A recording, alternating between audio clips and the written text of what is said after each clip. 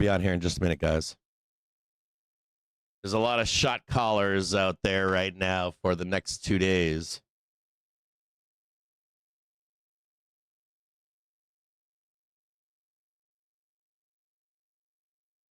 We'll chat about it right now. Give me a minute here.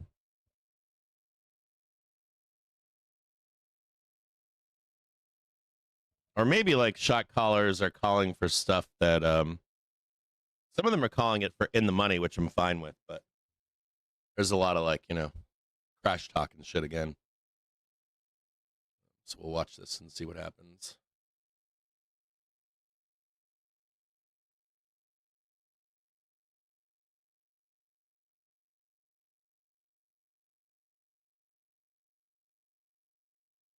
Talk about a grind this morning, right? Check 1, 2. Check, check, check, check, check, check. Oh, yeah. It's that nice little drawdown right here. We've got the 10 a.m. flows to the downside. You saw that, right? Nice little sweet downside flows into 10 a.m. 10 a.m. they bought this up, caught a new high, and now we're heading back to the downside over here. You don't want to get caught. Excuse me. You don't want to get caught in throat.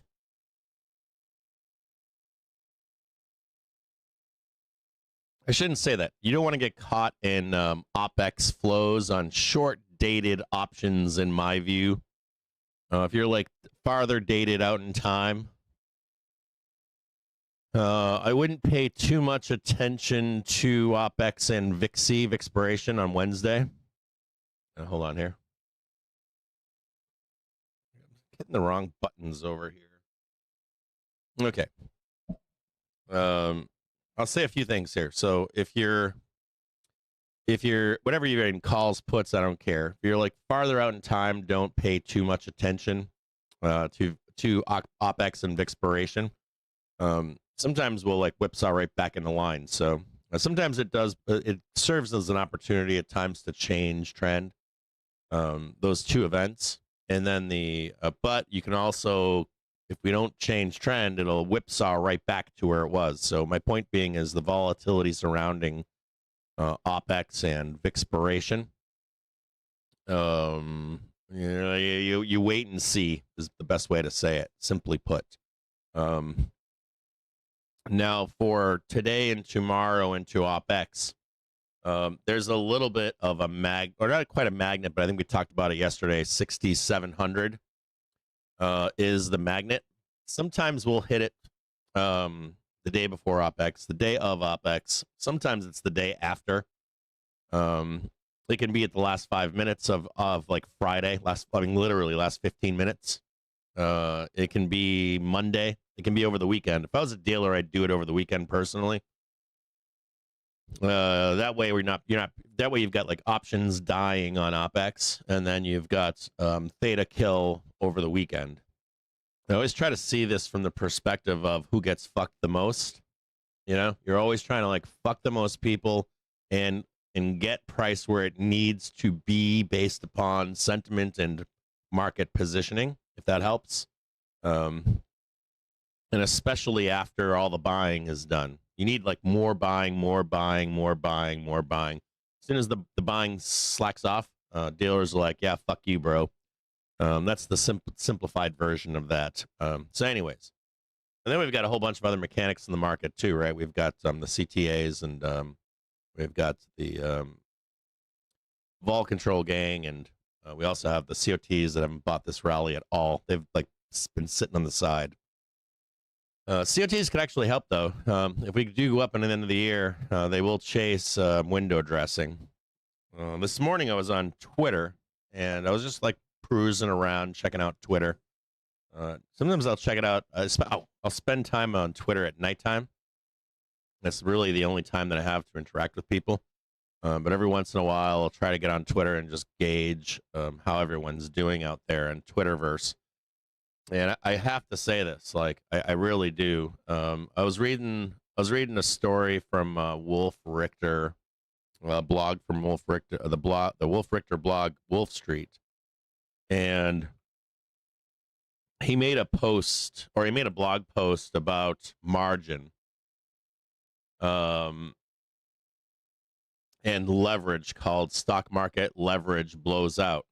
Now he posted a chart on Twitter, and the chart was red, and then people were commenting on it without context in the chart. So I'm assuming that he was thinking that it would pique people to go to his blog and read the context of the chart. And it doesn't look like it did. People were just like, hammering on this chart that he posted. And it's a fucky thing. Like, and some of that is going on in the stock market. It's going on in crypto market. It's going on probably in gold. And what I loved about this chart that he posted was, if you just glance at it, one would easily think, well, we're at a top because of where we are with margin in the market. And if you read the actual blog post, it doesn't make that statement. What it talks about is like buying begetting buying. You'll hear people say like Pavlov's dog and stuff like that. They've been taught and trained to buy the dip. That's a fairly common one right now. In reality, it's just buy. Well, they bought so low that every time there's a dip or a major dip, they want to add more. And even if that's on margin, it's like margin buying begets margin buying would be the better way to describe that. So seeing that peak doesn't really say anything in terms of, oh my God, the market's going to roll and we're all fucked. You need to like break those people. And I want to make a further point on this, or a correlation if I can, which is vol control gang and like CTAs. There's a lot of discussion about how they're sellers in all scenarios and how that's bad for markets. They are, but they don't become really aggressive sellers with big size unless we drop below, believe it or not, 6,000. 6,000. We're trading fucking 666 right now. Like, that's fucking 600 points lower. So there's a point in that, which is, one, if you want to like take out the margin Pavlovian dog response, there's gonna need to be a fuck ton of selling, to smash that response. Okay, and that can happen. As a matter of fact, Tesla gang is very familiar with this. Tesla trades like a meme, and it's driven purely by belief in Elon Musk. Right? Let's be honest. That's what it's. I think back in the day, it was driven by real potential. And also, you guys know how I feel about Elon. He reminds me a lot of our other guy there that went crazy in Las Vegas, where, what the fuck is his name? Hold on a second here.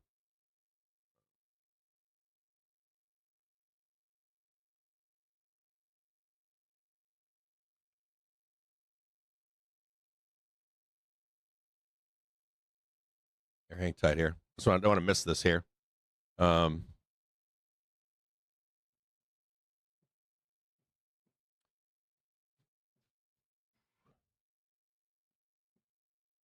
Howard Hughes.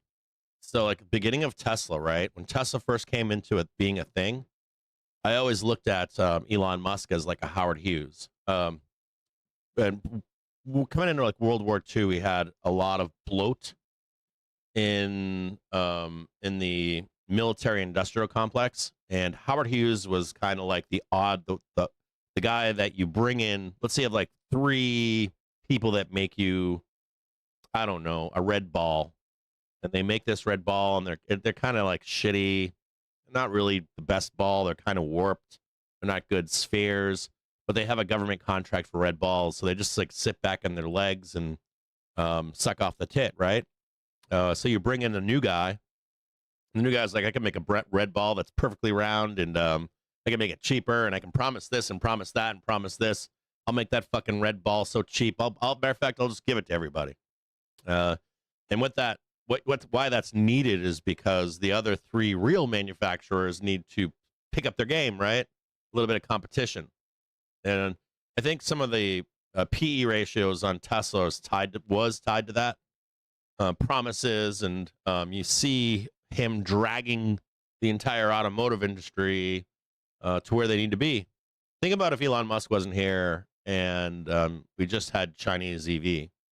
And as a matter of fact, I think Farley just recently said we're fucked from Ford. He was like, I went to China. I'll get that article for you, but he's like, they're so fucking far ahead of us. It's not even funny. And Ford was guilty of this in the 70s too, right? With catalytic converters. If any of you know this, right? Like, so Toyota came in and destroyed U.S. car making. Because of course we're drinking 6-packs of fucking Budweiser, and we have the market, right? Our own car market in the U.S. So, anyways, my point there is this though: Tesla bulls have been through this before. Tesla bulls oftentimes use margin to buy the dip, and it'll go fucking vertical. And once it rolls, yes, those people get fucked. They eventually do get margin calls. They quit their jobs, and then they have to go back and get a new job. And that's a real thing. But you can't time it, is the problem. And I think Wolf makes that point in his blog post, which is, I'm not calling a top here. I'm just saying that it always comes down. It always comes down. But the reason we're doing this is because of that Pavlovian dog response, right? You can't really compare it to any other time period of doing it. They're all kind of on their own. They're all kind of independent of each other. It's not really like, oh, there's a trend and this is where the trend should roll. He wasn't making that statement. And I think that that's important to realize here is that when you try to look at here we go, coming at 12 o'clock now. We'll see if this holds here, this 4 hour, and see if we can buy it. This is a good example for us to train you on what to look for when we're marking bottoms. We've been spending a lot of time on marking a bottom, looking for a sign that we're going to go higher, so that you guys don't need me to see that, right? If you're ever like, fuck Captain Jim James, I hate him, but then you'll remember this stuff for the rest of your life. So my point here with the margin stuff is that I think everybody can see it. It's not like everybody can't see it, but like it brings this question that I can't fucking get over, which is, we all see it, but is it fucking tradable? It's not. If you're saying that it is, then I always think like this guy must be trading with like a weekly paycheck or something, waiting to make it big. Like giving back $1,000 every week until he maybe hits the lottery. That's all I can think of. You're here to protect your wealth, number one. And number two, you're not here to give back all this money over and over and over again. So I don't know if I believe everybody. I'm like, yeah, these people either have no money or they're just, selling sizzle for the selling sizzle sake. If I just sit there and say, look at all that margin and start shorting bros, you get annihilated doing that shit. I've been there. I've been annihilated with people saying this must happen. This must be the top. I guarantee it's the top. I got fucked once.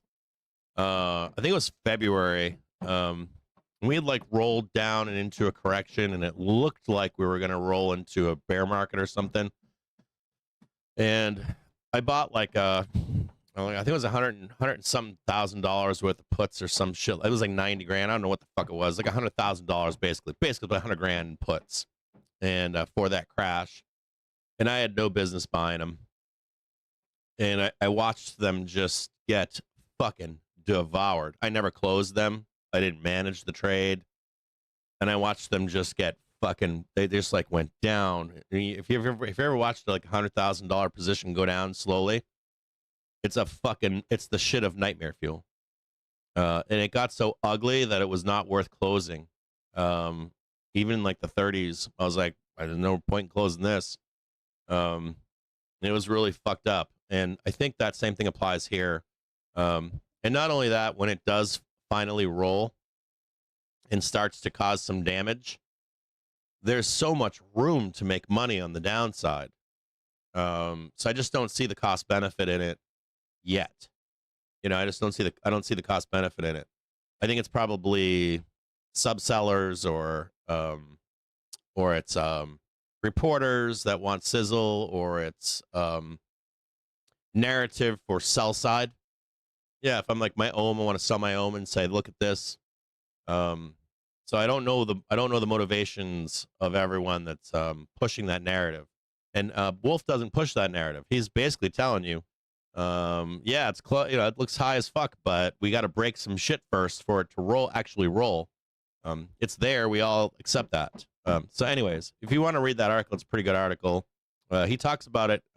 Check out the comment section and stuff like that. Um, Inside that blog post. It's not like anybody can't see it. We all fucking know. It's not like this is like it's not even a fucking secret, is it? So it's more a matter of knowing we're in the mechanics of some form of distribution, and being aware that we can make some new all-time highs in that distribution. That is very fucking viable. And not to try to short this shit until it fucking shows you the way. Like, seriously. If there's anything I can put on you today, it is stop trying to fucking time the goddamn top. And there's plenty of room underneath to make bank. And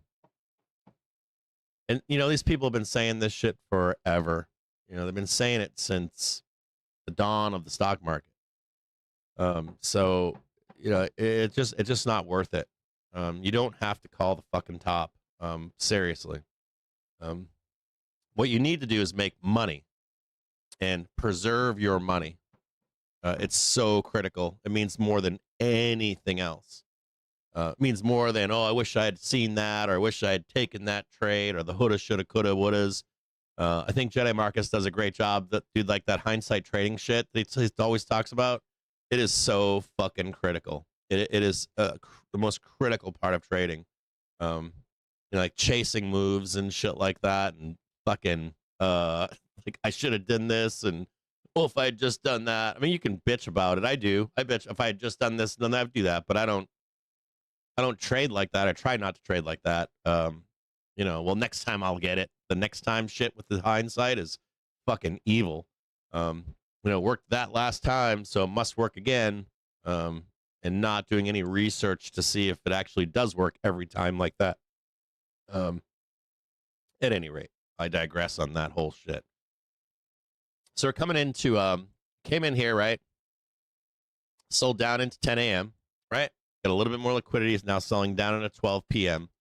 We're going to see if we can hold this this 4 hour right over here and see if this turns around. And you can also see that the market's trying to lob this thing over as we head into Opex and VIXY. Like, there's a real concerted effort because we know that the market will become a little bit looser in the next, like tomorrow into next Wednesday. So we'll watch this closely here, see if this picks back up.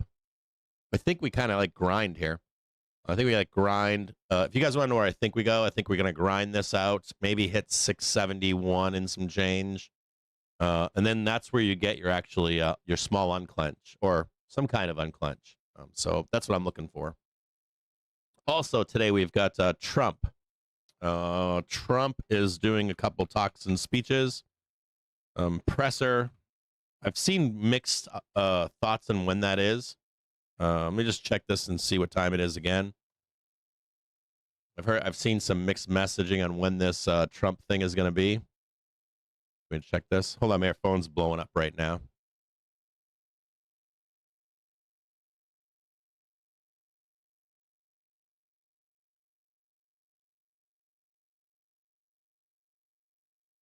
Yeah, fuck those motherfuckers, dude.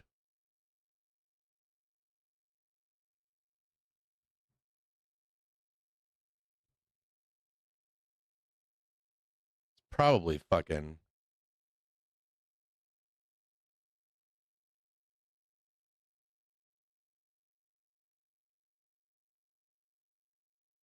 I'm not gonna say that on stream. I want to tell you guys something here, okay? I want to interject what I was just discussing with you. We're going to watch this at 12 p.m. I want to say something to you out there.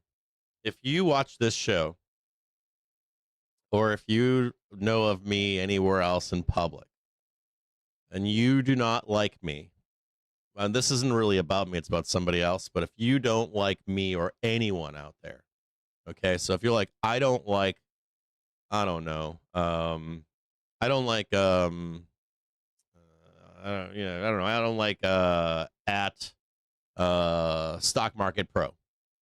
It's like I don't like this guy called at Stock Market Pro. And then you go and troll them, and then you go and talk shit about them publicly. If you think you're doing that person a disservice, you are not. You're likely helping them. I know that sounds counterintuitive. I'll give you a prime example. Some of you know who Asmongold is or something. He's some kind of streamer. You ever notice how the more outrageous shit that he says, the more traction he gets in public? And then he gets more followers and more viewers and stuff like that. There's some intent in that. So you can actually weaponize that with people. And what they do is trolls become like unpaid advertisers for you. If you have a small account, that's the way to do it. Like pick people out and say, fuck that guy over there. And that guy actually gets more followers normally. Because what happens is this: you see someone shit on someone else. You see like someone like a troll shit on somebody else. And so what your response typically is to go find out who that person is that they're shitting on. And like that, so like automatically you're working for that person that the troll is shitting on. And then that person that you go check out, you might follow them for two reasons. One, because they're wrong and it's funny, or two, because you might agree with that person. So you're like automatically creating followers for those people. So anyways, I just want you to know that. So, and the other part of this too is it looks really fucking sketchy when you're doing that shit. It's almost like stalker type behavior, like rapist stalker type shit. It's really fucking bizarre, and it's creepy and weird.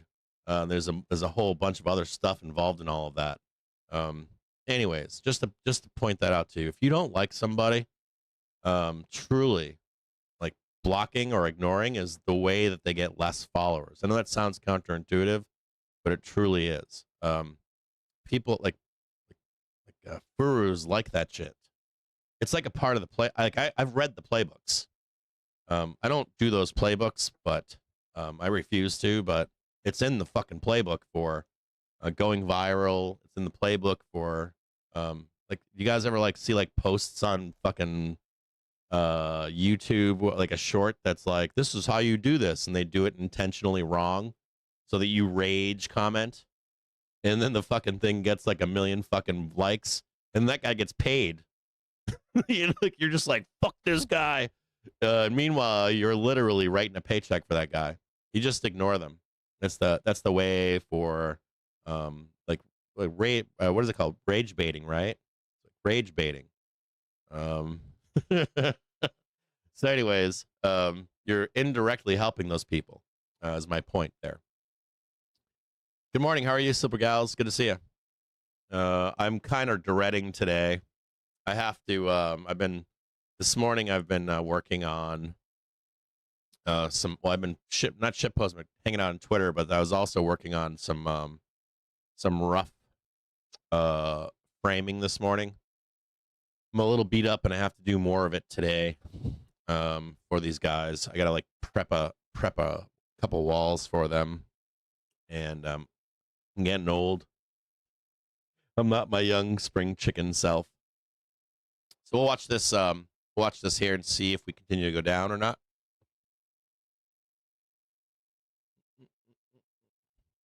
See if we can hold this 665. And I would like to see us trade from here to 672. and then trade 660 again to the downside. Hang tight 1 second, guys.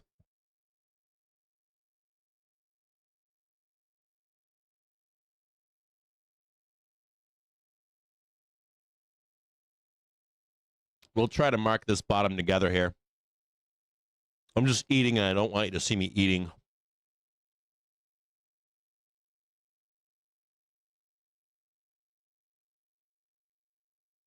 Want to watch this right here.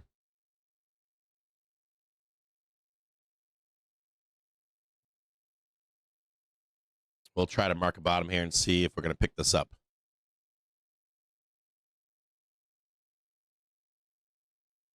Yep, wrong place, right in there. This one's a little bit lower.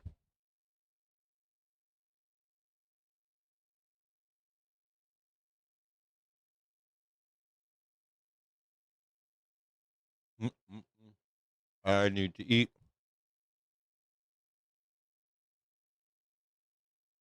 Starving.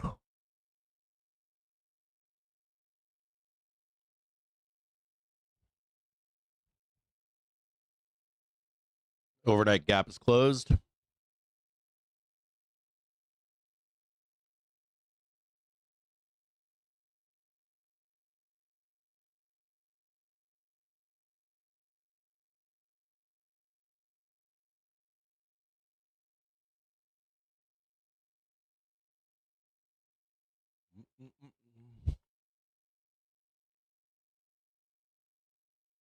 It's been a nice little gamma zone in here. This like strong gamma resistance zone and this weak gamma made for really nice down and upside moves.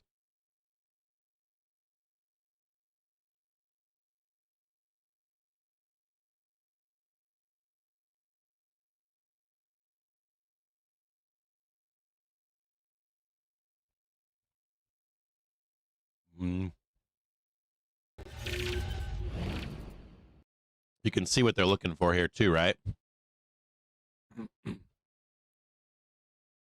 like sell side special over here. They're looking for like this bloodbath in here. I don't think they can get it today. Maybe, but I don't think so. I think there's a nice chance of a rip higher here. And this is where I think there's a trap for for sellers. Not known yet, but I do want you to see this here. So this is oftentimes what fucks people up is that they don't know where the momentum is in the market. This is the hourly momentum, and there's a cross right now on the half-hour momentum coming up. So I am looking for some kind of a violent whipsaw at some point.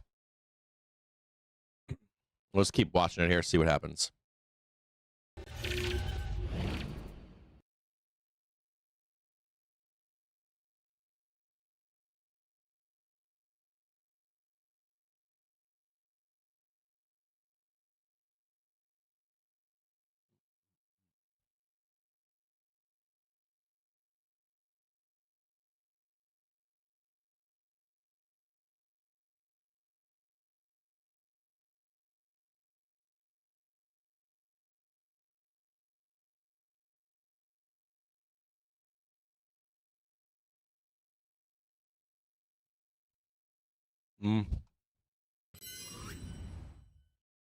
Just so you can see this. This has been the plan. I am looking for, unless something changes here, some kind of ram up here, 672. I'm open to this down move right here, and then that one up there. But if they get it right here, we'll see.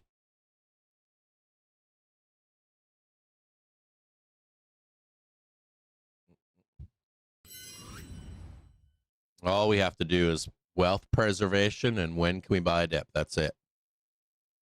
Keep watching this closely here.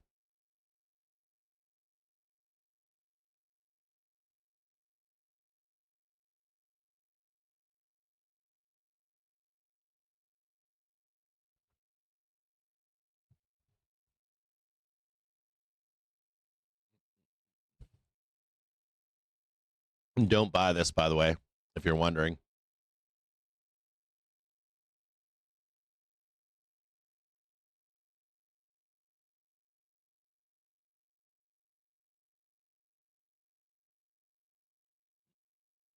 Just hang out.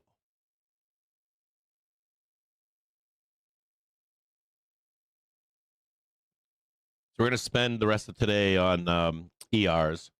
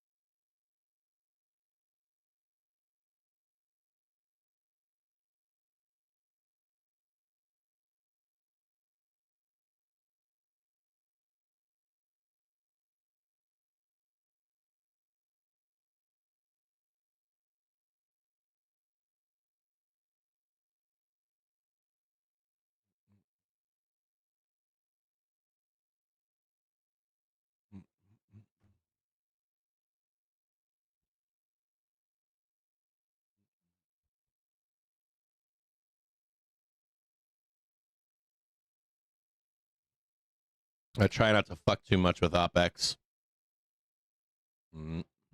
I hate it because it's very mechanical. Gamma Labs said it wasn't that mechanical this time. They did make that commentary this morning. I find it to be mechanical even if it's in cell flows.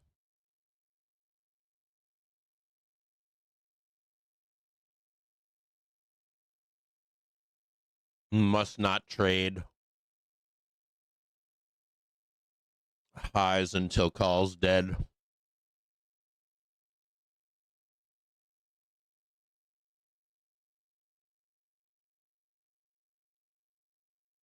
My assumption here for the bear case is that well, I'm going to take this away real quick.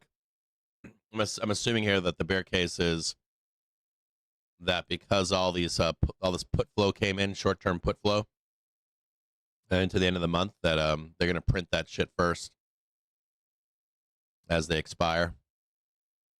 All the shit that was bought like Friday close. Well, that's possible. Watch this right here. Just like that. And if we break below this, we can take this trade together down to the downside.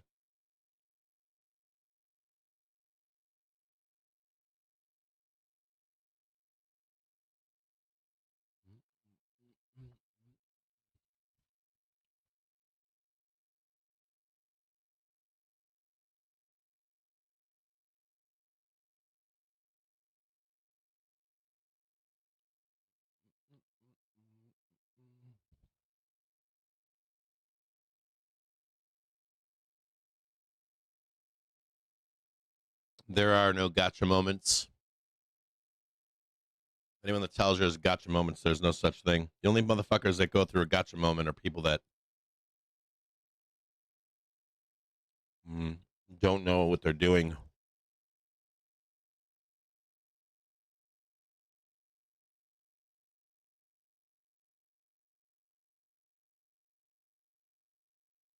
Or at least I feel like that about spoos. I definitely think there are gotcha moments in stocks.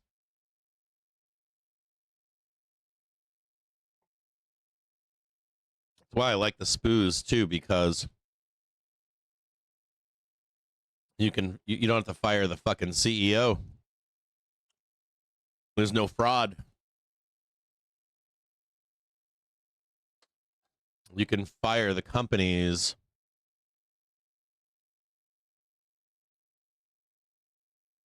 Bring new companies back in. I think there's gotcha moments in stocks. Kind of. Not really, but kind of. The one beautiful thing about the triggers is you can usually see the risk off behavior more frequently with the monthly trigger on stocks than you can in the S&P 500. Very rarely does the S&P 500 go underneath the monthly trigger. when it does, it is very much risk off. But in stocks in particular, it like the triggers work very well on stocks. My point being that you could be in a bull market and your favorite stock slips underneath the monthly trigger, and the fact that it shows that to me is fascinating. If you're short side and like you hate that the market has been topping or whatever or just mooning nonstop, triggers work awesome for sell side, even in this bull run on individual tickers. You can clearly see when a ticker goes into a bear market within a bull market. So it does a really good job in my view. S&P 500 though, this part of the reason we started this whole thing was because I've always felt like the S&P 500 is, well, a few things. I started out trading crypto many fucking moons ago. I was on Silk Road, the actual original Silk Road. I was on that shit. I was a burner and stuff. I was never been a hippie. I've been called hippie. You guys make fun of me, call me a hippie. I'm not a hippie. I'm like the direct opposite of a hippie. I have hippie friends, but no offense if you are a hippie out there, but I've never liked hippies because they like to share everything as long as it's your shit. Never liked it. I don't mind being friends with hippies, but you can only keep like one hippie as a friend at a time. Can't hang out with like 6 fucking hippies. You can have like 5 people that do shit in their lives and keep one cool ass hippie with you if you want. They're cool as fuck, but you can't hang out with too many of them. You can't upset the balance of having a good time and devouring everything together. I shouldn't say that, but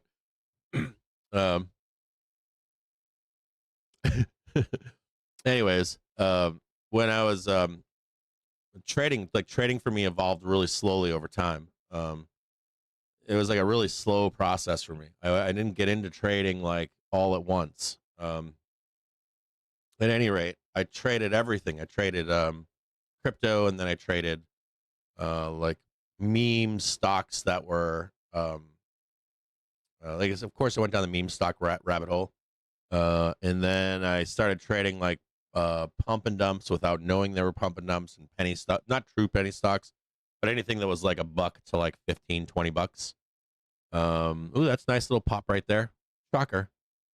We still got to watch this thing. We got to get above this right here. So we'll mark this bottom for now. Easy peasy, right? This is like yesterday, right?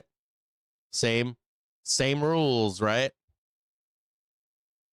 Like yesterday morning and then yesterday afternoon. It's the literal same rules. If you follow fucking rules that I give to you and we adjust them depending upon market changes, and we don't start losing over and over and over again, or we adjust to limit that, you should be able to have wealth preservation and make money. And the reason I bring that up, just what I just said to you, is because we're talking about like SPY. And as I went through as a trader, there are times when like SPY kind of sucks to trade, unless you like intraday trade it and stuff. But I think the gift that I was given was traders finding me and saying, "Why are you fucking around with all that bullshit out there? And why don't you trade the SPY or QQQs or IWM or DIA or learn those?" And I had a man tell me you can make a living off of the S&P 500. And I didn't want to do that. I wanted the fucking next big cool thing. I was guilty. Chase this stock, chase that stock, get trapped in it. The interest goes away from that stock, that I'm stuck in it. I'm like talking to a wall for like 3 months until the next DR season. Then they would come back around. And some old man was like, "Dude, what are you doing?" He's like, "You got to learn." He's like, number one, he's like, "You're trading without understanding the entire market as a whole." He's like, number two, you should be spending some fucking time. And I'm like, at that point, I think I was past that. I think I'd been trading like AMD and Apple at that time and Tesla and the guy was like, you got to trade the S&P 500. He's like Qs are really fast, right? Nasdaq's really fast. Qs is or S&P 500 is like right in the middle. DIA is for old men, right? Supposedly, and IWM is like bursts of energy. Those are like the top line explanation of what these indexes are, simplified, right? So I traded them all. I traded DIA, I traded TLT, I traded SPY, I traded SPX, traded futures, traded the Qs. I traded all of it, and that guy wasn't lying to me. That fucking guy was telling me probably the biggest truth he could have ever told me. If you're watching the show right now, you got to understand that when this guy told me this, I didn't believe him. I was like, oh, fuck those old men, you know? But the way he described it to me, and then once I tried it, weeks and months started passing, and I'm like, man, I mean, for some of you guys like NQ, and I think that's fine. Some of you guys like smalls, or you hate smalls, or you like the Dow, or you like TLT or whatever. I fell in love with S&P 500, and that guy wasn't fucking lying. The S&P 500 will always be there. It's got some of the most flows, or not some of, the most flows in the entire fucking market. There's tons of liquidity. You're never not in fashion. So, like, if you're on FinTwit or Wall Street Bets or you're reading the news, there's always stories about the greater market. And there's some safety in the S&P versus the Qs, right? The Qs can get really fucked up. And if the market's broadening, the S&P 500 is a little bit more resilient. It always comes back. And there's a lot of patterns in S&P 500 in particular. There's a lot of like, it's kind of an easy fucking thing to trade.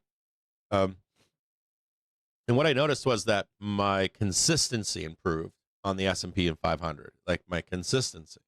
And then I had a bunch of other doors open too, right? Like you can buy a share of SPY or SPX. There's dividends. There's complex spreads you can run on it. I mean, it's a fucking universal tool. And I never thought that I would continue to trade the S&P 500. So when we started the show, part of the reason to start this show, like a portion of it, we wrote why we're doing this. Like we're going to write down why the fuck we're doing this, because I done the show a little bit. And I was like, I don't want to do this. Like, I was like, I'm not expecting this, and I don't want to make videos and make live streams. I'm just trying to explain myself to my friends. And Joe Donut and I talked about, like, why would you do a show, or why would you do this? And the reason became that old man fucking gifted me that.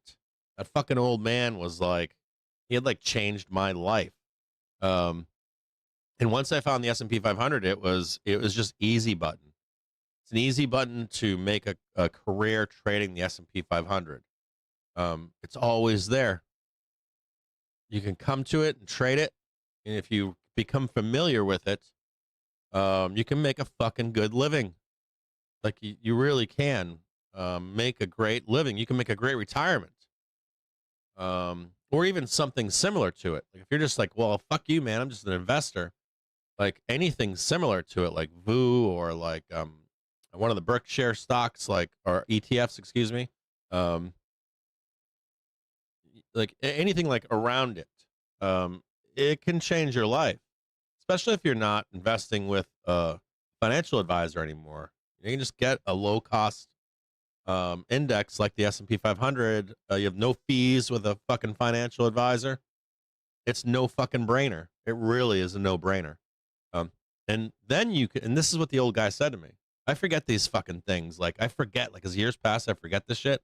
But like this guy was like, then you go back and trade Tesla or trade Nvidia or Apple or the quantum shit or the machine learning shit or the I forget, a few years, the last bull run, we had a whole bunch of different shit that was going on, but the new shiny thing, you can then apply those principles to any stock out there. And there's more risk with those things, but it's the way to learn. If you're ready to stop being a fucking degen, though, of course, people are like, oh, we got 0-day degen traders and spoos, cranky old men, right? But in truth, you're likely not the 0-day person. It's probably computers and bots and wealthy people and um, professionals that are using those tools or using those options, in my view. I watch them roll in, and I'm like, no, nobody's got access to fucking 150,000 0-day puts right now. There's no fucking retail trader that can buy all that shit right now, unless they're running some virtual machines or something. I'm like, that ain't no fucking retailer.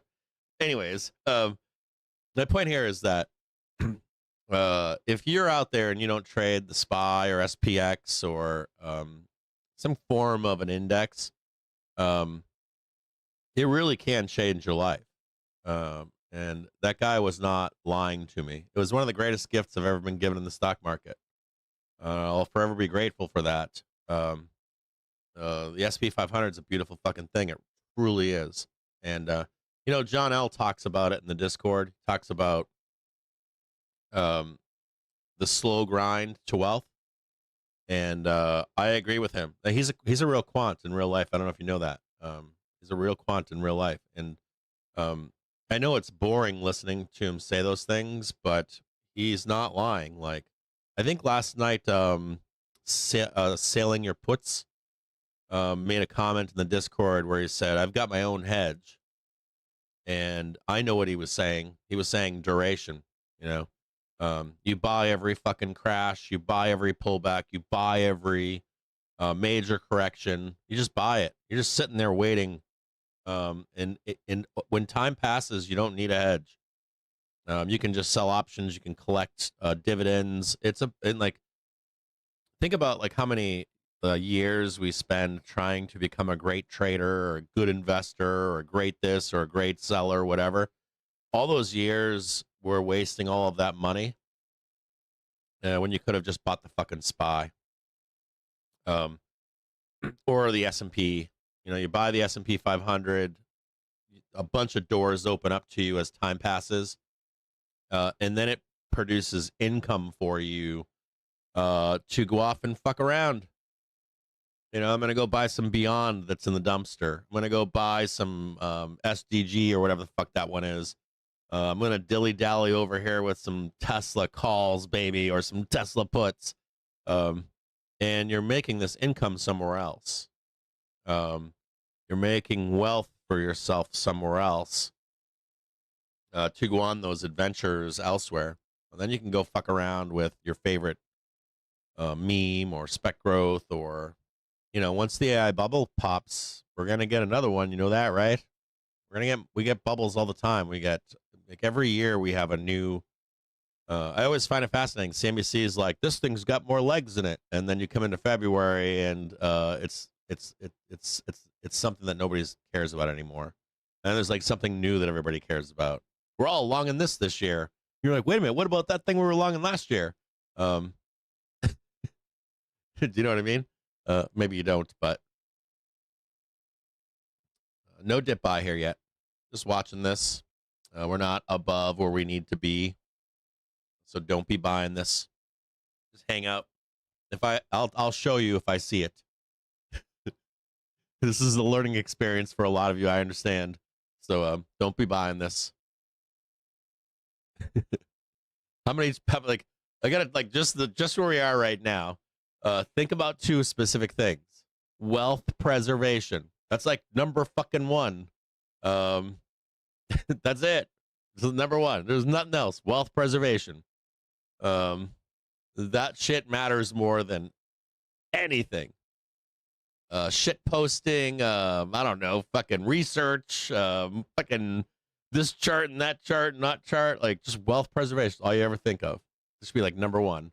And then number two, be able to identify when it's time to buy a dip. If you can do those two things, that's it. That's all you need. It's like literally you don't need anything else. And when it comes time for sell side, we got so much time for that. It's like, it's not even funny. So if we go to sell side, we'll do the sell side. We'll do the sell the rip. And I'll say these same things on the inverse to you. Um, these exact same things. Preserve your wealth. Sell that daily trigger. Sell that fucking hourly trigger, and we'll start going downtown. We start doing that. It's a good time. You'll make a bunch of money, and it's wicked fucking easy. There was something else I was talking about yesterday. Someone was asking about I'm not going to bring that up here. I'm not going to bring that up here on the show, but I already addressed it somewhere else. So people that don't trade this stuff, the people that don't buy the S&P, I guess I can discuss it a little bit. Some people don't trade this stuff. Some people trade like they'll trade Vega, they'll trade volatility, and they don't care where we're going. That's like a day trader. That's like I don't care if the market goes up and down. I just trade the chart in front of me on this day to make some money.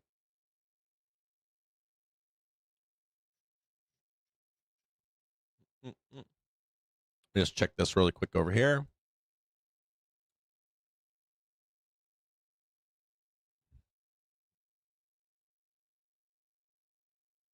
Let's take a quick peek here. Just want to check. Trump per Truth Social. Looks like he's been talking to Putin for the last hour. The conversation is ongoing, a lengthy one, and I will report the contents as will President Putin at its conclusion. Just a note here that both President Trump and dictator Putin will be making be giving pressers this afternoon. Public press conferences. So you want to be careful of whenever that breaks. Let me turn on Financial Juice for that. See if we can listen to the juice. We've got the no delay news squawker, so we'll put this on just in case. And I think we have a Trump presser later today too that's going to be important. Just imagine if they declared a ceasefire. Whew. That would be insano. I wonder what happens.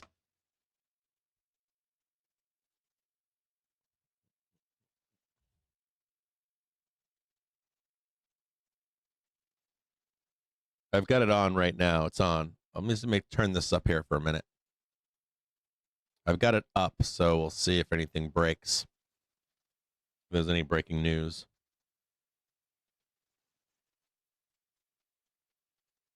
Well, Pasquarello saying this morning that U.S. banks serve as a key indicator for many of today's major issues.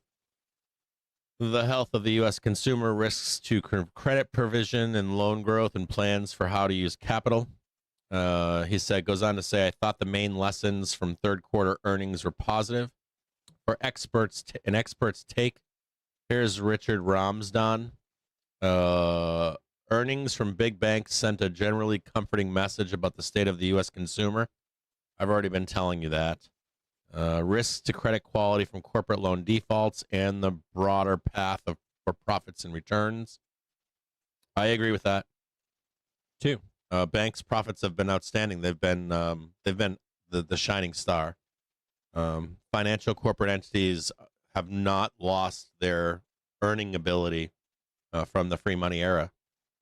No banks reported any significant worsening in credit quality. U.S. consumers and small businesses came across as strong and tough, with consumer spending still rising at a mid-single-digit pace year over year. Several banks highlighted falling rates of consumer loan write-offs and delinquencies. Let me read this to you again. Do you hear the zeitgeist on FinTwit? And then let me read something that's counter to that. No banks reported any significant worsening in credit quality. U.S. consumers and small businesses came across as strong and tough. That's the data. That's the hard data. That's not the sentiment. It's not the soft data. That's the fucking facts.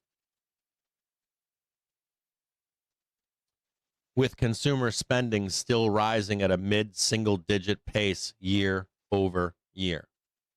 And we're loosening into this.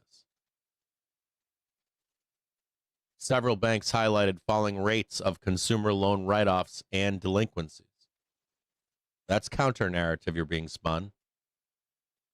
While corporate confidence is also rebounding after Liberation Day. Now, we did have some hiccup last week, right? We got Trump saying things that can destroy that Liberation Day confidence, right? With the soft Goldman data. Sachs President Waldron says the U.S. economic sentiment is improving. It's worth, and here we go, Financial Juice reiterating this. It's worth noting that most large banks have very little exposure to risky subprime borrowers. That's true. Say it again.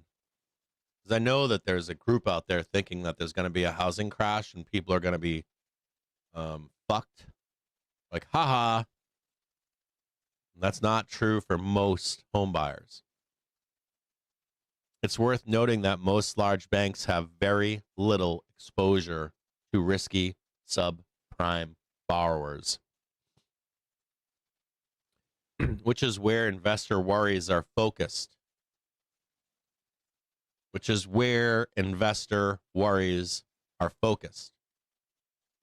This is the haha, I gotcha moment.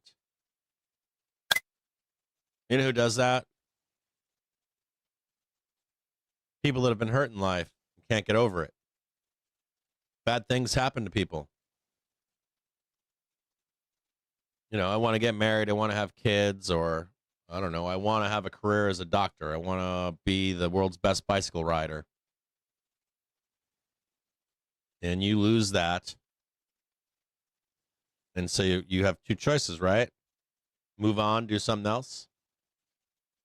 Or, there we go, nice little drop coming in. I'm going to try to sell this real quick. Hold on. Wait for me.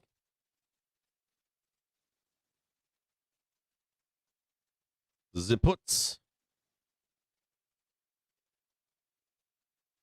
If we can get this down move right here.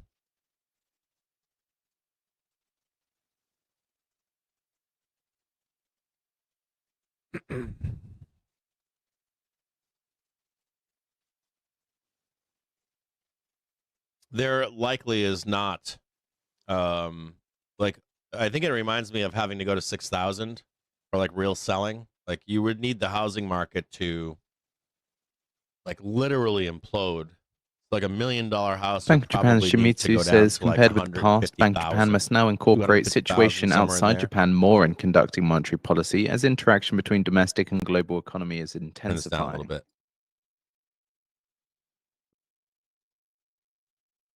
And there's a lot of that in the housing market, in my view. It's not my view, it's just the data. Banks also seem at ease with their loans to non-bank financial firms. I'm a little less positive on this statement. Banks are also seem at ease with their loans to non-bank financial firms. Oh yeah, I'm fine with that. Non-bank, but they're still financial firms. Financial firms are still doing very well too. Their profits are fucking through the moon too. Thanks to a mix of collateral types and mostly high-quality investment-grade borrowers, loan growth is picking up too, fueled by. So I gotta watch this trade. Hold on here.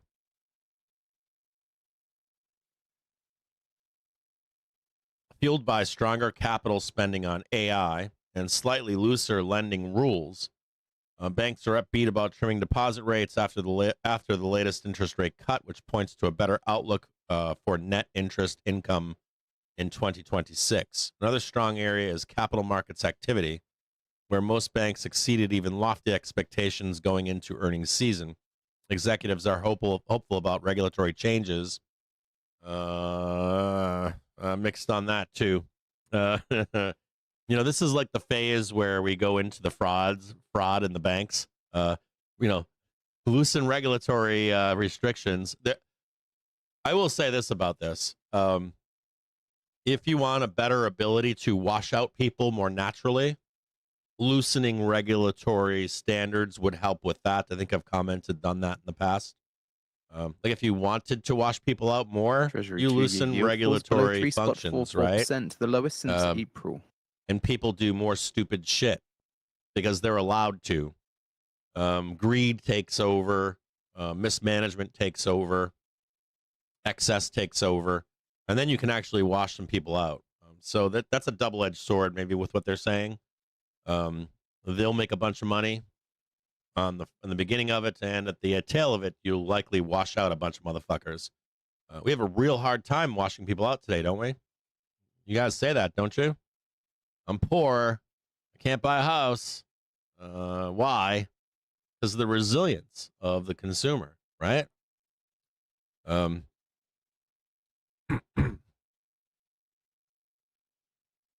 Where most banks exceeded even lofty expectations going into earnings season, executives are hopeful about regulatory changes and ways to make better use of their balance sheets, like ramping up share buybacks and overall growth. Many plan to trim their capital reserves, which should boost return on equity over time. In total, return on tangible common equity hit 16.5%, up 180 basis points from a year ago. Several banks reached their highest levels since the global financial crisis, and earnings per share rose 24% year over year. This came out today, and I made this comment to you yesterday, didn't I, about the global financial crisis and how there was a generation that is now old as fuck who said, I will never trust a fucking bank again, right? And of course, where are they valued at now? On par with that same time period, right? 2008. And their returns, and people think they're great investments. Keep on coming down. Keep on coming down. Hold on here. I got to close this out. On here. Think tight.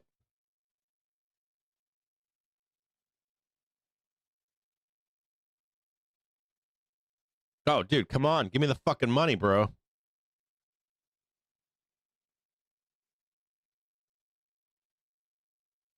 My puts are like bouncing around right now.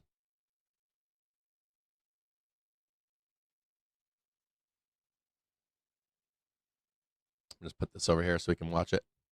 I'm out. I'm good. See if we can enter again here in a minute.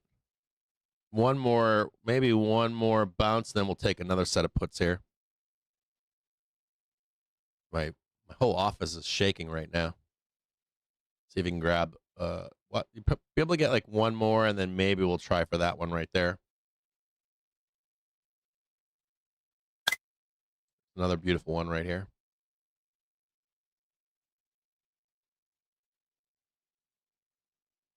So what does all this mean? This is like a recap on banks. What does this all mean? You know, when you hear stuff like this, or you're pumped full of the zeitgeist, right? And then you find out that the zeitgeist, shocker Pikachu, is wrong. What do you take away from this?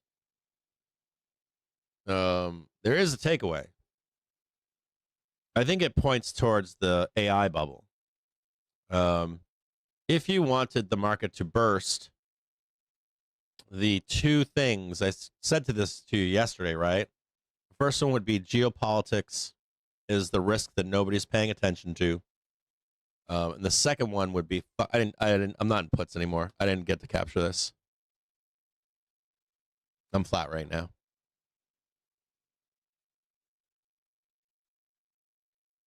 I didn't take this one. I was out right in here.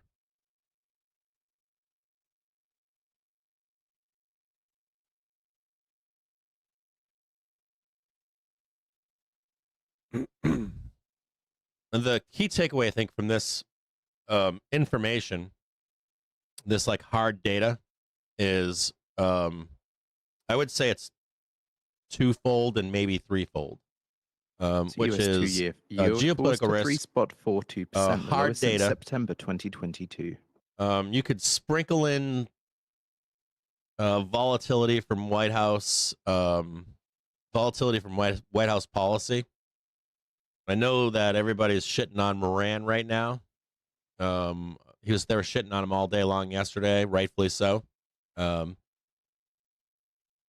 even Moran has admitted that what they're doing, they don't know the outcome, the impact of what they're doing. He's admitted that. He doesn't know. He knows that there's danger. He knows that if they fuck up, it could be really bad. The question becomes, is it a little pain or a lot of pain? And the risk is there for a lot of pain.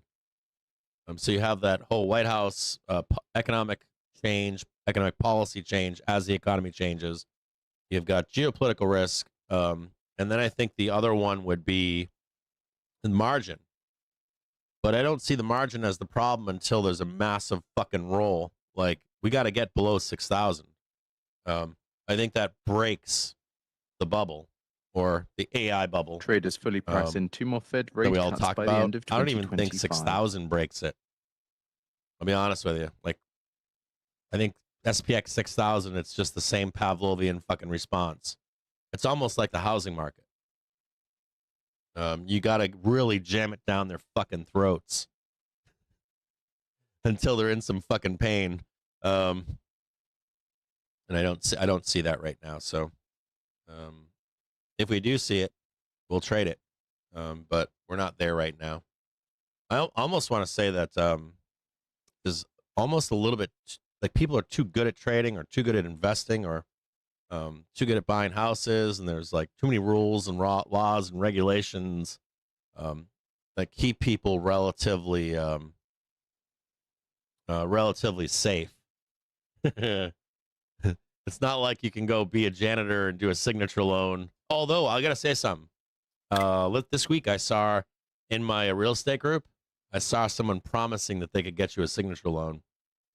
I haven't seen that in a long time. I saw like it wasn't like an ad or anything. It was like a person that joined the group and said, I can get you guys, or anybody that wants signature loans. You just had to have, I think, a 600 credit score. And I was shocked at that. I was like, really? They were like, 600 credit score, signature loan, no proof of work. I was like, you gotta be fucking kidding me. There's a little bit of that going on right now. Or purportedly. There's a little bit of that going on. I don't like those loans at all. I think those loans are sketchy as fuck, but I'm assuming it's some kind of an arm.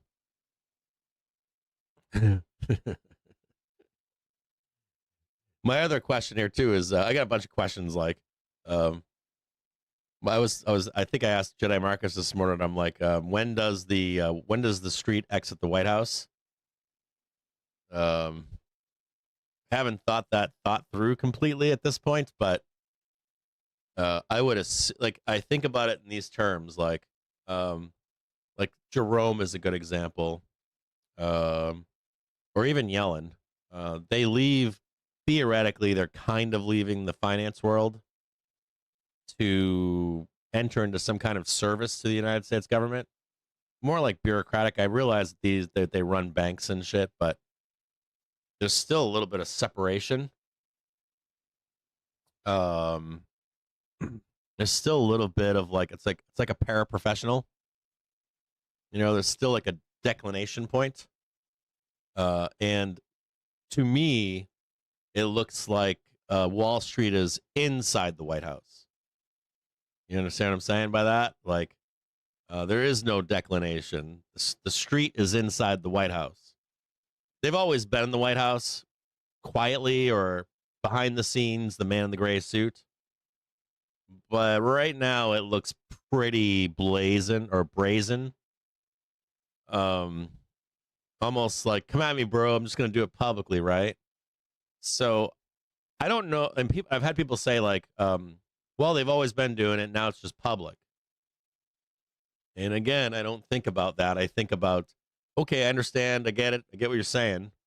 But these same people that are brazenly doing it publicly, they have a tendency to fucking disappear. Unlike a Yellen that has to sit there and take the heat, or a Jerome that has to take the heat. These guys can fucking poof disappear. So sometimes they might be timing their disappearance. You know what I mean by that? Like, I'm publicly telling you that I'm part of the government now, blurring the lines of public-private. And maybe I can relate this a different way. When we had the atomic race and then the nuclear race, it was something that was picked up by the government. It wasn't really a public-private partnership. Private manufacturing got involved, but it was still under the control of the government. So the government made the rules, and the government said this is classified and this is not, and the government ran it. It was theirs. And for a multitude of reasons. One, because of the danger to the public, the danger to nation states. Two, because of the cost. The cost of the sink is massive.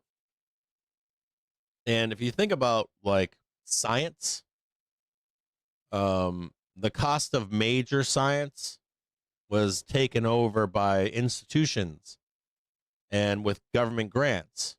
And most of our big science was finished in the 50s, 60s, and 70s. So like the big breakthroughs came then. A lot of the science today is not big breakthrough stuff. It's implementation of the big breakthroughs from the 40s, 50s, 60s, 70s. Kid you not. So it's easier for a private company to pick those things up. And so my big question here is on this new partnership with robotics and with AI. And I heard a week or two ago, one of these AI companies was talking and they were whining and bitching. And I was like, yeah, but you made that bed. And they were like arguing that the government needs to get involved. And I was like, no. This should have always been the government doing this, not you, in my view, at least. It should be a cost sink for the government, in my view. It should actually be classified immediately and you let the government develop it. One, because of the cost, and two, because of everything else that's associated with power, projection of power, your society, all those kinds of things. And there's an argument right now being made publicly that it's like I want my candy, but I don't want the pain. And I think that applies with this openness with financiers in public right now. Is it something where, if they know something bad's going to happen, they just step out before it happens? Or will those same financiers be there for the responsibility that they need to take if it blows up and when it blows up? And that's a function of government, right? Normally. They fucked up. I'm going to replace those guys, right? I don't like those guys anymore. But when a private citizen gets involved in that stuff, or a private company, it gets really weird. There used to be this thing where you separated power and politics and money. Like politics always had power and money, but power and money was usually separate from politics. And it's blatantly not like that anymore, or right now. The lines are blurring. The danger was always that if you too blatantly and publicly became involved in politics, let's say you were powerful and had some money, in a regime change, they would eat you alive. And they did that to Howard Hughes. They came after him too, right? He didn't go to prison or anything, but they had hearings on him in the Senate and shit. And like Icarus flying a little bit close to the fire. And I always wonder about that for where we are right now. I'm always like, I think about Moran and I think about Besant and I think about those guys, and I'm like, are those guys gonna fucking be there if the shit hits the fan? Is there any accountability or not? And this is at the direction of banks. Banks right now are priced like they were in 2008. So it's just big questions, I guess. At any rate, if you're looking for like when the bubble pops and all that kind of stuff, I think about that shit too. Like, will they be there to face the music? And the same goes for these AI companies. When you're looking at these AI fucking companies, I relate them directly to the nuclear arms race. You need one bad thing to happen, and one bad thing with AI, one major catastrophe, and who's on the hook for that? You had the U.S. dropped an atomic bomb, right, and then did another one, and that responsibility falls on who? The U.S. government, right? So if you had something like that happen today, especially if it was unintentional, who would that responsibility fall on? Company XYZ? We've dropped bombs, right? We had a bomb in South Carolina, I think, that was lost in a Piedmont or something, or in a Delta, never recovered. So like if you had something with AI go like really bad, something not intentional, who's on the hook for that? Is there like criminal implications? Bankruptcy, or they don't just give a fuck? I don't know. Maybe that's the new posit. Um, the government wouldn't have to take responsibility for that, or do they? Who's responsible for that? Um, right or wrong too, to some extent. So anyways, I just think that's kind of weird. I just watch it in the background and try to posit feelings and thoughts on that stuff, like why are they doing this, and what's the intent, and then what is the after effects in a good way or in a bad way, and why are they doing this? Is it because they want to sit at the table, they want to influence politics or policy or regulation? Is it greed? Is it I don't care, we're going there anyways, so we're all going to die, so I'm just going to do it, and I'm rich? Um, that could be a part of it too, right? So anyways, sitting here right now trying to buy a dip, unable or tried to buy, or not, didn't buy a dip, but looked to buy a dip up here, couldn't do it. Took this trade to the downside. I'm still putting around here waiting for a turnaround or another drop. If we can take this put right here, we will. We're not quite there yet, but I'm going to look to get in some more puts in here into this 657.02. Not taking that trade just yet.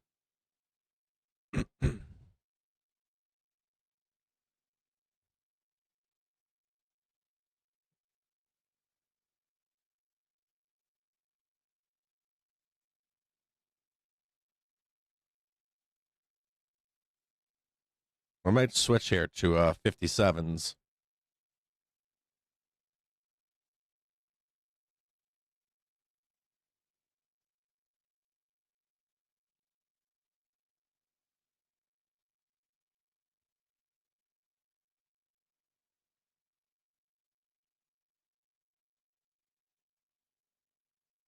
I got to watch this closely here. There's a potential reversal to the upside here. Be very careful.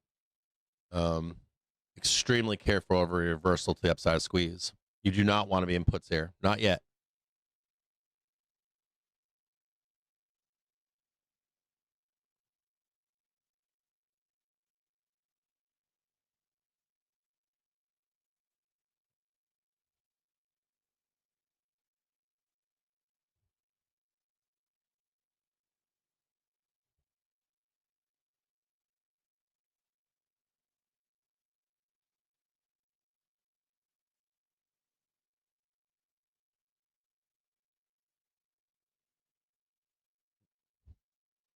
No puts yet. Almost, but not yet. Don't do it. There's risk of reversal here. Be careful. I'm waiting for this right here. You don't want to see it. Waiting for rejection right here. And across.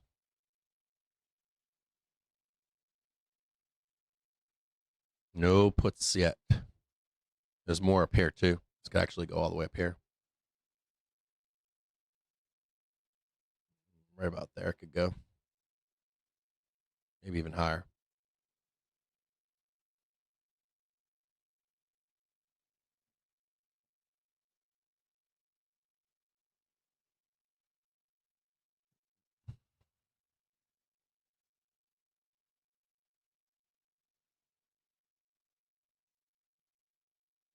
I might switch to calls here.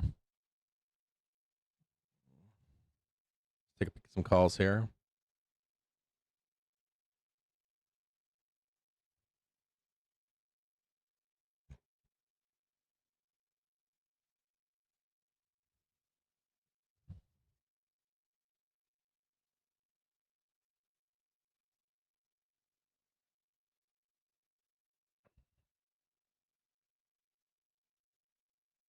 No calls.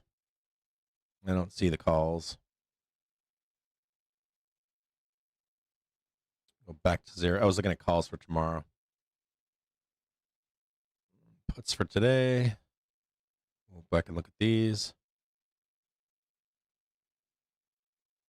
Go back and look at 657.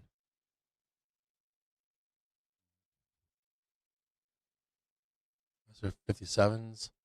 See if we can catch a reversal up here.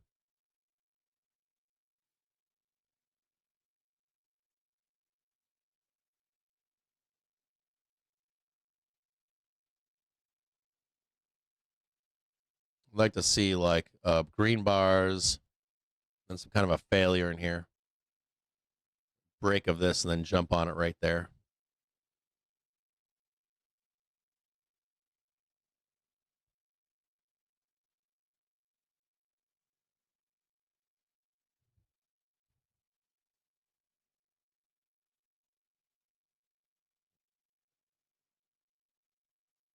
I want to buy calls really fucking bad right now. I'm looking at calls for tomorrow. They're fucking stupid expensive.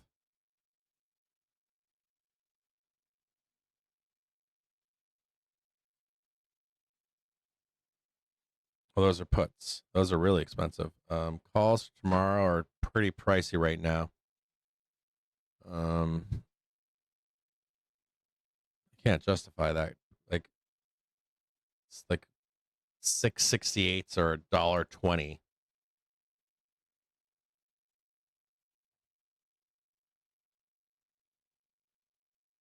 That's ridiculous. I'm looking at puts for today and calls for tomorrow, but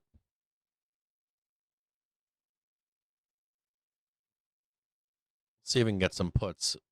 They're very cheap right now.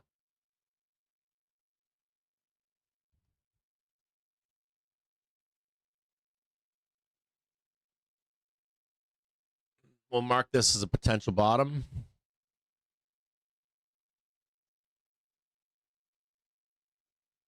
See if the bears can keep this together. I want this to roll lower right here.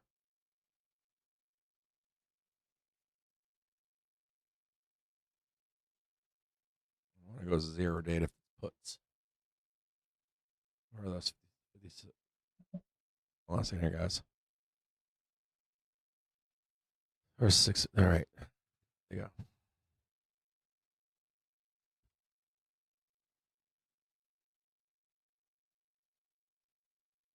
I don't like that tick for sell side. I don't like that tick right there at all. Let's watch this gray box right here.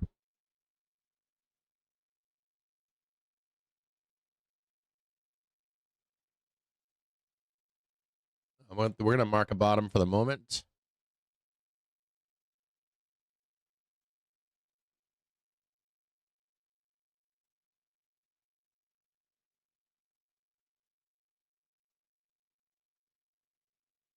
MB marked bottom, okay? I'm going to watch this closely. This is telling us we're going up. If this holds, we might be buying some calls here.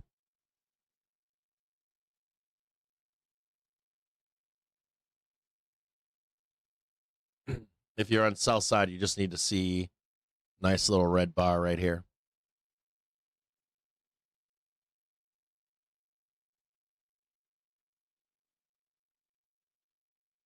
You got to see that one right there. This one, and then we'll take that fucker straight down.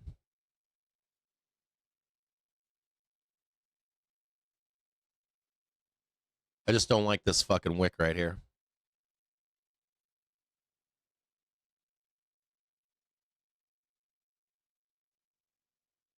Move that over.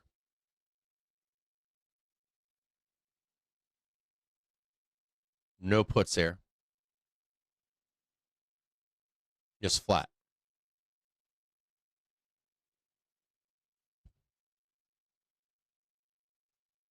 There's a 5-minute up here too.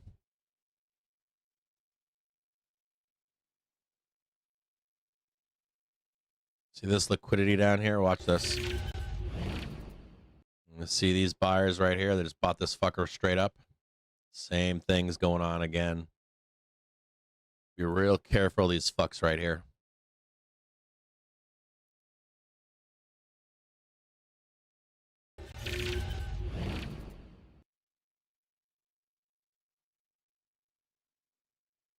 This is where those probably buyers that got fucked up in here. So watch this. A little bit lower today. We could get ground up in here too, like ground to dust, bam, up here, and then grind it. Do you see the turn? I'll show you the turn. It's in here. Turn higher is that red line right there. You can kind of see the attempt to start smashing and bashing. We're not there yet. Be patient.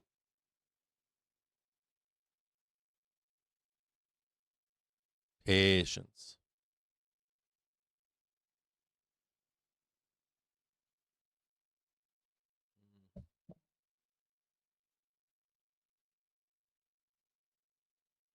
And 130 these charts at 130 these flows will turn usually. In there. I want to buy this right now with calls, but they're way too expensive. Maybe 0 dates. Those are fucking pricey too, dude. A 666 is 50 fucking 3 cents. Now 55 cents. All right, I'm going to long this, I think.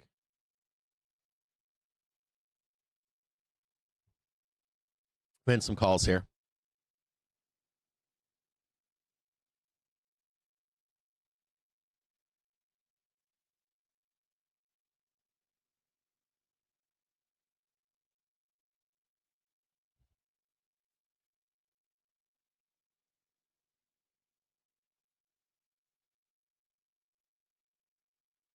Watch out for these fuckos over here. They're going to try to exit on you. The panicans are up here. 58 cents, 57 cents, 9 cents. Get out right in here.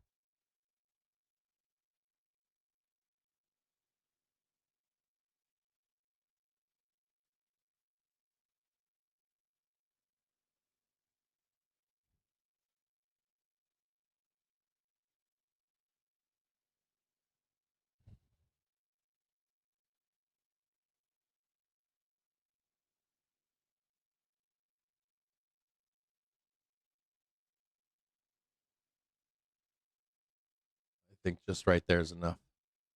Be careful of a reversal up here, where my cursor is up here.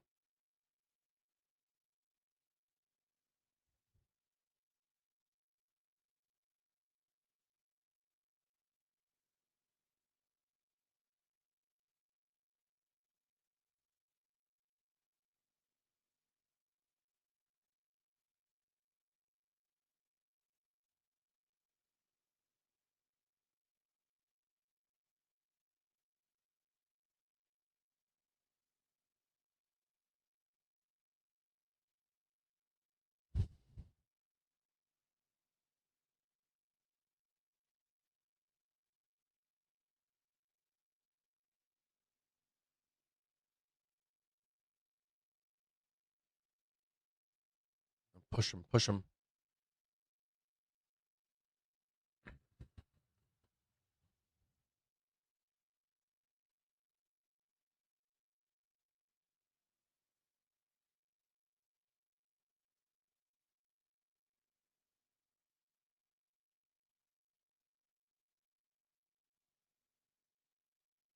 There we go. There we go. You fucking. There we go. There we go. There we go. There we go. Push them, push them. The sellers are hiding right here.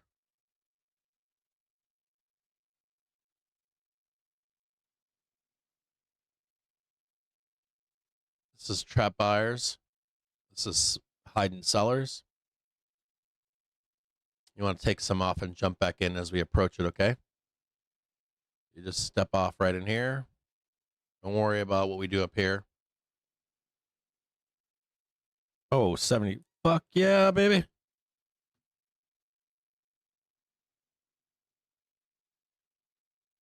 That's a nice fucking bar right here.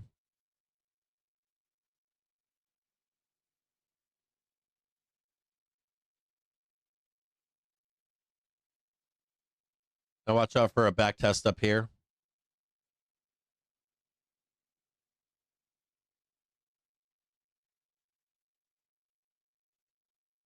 Watch out for this 5-minute trigger, traps buyers, and some sellers in here.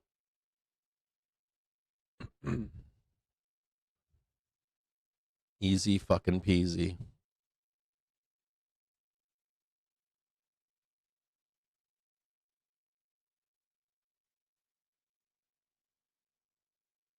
I tried to buy calls for tomorrow, but they're too expensive. 0 dates are fine.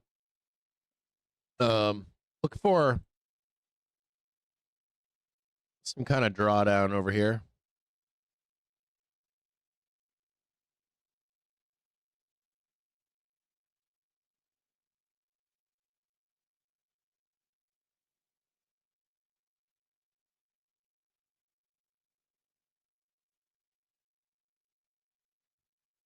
Move that out of the way. There's tick strike, target hit. Think.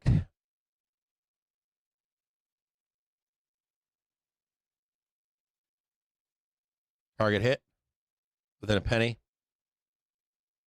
The rest above is FOMO.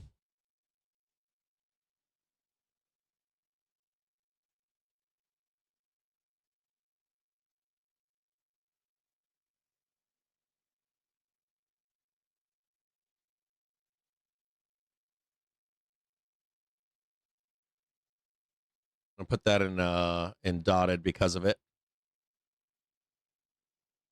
And I think you go all the way down to to here, right here. I think you go all the way down there.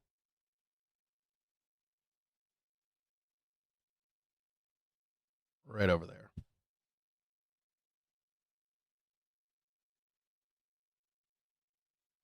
Nice little trade, right? Fucking 5 minutes of work.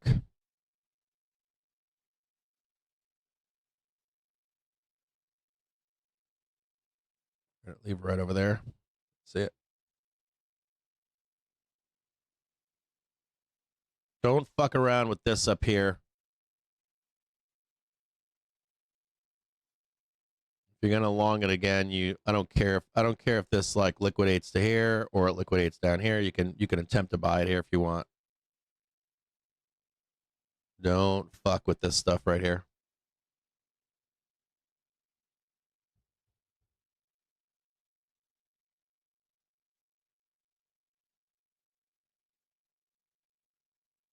See this one down here?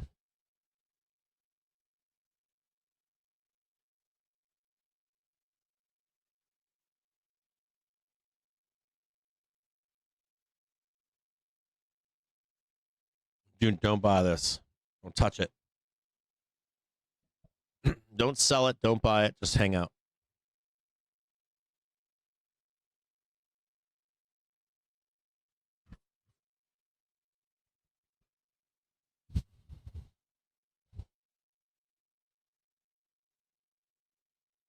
Not only that, just for where we are, it's just like yesterday, right? Really need to be like up here, if not up here, for some relative safety. Somewhere right there, we can attempt to buy that too. If we can show that, we can attempt to buy that. But we're not there yet to buy it, so don't mess with it. We got our marked bottom right here.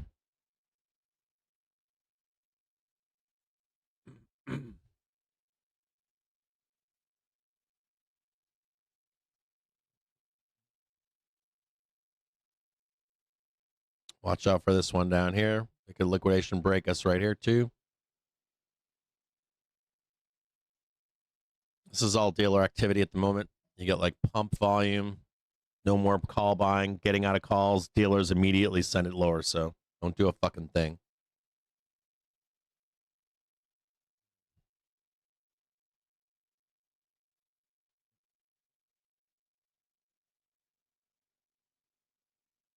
Is that fucking thing on right now? That no, that thing's on. The new squawker's on.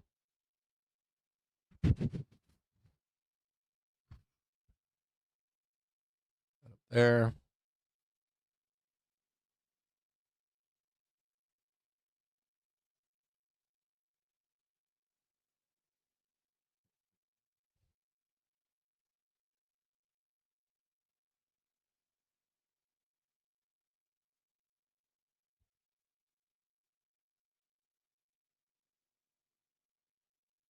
One's actually lower.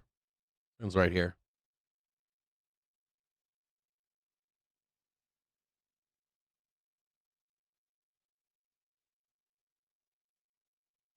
Marked bottom.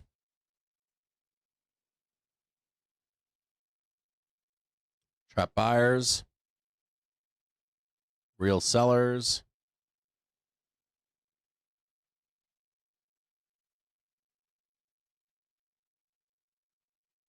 The dotted line means don't fuck with this. This is where FOMO gang goes to die. This is where FOMO gang goes to die. Like FOMO put buyers go to die. FOMO call buyers go to die.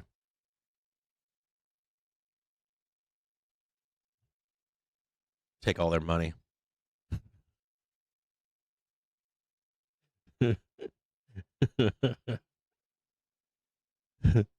So bad.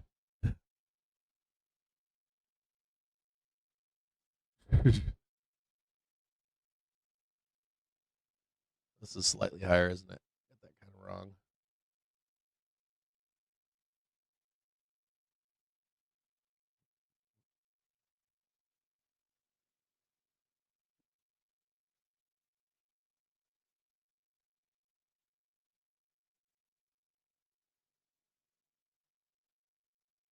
There's options like 0 date options that are going up and down 100% on these moves.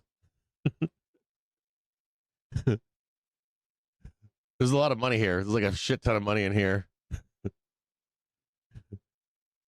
I think the absurdity of it, just like, I gotta wait 3 weeks to make 100% trade, and I'm making them in 5 fucking minutes. It's just like, just chill, relax, we're gonna make some money again.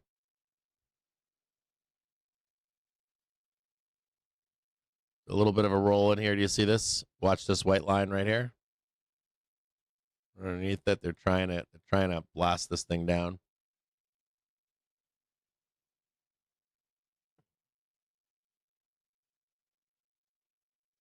If you're looking for that down trade, it looks like this. Want to know what it looks like? You don't take it here. They're gonna try to pop this one. You'd take it like right there. It's like right here. This is where the money is right here. This is where the danger is right here. Why is this danger? Because you're trying to sell this, and they'll be like this, bam, and run your ass up. So don't do it. There's the early squeeze right there, so don't fuck with it. Not yet. No, they just ticked that one.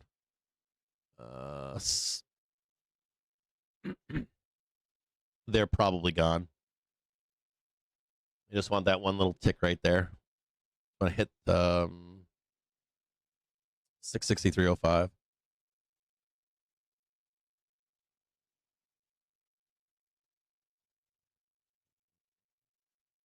Be very careful in here.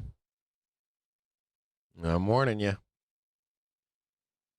They didn't get to do that one. We'll do this one here. They still haven't ticked it yet, so watch out. There's like this buyer still hasn't gotten that tick. The buyer needs to reverse and hit that one right there. They haven't done that yet, so no up, no down here.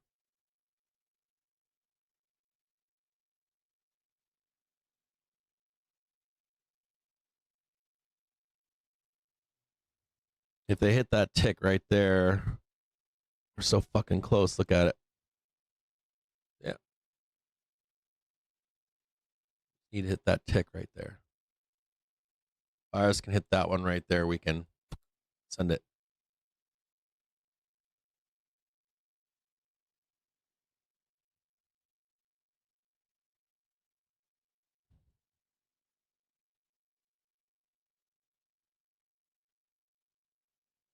Oh, there it is.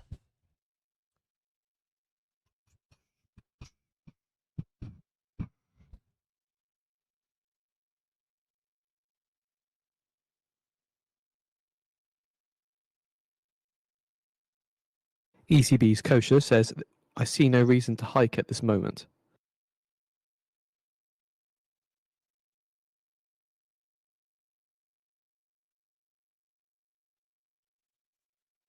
White House Press Secretary Levitt on Trump-Putin call says it was a good and productive call. Be careful here. Looks like Levitt's saying that it was a productive call. If you're short Levitt or anything, Trump be extremely careful about here. Putin call.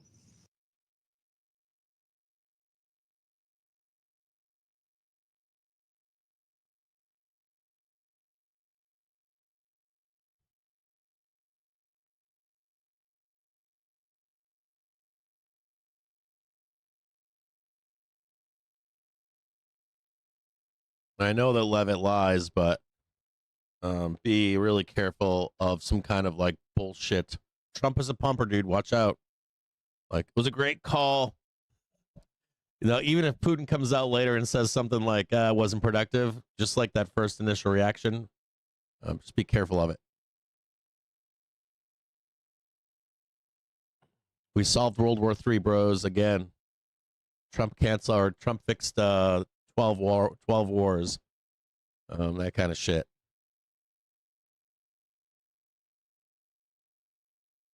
We're gonna blast through these guys right here.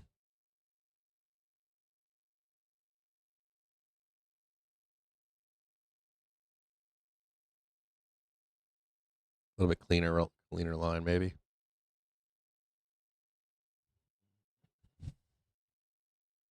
One, two, three.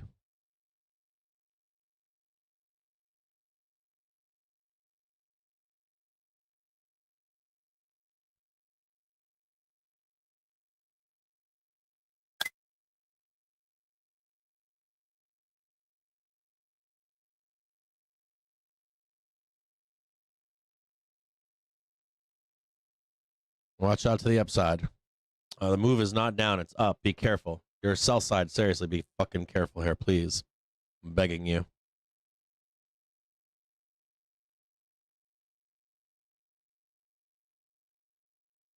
They still gotta hit that one too, don't they?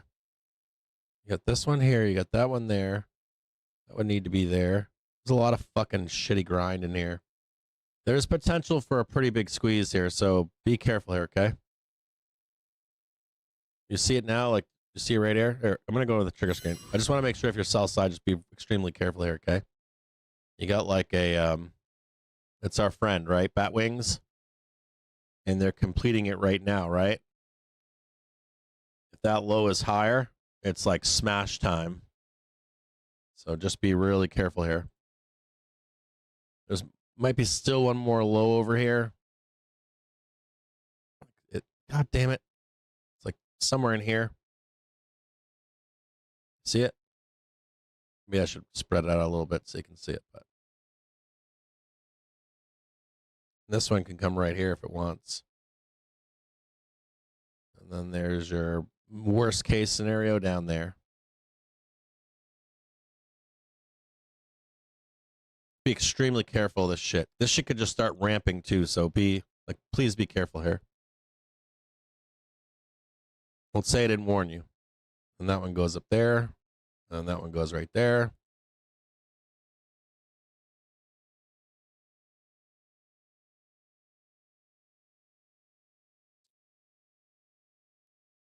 There's another one here now.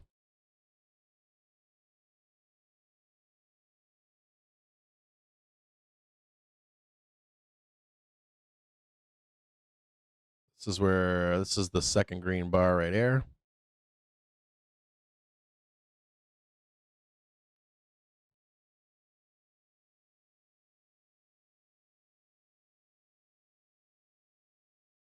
It's like nothing even happened, bro. All the way back to where? Oh, the pin. The fucking magnet.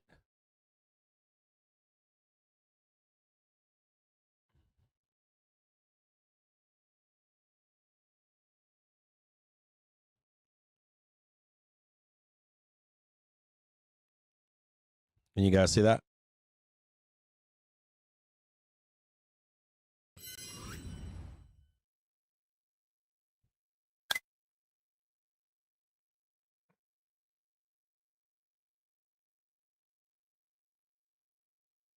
I'm going to read some stuff to you here. White House Press Secretary Leavitt says Trump's Putin phone call lasted more than 2 hours.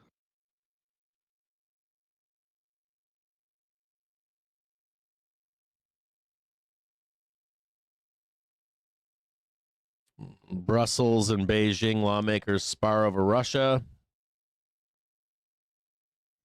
Taiwan in first talks since 2018. Trump speaks with Putin as Ukraine. Zelensky presses for Tomahawk missiles. And if you don't know, Tomahawk missiles are bad for the markets. They're volatile. Tomahawks can fuck shit up. I've been on a I think I was on a Tomahawk site. The fuck was that? Sorry, I got like shit going on in my house.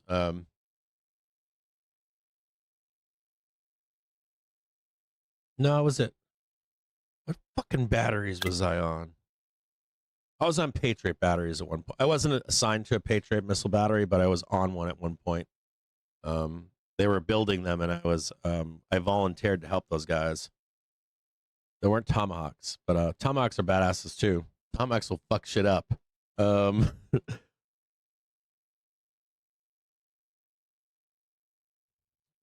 Levitt saying on Trump, Putin call, they have agreed to convene a meeting of the high-level staff next week. Levitt saying Trump Putin call was good and productive. Trump saying spent a great deal of time talking about trade between Russia and the United States when war with Ukraine is over. Putin and I will then meet in an agreed upon location in Budapest, Hungary. 11 counterparties take 6.960 billion at the Fed reverse repo operation.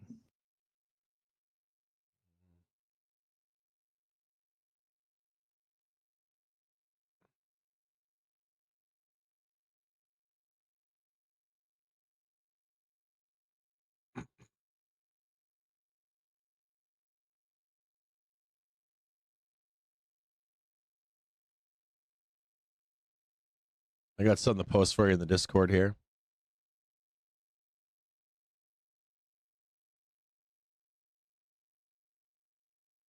There's a lot of gunning today for there's a lot of gunning for a down move. There are a lot of people that want us to go down. Open interest builds across Treasury 10-year call options. God, they're like fucking. There's always like selling ohm here.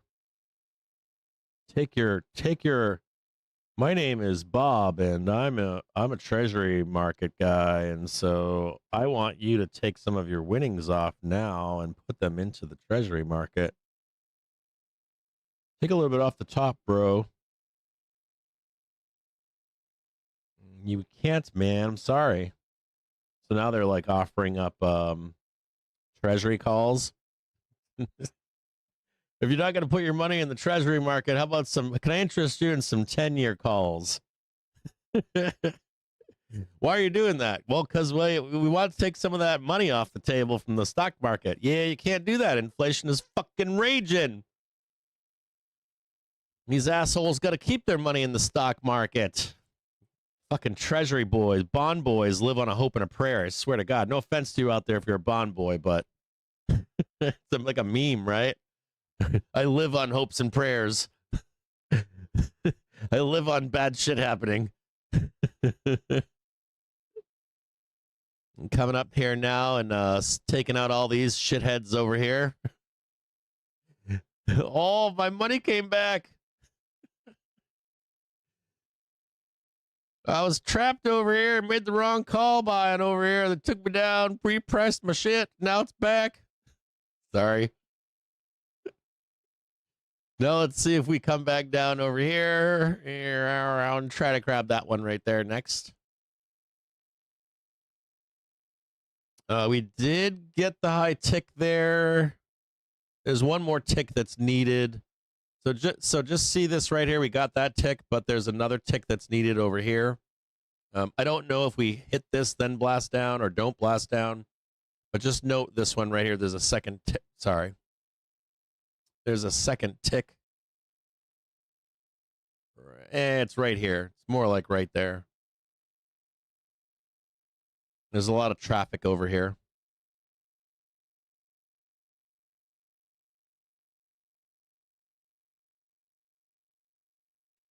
This could be, so just explain this better too. This could be something that's like this, and then grind down and then straight up. Like this could be taken now or taken later. It doesn't really matter. It's the back test that really matters. Fucking Christ, look at these assholes. It's like non-stop.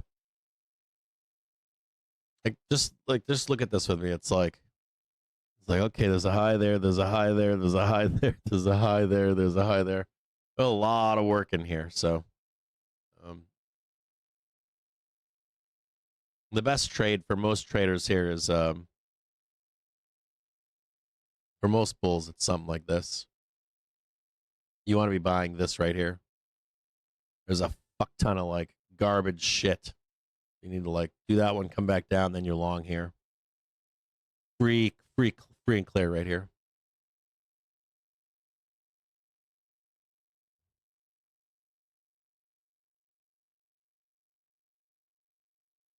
I like the idea of buying this one right here.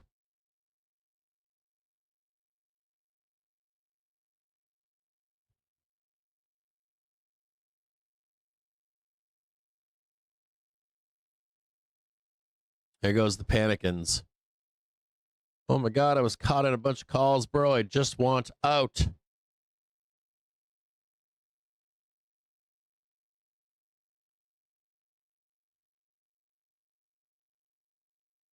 I'm terrible with the commentary. I'm pretty bad with the commentary. The narrative of who's getting smoked. Watch this right here. Not out of the woods yet, bulls. You can see dealers trying to murder the chain. It's fairly like, so I'm looking at, so what I've been doing this morning is watching tomorrow's chain and today's chain. And both sides are fucking rich. They're like rich as fuck. So if I was a dealer, what I would do today and tomorrow is I would destroy both sides of the chain. You guys know that when you come into any Opex, dealers want the chain to be like 70% going to zero for that expiry. So they're gonna come in. Like, I always call them like the vacuumers. Like I'm always like every time we come out of like a the cool way to see it is on like a binary event. Like you come into like a rate decision meeting, and one side's lopsided, then the other side's not, then the other side gets a little lopsided. They're just like, you just go in and like clean all this out, reset the charts, and then we move on from there. And there's a little bit of this functionality going on, in my view, and it entails anything that's expiring this month on two specific dates, tomorrow and on the 31st. And then you also have one anomaly this month, which is what? The dump on Friday, right? New puts came in, and some of those puts are farther out, but some of those puts are short term. You know, like the bear that was here last Friday, and he's like, I'm fucking loading puts at the bottom. And we don't go down. They destroy those puts all week long, and then they'll go revisit that sometimes at the very end. when they're expiring. Now we don't know what all those puts are, but I'm going to assume that a bunch of them were weeklies. So they'll hit their targets, but the puts will be worthless. For lack of a better way to describe that. Sometimes they go to some pretty decent money, but from where?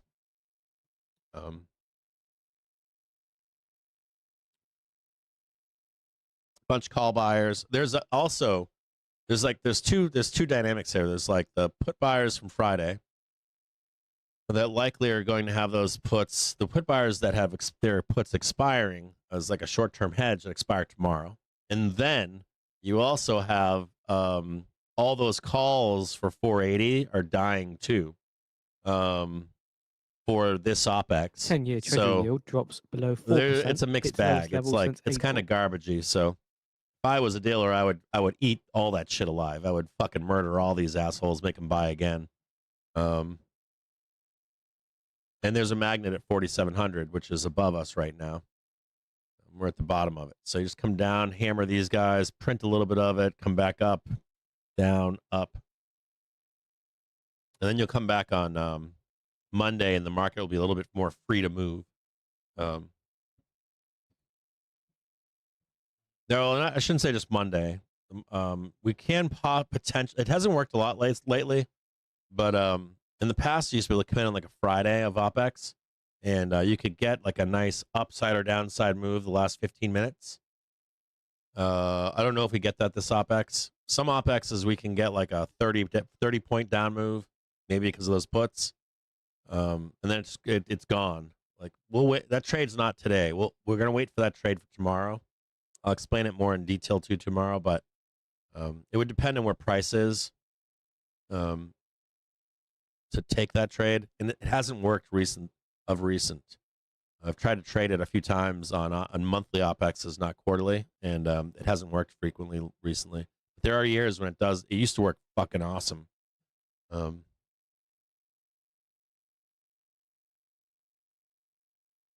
Now it like gets dragged out. It gets. I don't know what the exact reason why. I don't know. So if there's any changes recently to the market that not just freak me out, but like I try to watch the market so that if there's like changes to adjust my rules and stuff. One of the biggest ones that I've noticed glaringly is hide and seek by dealers has been insano in my view. In fucking sano, like, oh, I caught a print, but I had to do it at this specific time, this one moment at an open or a close. Not always at expiry anymore either. It's like I'll just catch it like at like most inopportune moment. And then all of a sudden it's like reversing course immediately, and they're back to destroying, and then we go back up again. I'm sure that it's that I'm thinking that it has to do with high frequency trading. I really do believe it does have to do with that. Like there's, how would you say it? Like there's a market within a market within a market within a market within a market, and it's getting absurd. And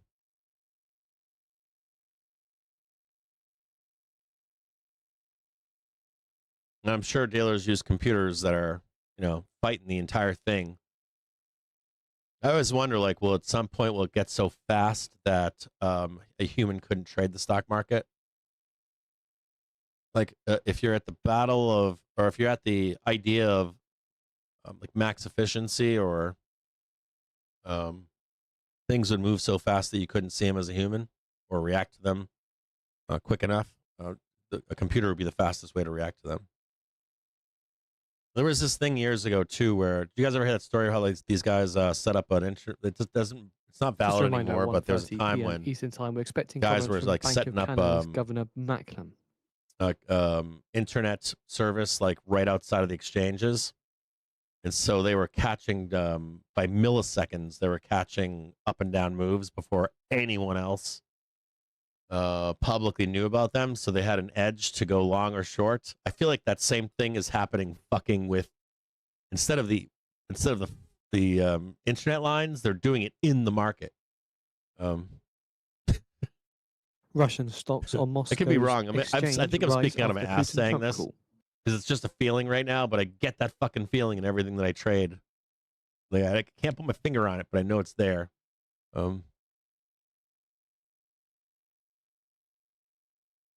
It's definitely conspiratorial at this point. I did speak to a guy from BlackRock once, like one of their. I spoke to a guy from BlackRock that was one of their lead developers, and he showed me that shit going on. He like showed me the fucking screeners of it going on, and in real time, and I was like, oh my god, these are fucking retailers doing this. Like, these are retailers that were doing this shit, and the volumes were fucking insane. And then some of the shit this guy was showing me, he was showing me traders that were gaming, prop firms too. They would just like get multiple accounts anywhere they could find them. And he had this one screen that showed a trader that had 30 different prop accounts. And he was running the same software against all of these prop firms, leveraging someone else's money. It's like when they talk about like leverage in the market, dude, there are fucked up shit going on where you're leveraging other people's money.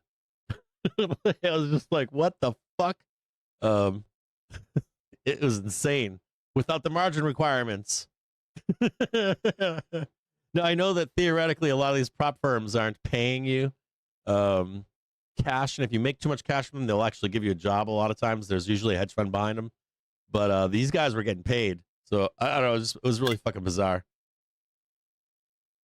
And none of these prop firms are any of the wiser. They had no idea that it was like one guy behind 30 different accounts.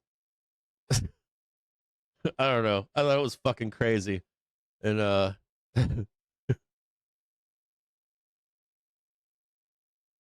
but I think that fucks with the mechanics of the market is my point.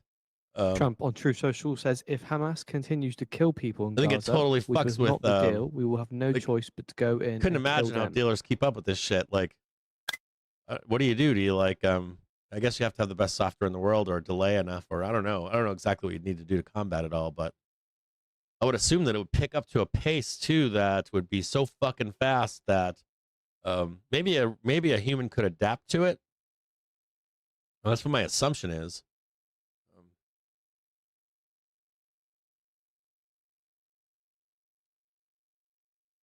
Put this one up here. Still keep your eyes on this bottom one down here. Still keep your eyes on this. Do not trust this fucking thing. Even though it ain't showing, don't trust. Do not trust.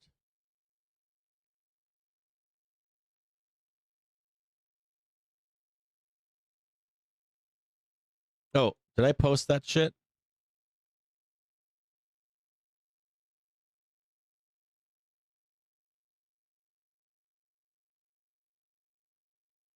Did I post that shit for you guys or no? Goddamn fucking bond boys trying to fucking tease money out of the stock market.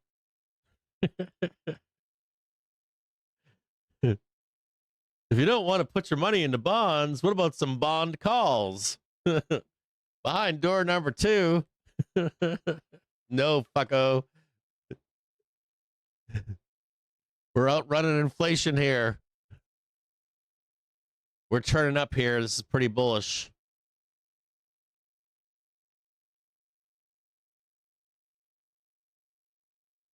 Where's 2 p.m.? I think this is still valid here. Get rid of that. I still think this is I still think we can like smash that and come back down here. Still don't like this. A lot of grind in here. So I'm going to bring this one up. I'm going to add one more in here. And then still that down move right there.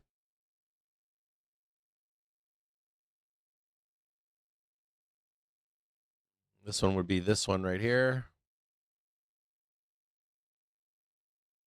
There's that one. There's this one. I think this whole area is dangerous. So if you're a bull, don't buy this. A couple things here. Do not, even if we go up, like let's say we blast up here, don't take the trade. It's not worth it. It's too risky. You can just go up here and just fucking straight bar down. So don't do it. Money's been made that can be made over here. I like the idea of buying this over here. And I like the idea of a smash up and then a back test buy over here. I like that buy. I just don't like this zone in here. Personally, you can. If you're a FOMO guy, it's all yours. But I don't like it. I feel like it's dangerous. Trapped with lots of traps in here.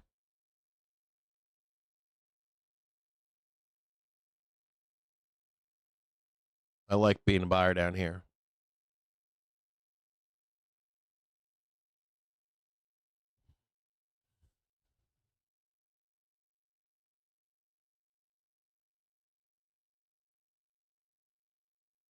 Those are the real buyers are too.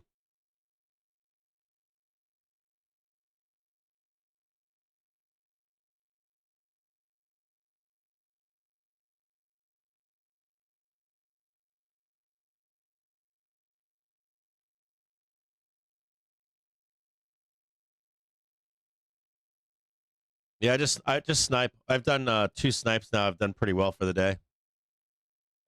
I fucking hate trading Opex. I really do. Like, I hate trading Opex. Like, anything binary, I fucking hate it. I mean, I will, but I hate being like, we're going here or there.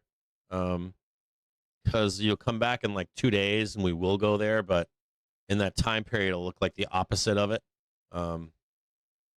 If you're already in a position, you're fine. If the position's farther out in time, you're fine to make a decision later.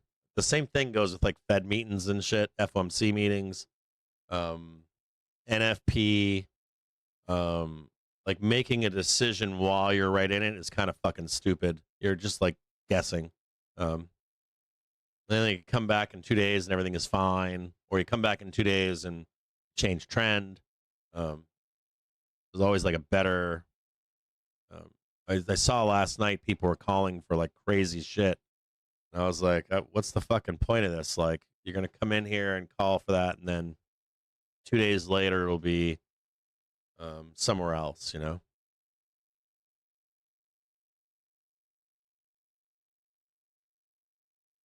So just let it be. Not only that, the market is freer to move on Friday close, Monday.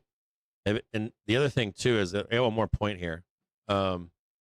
We haven't seen a lot of unwinding on OPEXs. We've seen some unwinding on Vixpiration, either the day before. Usually the day before we'll see some unwinding in recent history. But to the credit of where we are time-wise in the market, this is only the first OPEX of this quarter. So the market's not wound up as much as it would be at the end of a quarter. So there is more freedom of movement in this OPEX than there are in others. So there is that. And the down red candle on Friday helped too, because it was all calls, and then now we have got puts and calls. And just kind of chill, relax, get through OPEX.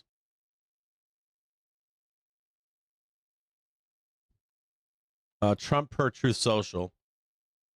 I have just concluded my telephone conversation with with dictator Vladimir Putin of Russia, and it was a very productive one.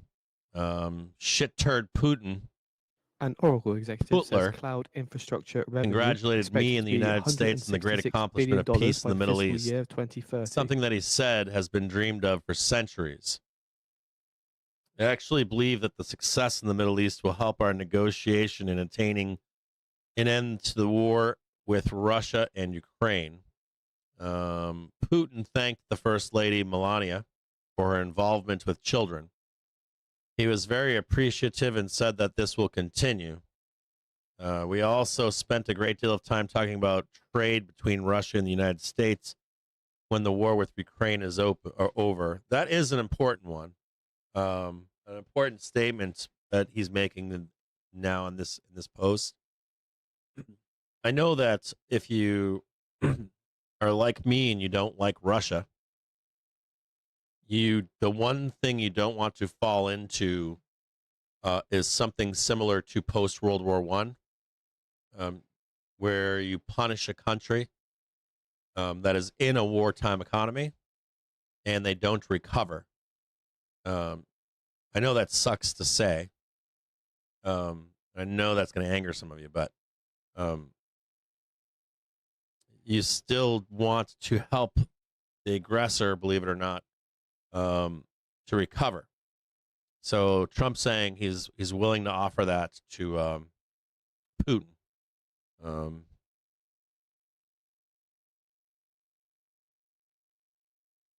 At the conclusion of the call, we agreed that there will be a meeting of our high-level advisors next week. So warning to bears out there. At the conclusion of the call, we agreed that there will be a meeting of our high-level advisors next week. That's good. Diplomacy is always good. I know Putin's lying. I get it. But it's steps in the right direction. You always want to see these guys negotiating with diplomats. Unless you're asking for World War III and nuclear bombs, you still want that. You want ceasing hostile action whenever possible. The United States initial meeting will be led by Secretary of State Marco Rubio, together with various other people to be designated. A meeting location is to be determined. President Putin and I will then meet in an agreed upon location, Budapest, Hungary, to see if we can bring this inglorious war between Russia and Ukraine to an end. President Zelensky and I have a meeting tomorrow in the Oval Office where we'll discuss my conversation with Putin and much, much more. I believe great progress was made today with today's telephone conversation. I mean, I'll be honest with you. I don't have any hope for this, but I still like the idea of negotiations, more and more negotiations. The more diplomacy, always the better. Still down there looking at this.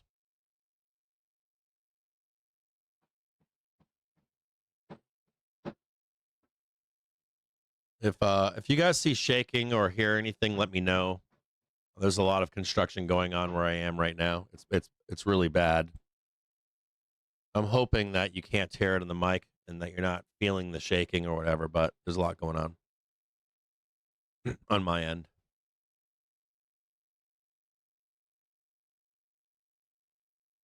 So my point on this whole Opex thing is I consider them binary events, and I consider them to be something that you pay attention to afterwards. Like, where are we? Where are we going now? And month end matters too. And then we have this other thing that's going on. According to internal emails, the Trump administration to pay some federal law enforcement personnel during the shutdown. There's one other thing to talk about this, which is, or a tie-in, which is yesterday's show that extended into after hours. I think I said this, but I want to make sure I highlight this because we're discussing Opex and expiration and month end. Remember that sell side window really does end middle of November. So just that top line, like, I want you to think about the window for sell side ending in middle of November, and sell side only has a few opportunities to sell us down in the depths of hell, right? To break trend. Where are the best chances for that? Normally it's in unwinding moments, right? Opex, expiration, month end. So if you were sell side, like let's say you're a big bank and you're like, fuck this, we're out of here. Fuck these bulls. Your only real shot at it is, next few days, or tomorrow, the weekend, next Wednesday, end of month. and you start having like deadlines, right? Fuck, this isn't going to work. We're not out of trend. And you have some positive catalysts coming potentially, right? You got a litany of them. You got geopolitics. You've got earnings season. You've got the NVIDIA. I want to come up with something better to name that thing. Like, I don't know, the leather jacket show or something. We got to come up with a good name for that. But anyways, you got GTC. You've got APEC. You've got potentially Trump meeting with Z, right? So pound it down. And if you can't break trend, and we've got all that good news coming, those could be sources of violence to the upside, right? And then the window of selling kind of ends after. It's not quite October 31st. It's more like November 4th, 5th. And no matter where we are in that bottom, we end up bottoming and trading sideways into November. If we're not out of trend, we will likely into the end of the year just go vertical.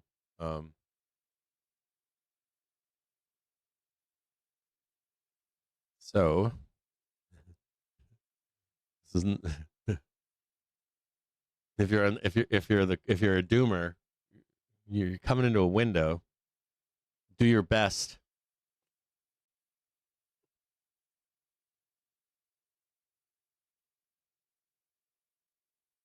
Well, I shouldn't say that's a misnomer. I shouldn't just say doomer. There's a bunch of bulls. Like, there's a lot of buyers that want to buy like 636, 617. They really want that fucking dip. They're begging for it. There are bulls everywhere that want that dip. Every bull I talk to says it. Every single one. Not just a few. Like, every like real good trader bull that I know in real life, I call them and they all say the same thing. I want fucking 30s. I want 17. I don't want to buy here. They're being very stubborn right now. And I can't talk them out of it either. I've tried. They're just like, I'm like, there's a lot of risk down there, man. We not come back from that 36 to 17. They're like, nah, fuck it. It'll be fine. I'm like, okay. I would be extremely hesitant personally to buy that dip right away. I don't even think I would benefit from it. I would need it to see it proof a lot before I would buy that.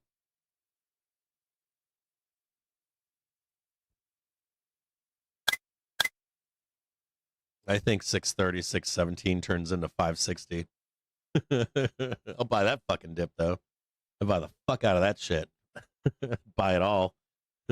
Probably sell my wife and kids. Sell the dogs and the cats. I would. You're for sale. You're for sale. No, daddy. I'm just kidding. You wouldn't do that to me, daddy.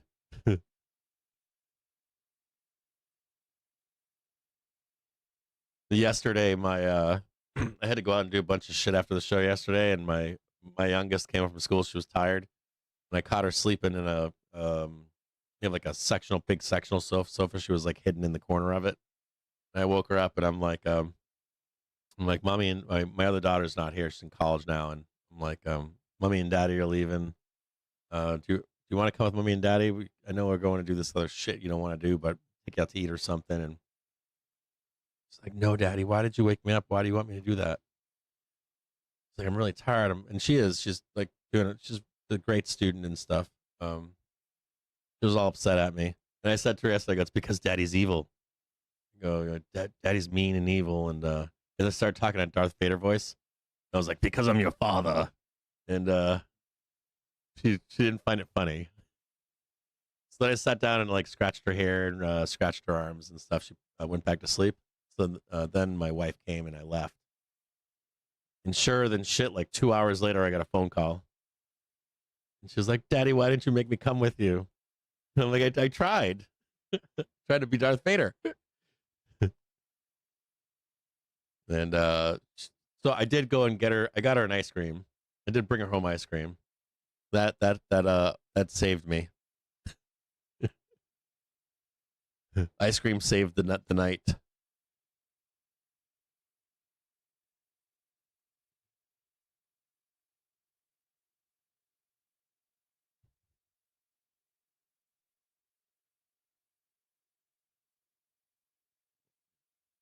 Daddy playing the heel of the mean old man.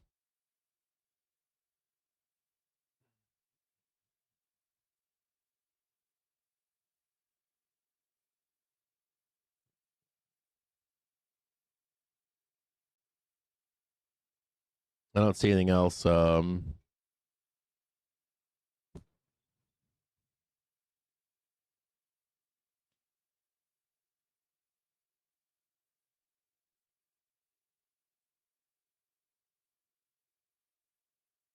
They keep harping on this Tomahawk missile thing. I'm reading some posts here about the Tomahawk missiles.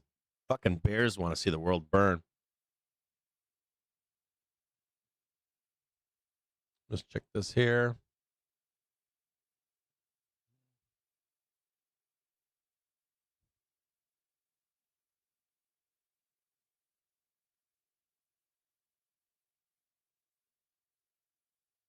No, my computer is doing much better now. It loves the RAM. This is weird. So all this past week until today has been retail inflows. As of today, we've got tech leads outflows from U.S. retail clients.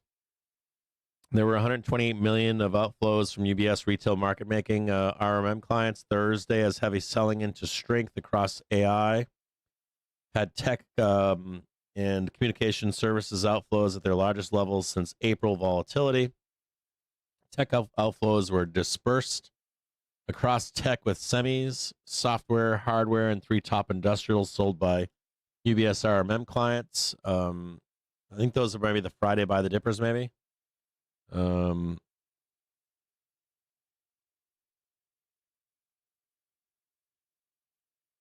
ETF momentum remains strong with inflows in October on pace to surpass September, which is the largest monthly buying of gold ETFs since July 2020. I saw Jedi Marcus making fun of Besant for saying there's more buyers than sellers. Oh, that was great. Besant appealing to the crayon gang, the degenerate gang. More buyers than sellers. Oh, that was great. Feds. Hold on, we're just gonna read some more to you.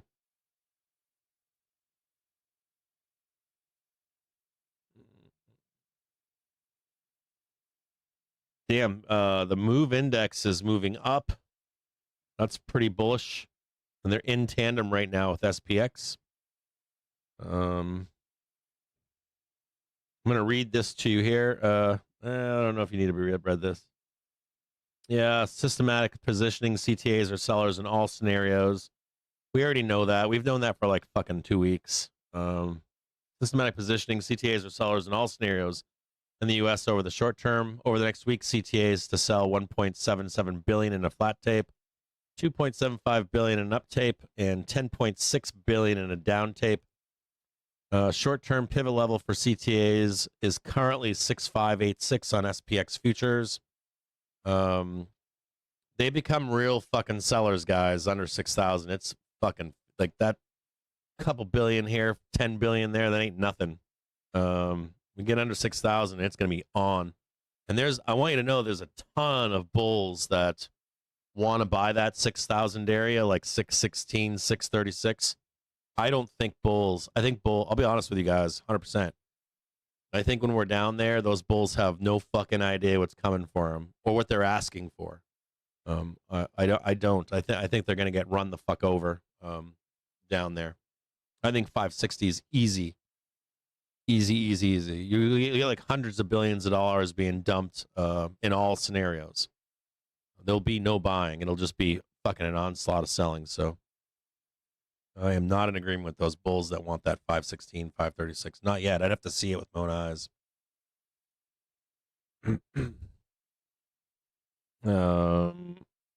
Overall, our desk is a 5 out of 10 in terms of activity levels. And just like you, if you're not trading today a lot, the street isn't either. LOs are better to buy, driven by demand and macro products and info tech versus supply and consumer discretionary and communication services. Hedge funds are equally weighted on buy and sell side with demand and healthcare versus supply and info tech. VVIX versus VIX gap widening further. That's usually not good. That kind of it is. Man, it depends on how you look at it. Is VVIX ready to come down, or has a spike and then come down?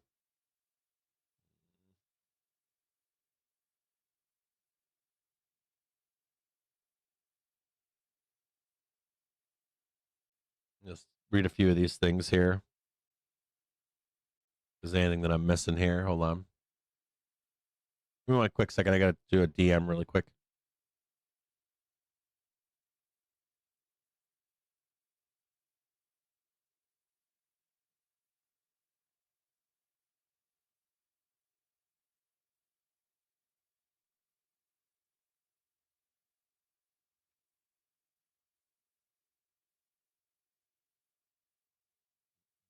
We'll try to buy this right now.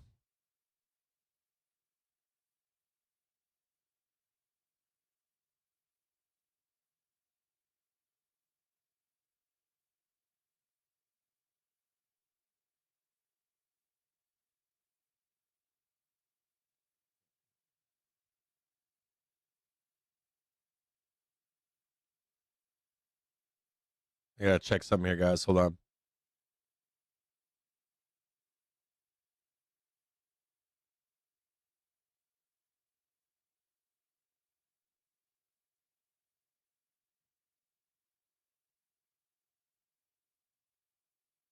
Fucking Utah's got first snow.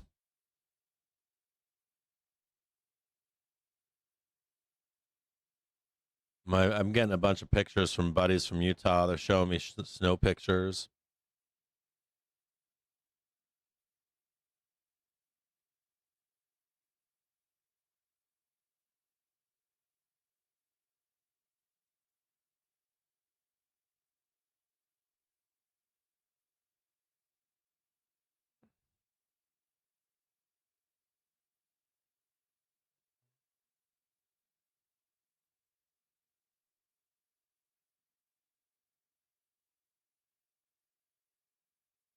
See if I'm missing anything here. I don't need that on.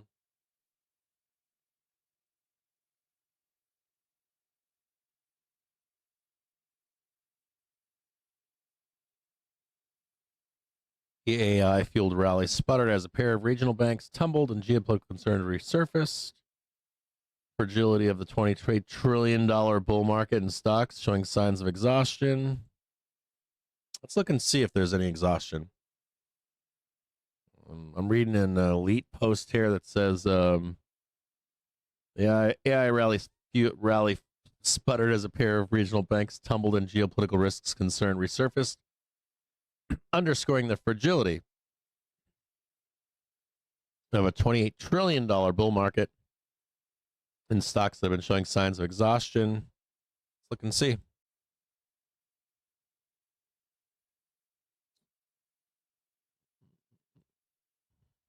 Yeah, there is some exhaustion here. You know, we should talk about this. Yesterday we were talking about some bearish shit at the end of the day, but I do want to show you this here. This is SPX, right? You can see the daily velocity is down, right down, another higher low, right, or lower high right there, and there's that like gotcha moment into the middle of November. And the question is, how deep is it? Let's look back on. Here's November right here. Do you see this one? This is November right here. This one's important because this is where you get like your major bull and bear traps. You're being fed a diet of crash. And this one here, this is October 30th. And then this is middle of November. So this is the promise, right? That's what you're being promised. And what really happened was trap your asses in there and then ramp your asses in the end of the year. Now, we don't know the outcome here for November, but price will show that way. Here's another one right here. Now, they did start selling September. Actually, started selling before we got to September, June. This is 23 to 24, and we had a bottom in October, November, and then, of course, the ramp will ram into the close of the winter. But in all of these scenarios, this one right here is one, this is what the bears want, right? They want that big fucking crash middle of November, kind of flattening out in October, November, and then the ramp will ram into December. This is your holiday rally if you don't know. I just showed you the last three. And all three of these were different, weren't they? And if anything, the takeaway from this is that they started selling way back here. In this instance, in 23, they started selling farther back. In 24, none of this happened. In 24, it was like the price action today, where they didn't start selling until late. They didn't get down deep enough, and then it went up. So like we'll look here, and here's October right here. But they started selling way back here, and then we went up. Now, if you look, so this is like the last 4 years. The one difference today is that, in this instance, is that we had a high in July, August. We didn't have that in any other example in recent memory. And you can see how you got another high up here. And so there is a potential for this right here. So trend will matter. Trend will matter. And price will matter when we head into that, in that window between now and middle of November. And of course, the promise is 636, 616, 560. I said to you yesterday.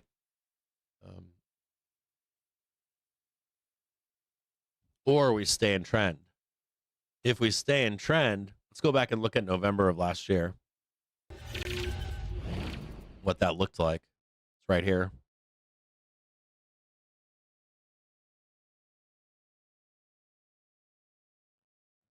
And this is kind of fucking key right here.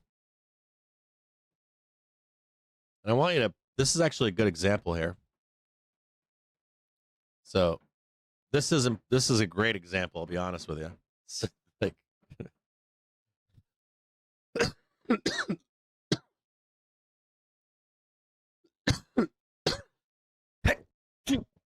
Jesus Christ, dust and shit. All right, so watch this here. So, you got me telling you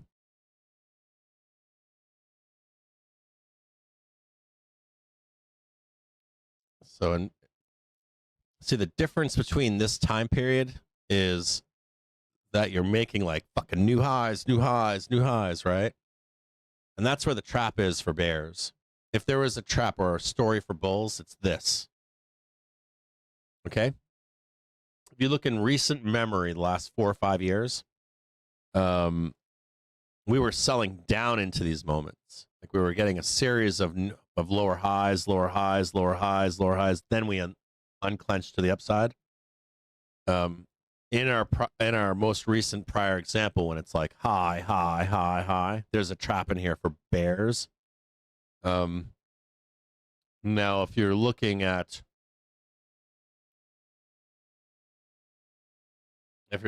what the tighter. So this is Opex right here. Think. Just check Opex in 2024.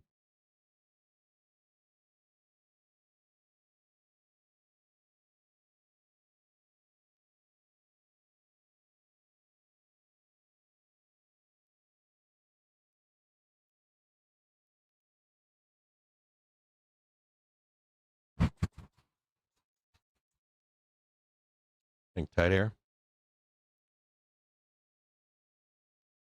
So the October Opex was the 18th.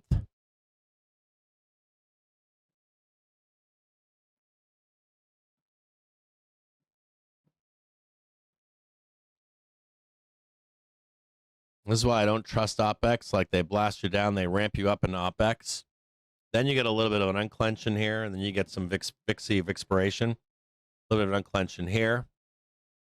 But what's most important about this, what really matters here is, in this price action is, are we able to get break free of trend into middle of November? Now, this is what traders want. Bulls want this. They want this break down here, come down here, and then party time into December.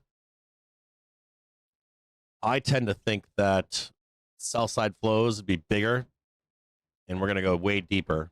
So I think the bull's best friend is this scenario where you're just like kind of fucking around with the daily trigger. You're underneath it, even this here, but you're not breaking trend enough. And you're just like, they suck you back in. It's got like, you just look at it like being sucked back in a trend. And if you get sucked back in a trend, you want to see it, it's literally straight vertical.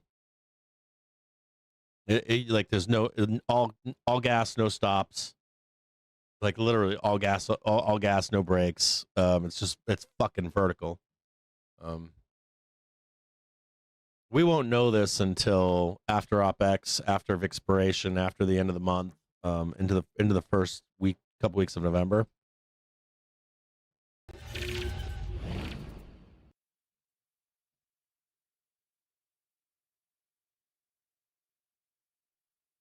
So we're down here now. Do you see it?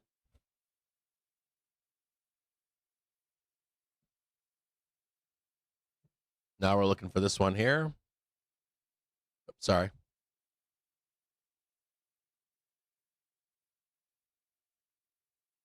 You see the little squigglies? Failure to get a new high. What does that mean? Bad for bulls. So we roll down here, and I think this breaks. Because of that failure right there, I think that was breaks to the downside. I'd like to take that trade lower. Tight air. We just want to watch this one little bit right here.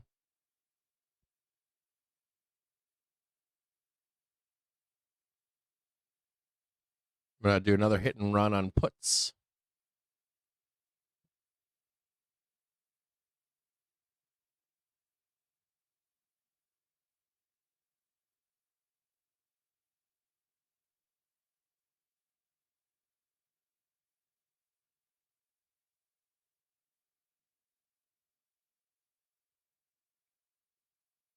Hey.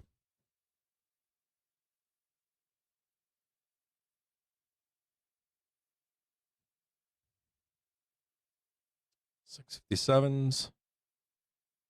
Not yet, though. You got to wait. A little bit too pricey. I want to see if we can catch this one right here.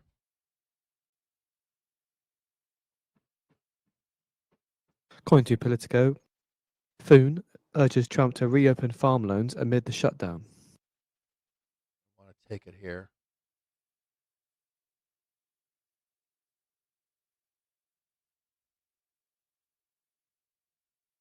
You can see it. It's right there.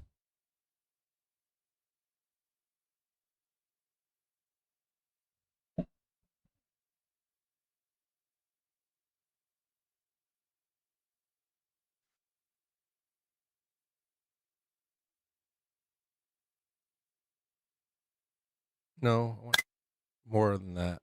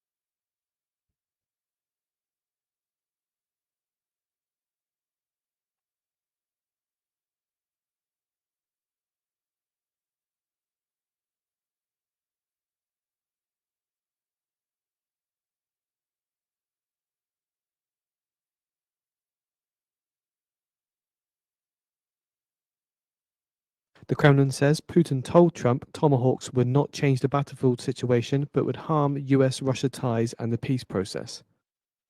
And that's bullshit. Or he's being evasive in what he's saying. He said battlefield. Tomahawks would fuck up Moscow. Kremlin says Trump told Putin the end of the conflict would open up amazing opportunities for economic cooperation with Russia.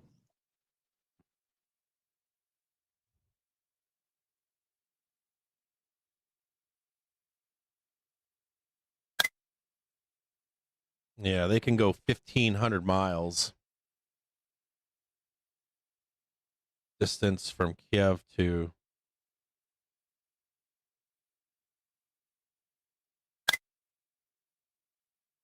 I mean, isn't Ukraine already building these same missiles?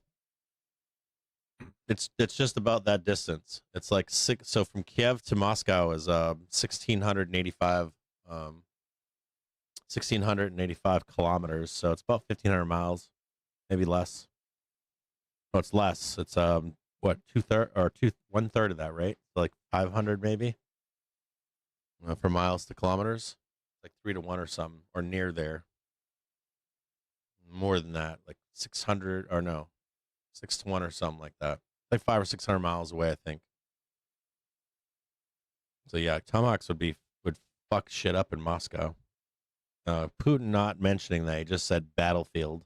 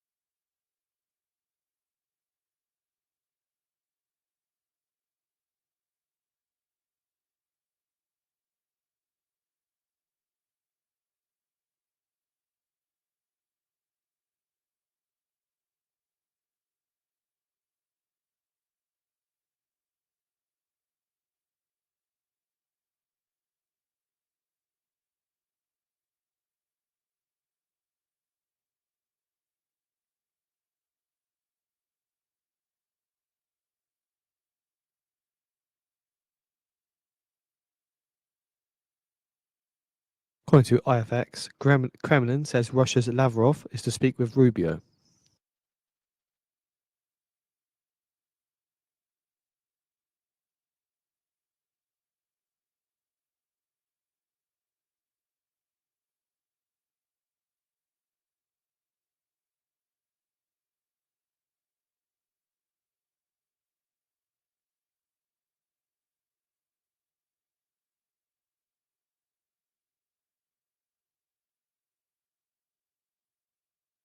Well, hello, everybody. This is Donald J. Trump. You're behind the markets. If you're a real day trader, go real time at financialjuice.com/purchase and save 67% on a subscription. Isn't that one big, huge, brilliant deal? Come on, people.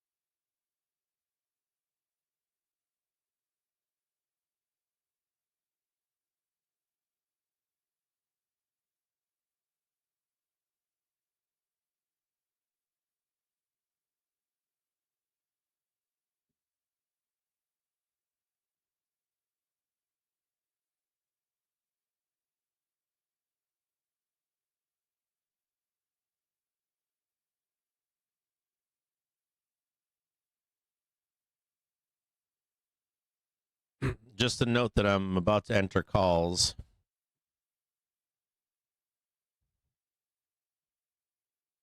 I'm entering 668s for tomorrow.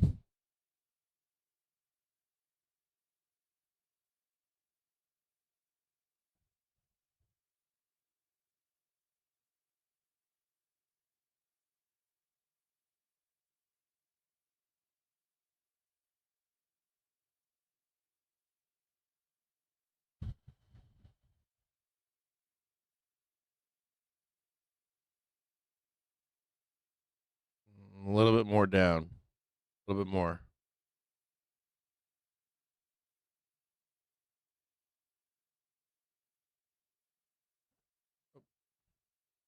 I almost fat fingered that shit.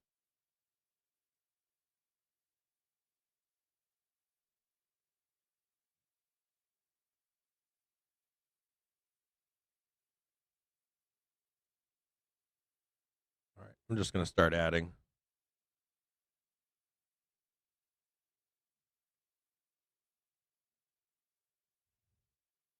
I'm adding 668Cs. There might be another leg right here.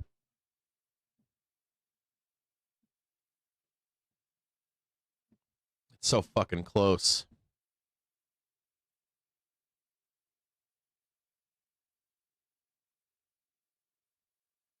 $700. Come on, baby.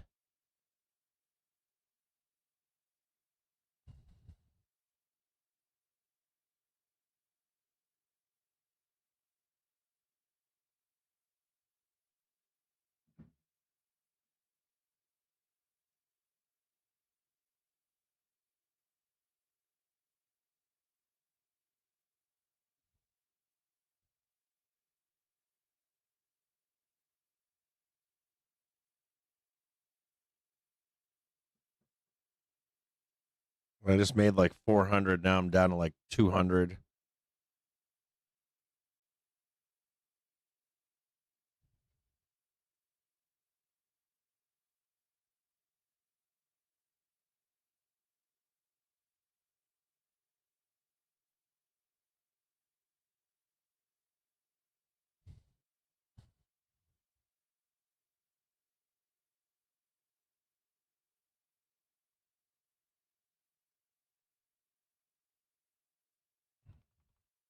I don't want to get fucked here.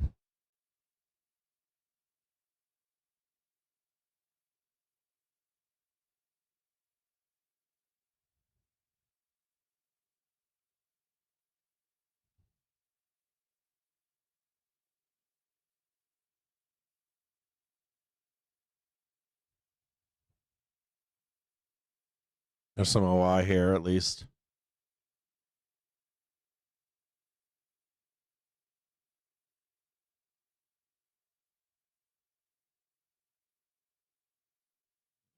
Oh yeah, there's OI here. There might be a turn happening here. Watch out for the upside. Be really careful. There's some premium building and calls. Stop that shit. God damn, like over there. Feel like being yanked out of my head.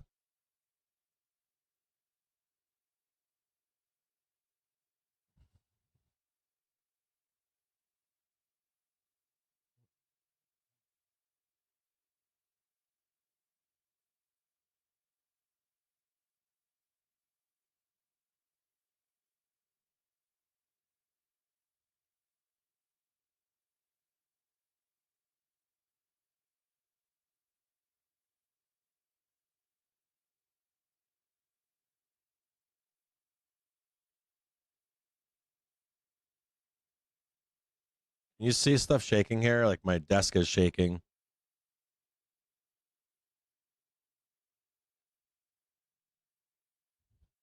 I'm only up $100 right now.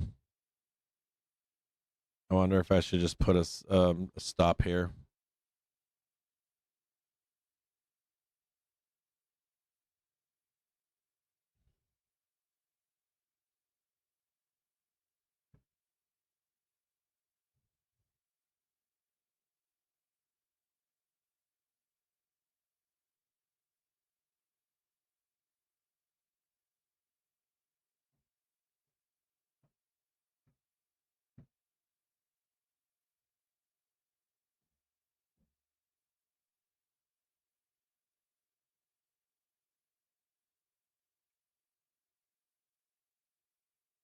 We got to be really careful. This above here is a 1 in 5 minute trying to cross.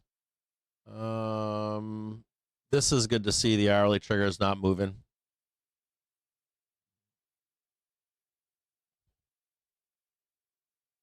There is a 5 minutes risk to the downside. There's like a 5 minute garbage risk to pin in the close, like grinding. I am long here. Some calls. I'm gonna see if I can catch this up here and then get out again.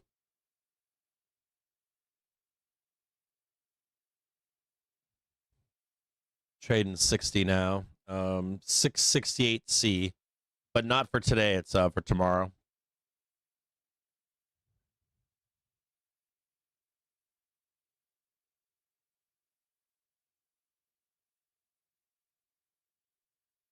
I'm afraid of just a warning to you, I'm afraid of the chain being eaten alive on 0 dates for today.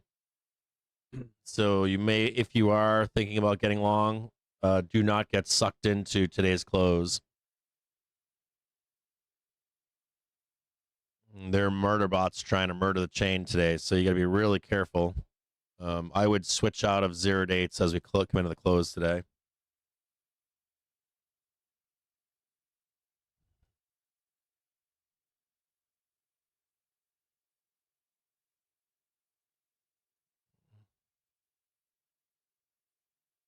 Up $800.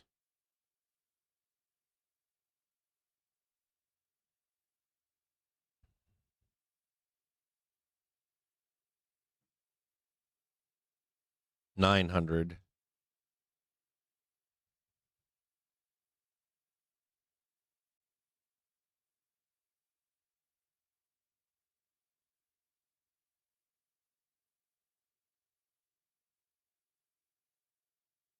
They're nice and cheap. There are 52 cents.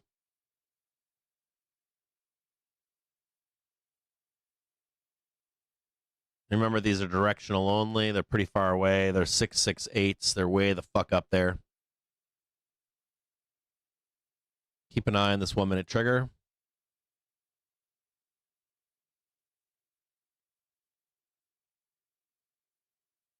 That would stop me out.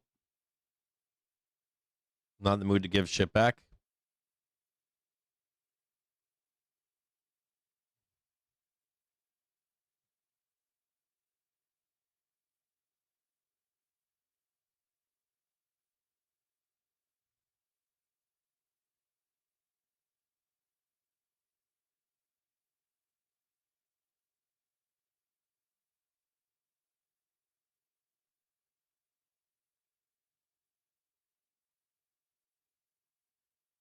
If you're getting long on that 668 or you have been, make sure you Just put a some reminder, stops on and raise them up. 2:30 p.m. Eastern Time. We're Excuse me. expecting comments from Bank of England's Green, who's speaking on a panel at the JP Morgan Investor Seminar in Washington.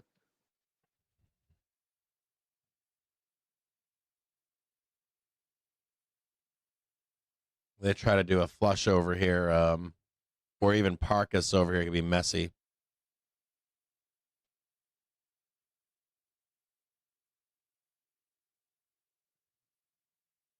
There's a bunch of puts they could convert into shares down here, so don't. You could get trapped in here.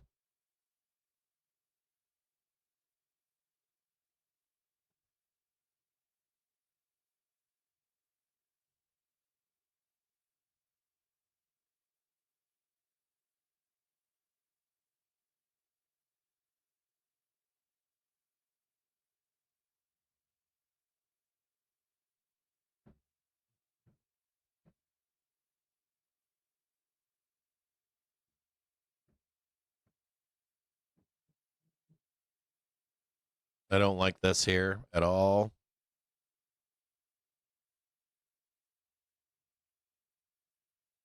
I'm about to get stopped out.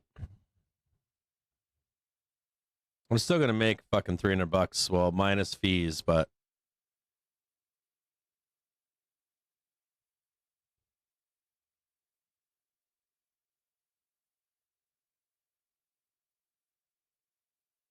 like a Friday ago, I gave back $5 fucking grand. I was fucking pissed. I mean, I made it back, but I'm out.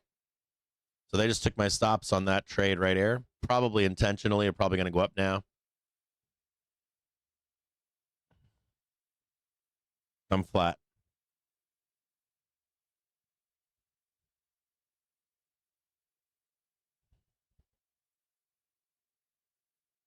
And we'll try again down here.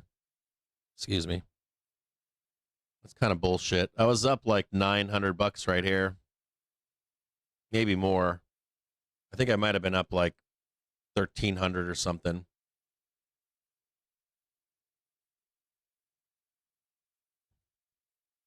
Fucking According pisses to the me Wall off. Street Journal, Chamber of Commerce You know, sues this is over a Trump's stop new hunt right here. $100,000 H-1B visa fee. And I don't normally ride with stops, but I got no fucking want to give money to the market right now. And I don't want to get sucked into Opex, so I'm like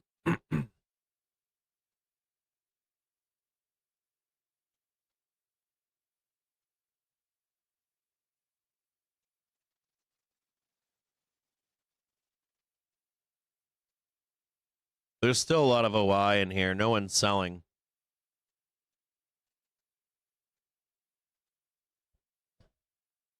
They'll take their stops though. They'll take them soon.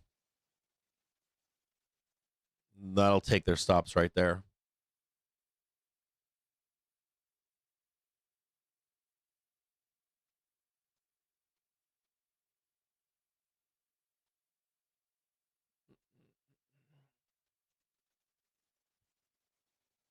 The 1-day gamma magnet is 6600. We're trading 6601.31. That's why I'm trying to buy this turn here. So it's like 0-day gamma for like right about here, I think. A 0-day put gamma down here. The problem is if they suck us down in it, well, not suck us, we're here right now. Problem is if they hold us in here, if nobody closes them and they want to convert to shares, we won't release up until after the bell. So there could be a little bit of pain in here.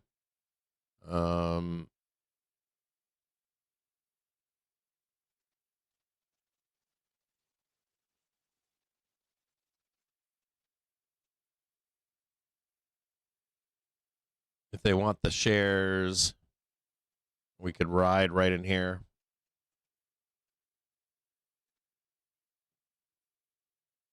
I'll try again, though.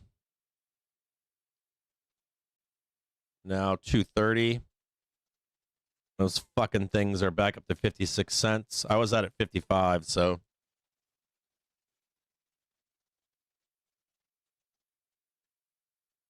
Surely expecting comments from Bank of England's Green.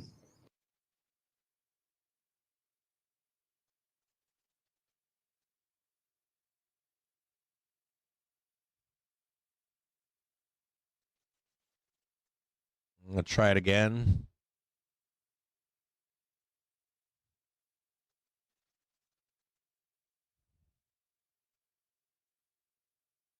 I want cheaper fill. I want like 52 cents.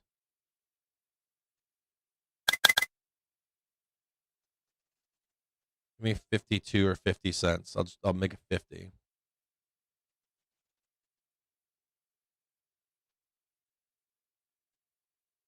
Give me like a whipsaw.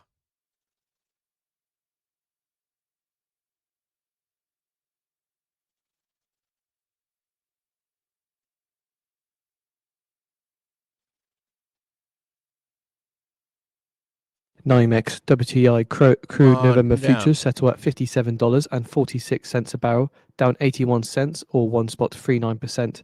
NYMEX gasoline November futures settle at around $1.81 a gallon. NYMEX diesel November futures settle at around $2.15 a gallon. NYMEX natural gas November futures settle at around $2.93. 1 second here, guys. I got to make a call real quick.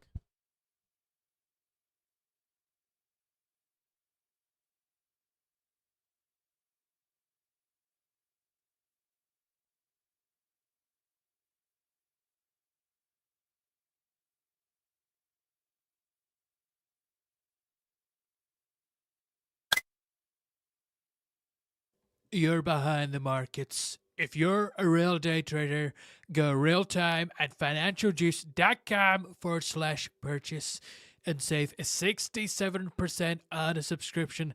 Let's make a big, beautiful deal, people. Come on. They're buying the fuck out of this. I just don't like the idea of getting crushed in here. I just don't like the idea of like pinning in here into the bell. I think there's a fair chance of us pinning this close here.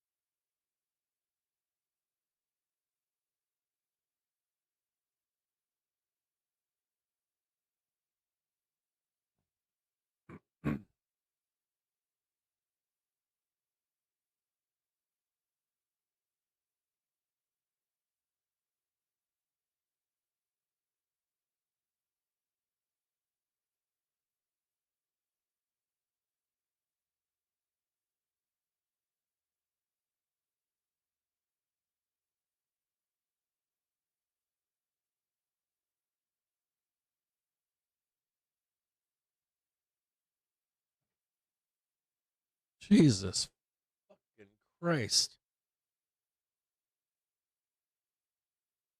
My house is falling apart.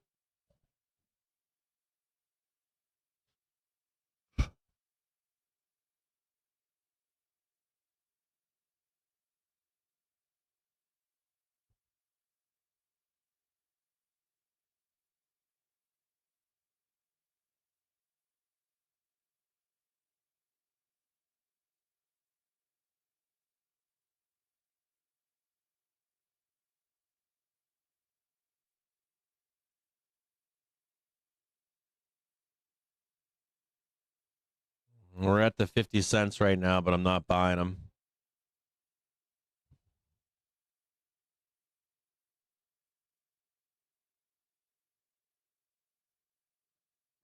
$0.49, 48 cents. I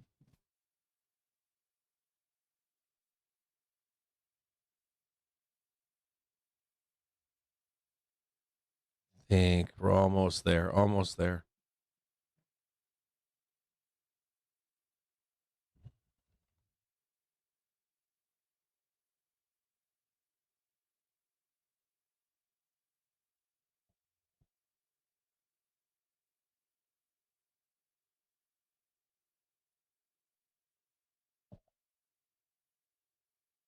I need to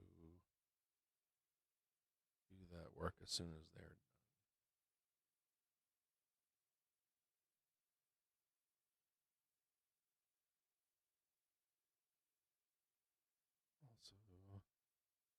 Fuck, I should have bought that fucking thing. God damn it. God. Hold on. I need to do that work as soon as they're done. So do not go outside without hard hat.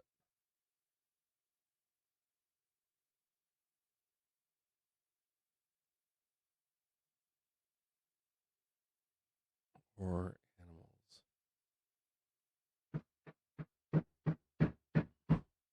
Fuck. God damn, I missed that fucking trade. I'm going in it. I'm chasing now like a dipshit.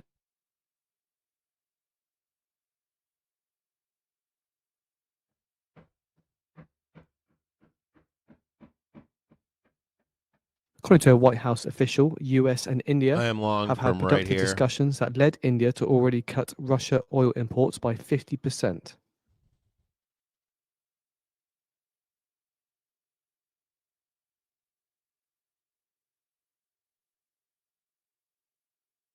Fucking text messaging my wife while I'm fucking trying to pick a bottom. I've got some construction going on and I got shit I gotta do. Like as they're doing their work, I have to like step in and do this and do that. And then this is the wrong place for me to be long. I'm like long right fucking here. I'll probably have to add right here.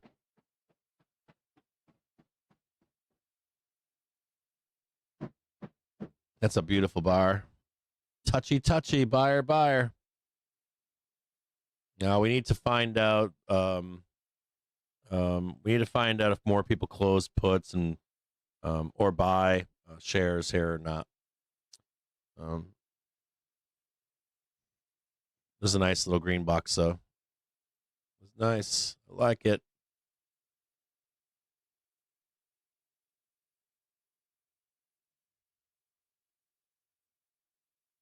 In one dates, not zero dates. Stay the fuck away from zero dates right now. Like into this close. Same thing for tomorrow. Well, tomorrow at the close, the last like 10 or 15 minutes, if we catch a rip or a dip or like 30 points down, 30 points up, zero dates would be fine in that situation, but not today because we have one more day left.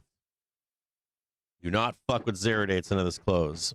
Make them like one dates or whatever. If we get ground up into this close, it's going to suck balls. You're going to be pissed off.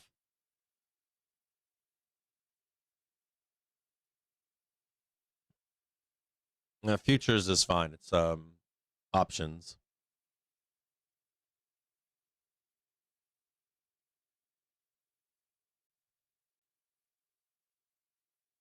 I wish I caught that fucking bar, man. That was a dope-ass bar. It was like 48 cents right here. It was like hovering around like 48, 49. Now they're fucking 60. So no, I didn't get under this, so I'm like right here.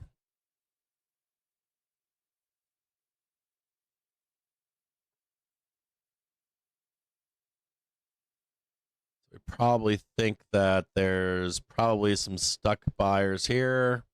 Stuck buyers here.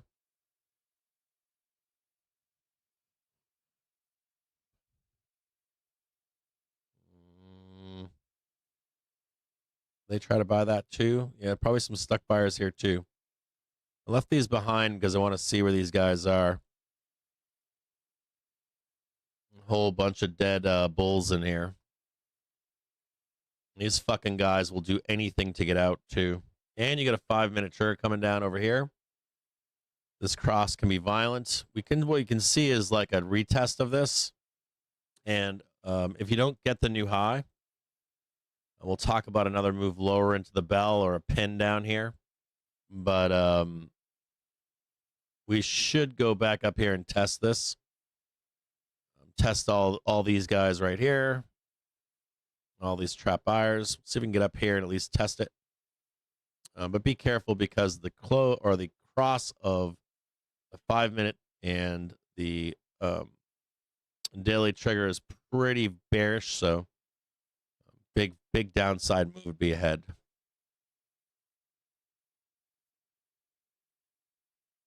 Watch this really closely.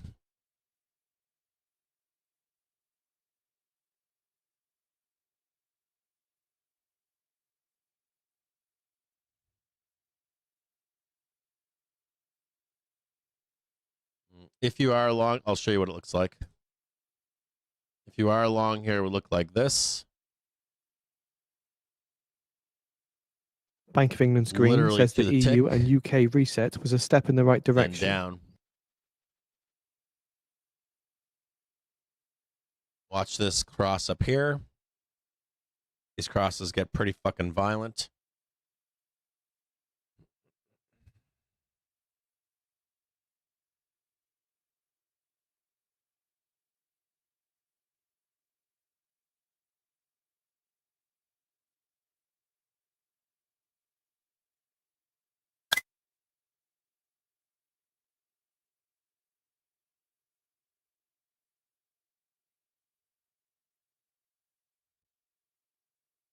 I think it's all the way up here.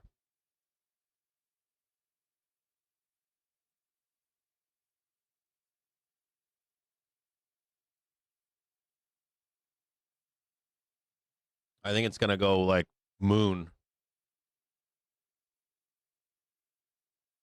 I'm going to give it like a 90% certainty.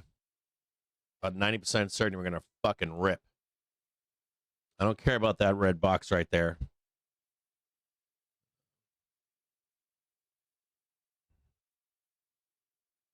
Should be Trump vertical. on True Social says, I'm outraged that like the International Maritime Organization is voting in London this week to pass a global carbon tax. The United States will not stand for the global green new scam tax on shipping and will not adhere to it in any way, shape or form. We will not tolerate increased prices on American consumers or the creation of a green new scam bureaucracy to spend your money on the green dreams. Stand with the United States and vote no in London tomorrow.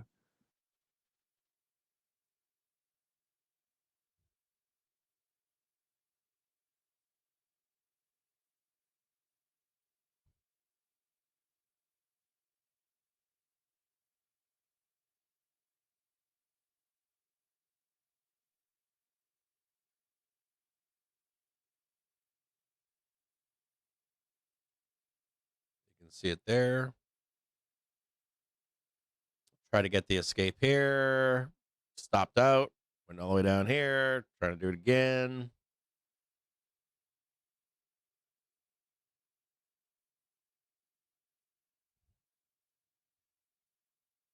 Move mark bottom right here.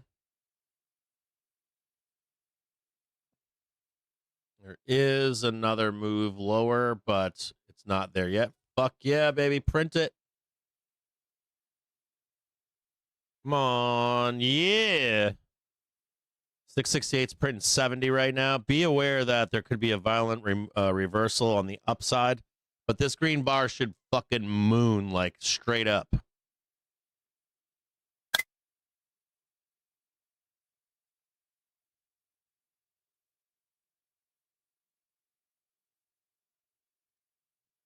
Matter of fact, this could go like even higher. This could go all the way the fuck up here, to be honest. Be careful of the moon.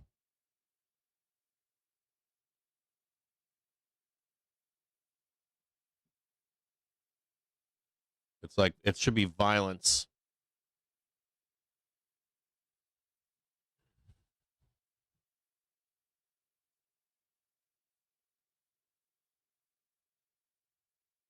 Apple readying first touchscreen Mac for late 2026 or early 2027. Now, this should Apple also Touch laptops will be the first Macs to use OLED screens. This should also Apple preparing this should Touch then go MacBook like this, Pros with ramp thinner straight frame up and then and down the M6 again, chips, and then ramp again. And the third one would be the upside move.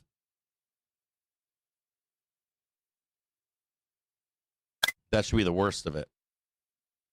Even if we did that, that would be the worst outcome. The best outcome, we never come back here again.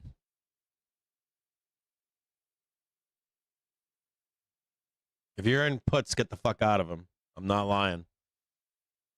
Even if you're going to short it, the short is up here somewhere. It could be here. But I think it's way up here. So just be really fucking careful. And even then, you'd want to see the reversal before you got short.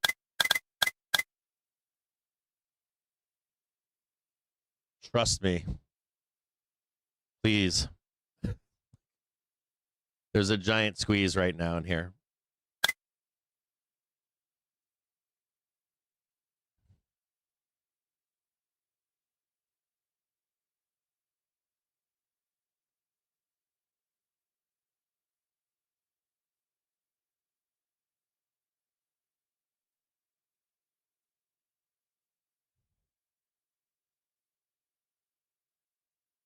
And I'm long through this here Brent too. crude I'm not futures getting out settle at here. $61.06 a barrel, down 85 cents or 1.37%. If you want to, you can get out. This is a place for you to get out, but I'm long. I think they're going to squeeze their fucking balls off in here. Even if we roll down, I think they're going to squeeze their balls off. I don't think we roll here. They're going to grab liquidity higher.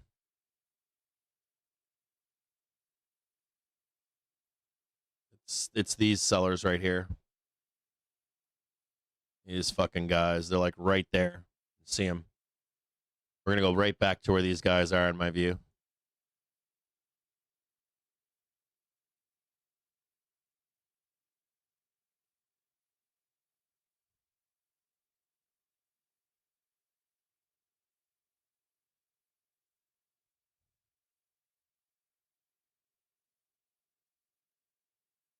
Come on. Trading 74 right now, 75. This could be a fucking 200% trade, so just hang on tight.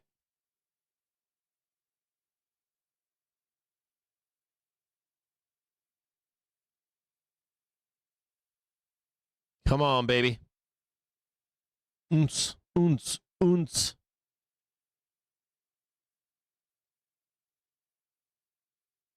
Rip their fucking dicks off.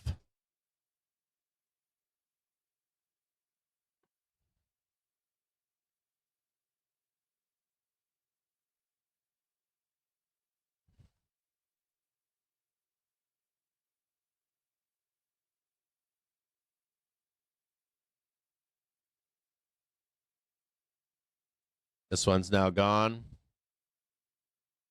The deal with this one and this one.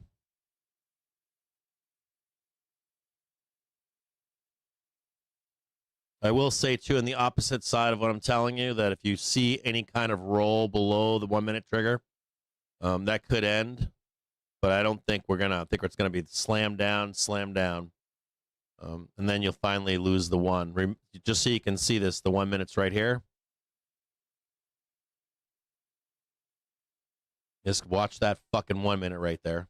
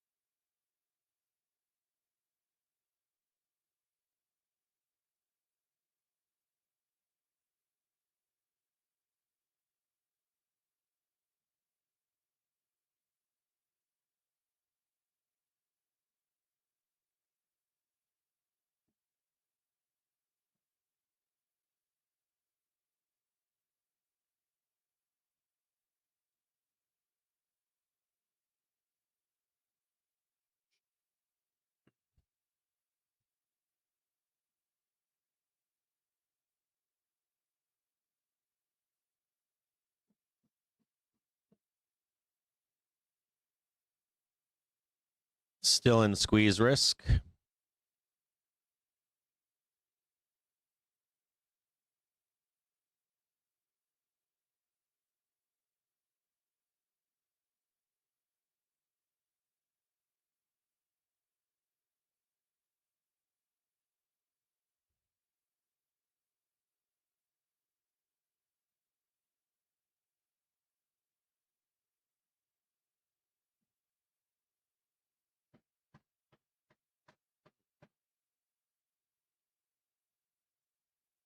Move this over so you can see it.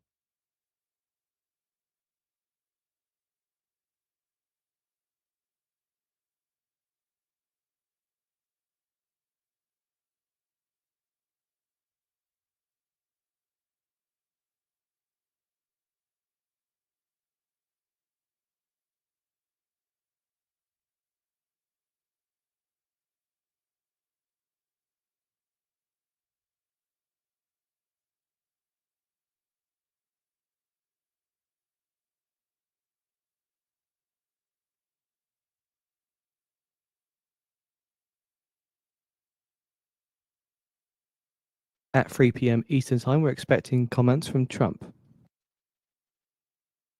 I'll put Trump on for you here in just a moment.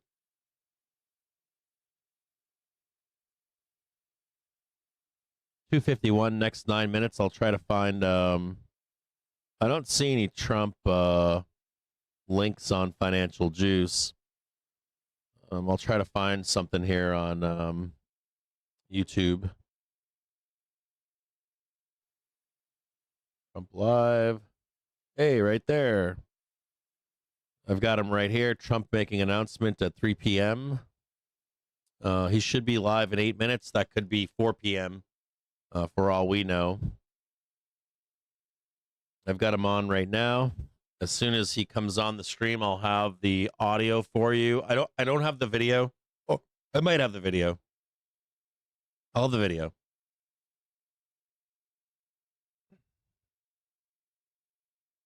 It was a great meeting.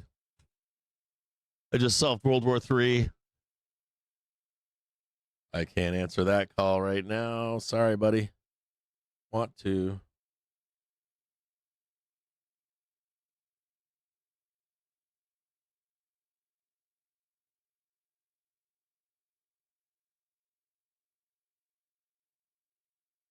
Were you able to get those 2x4s in there?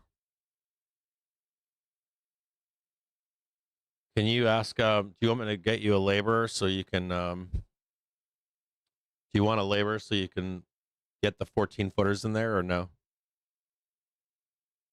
All right.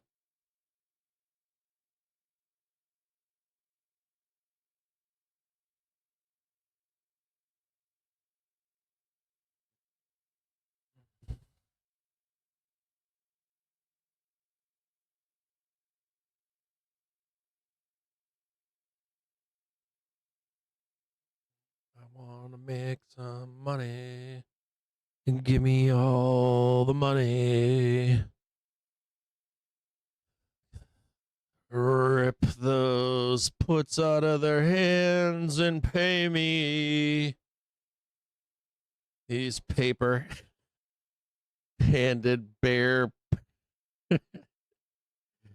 FOMO buying put buyers. Give me my money.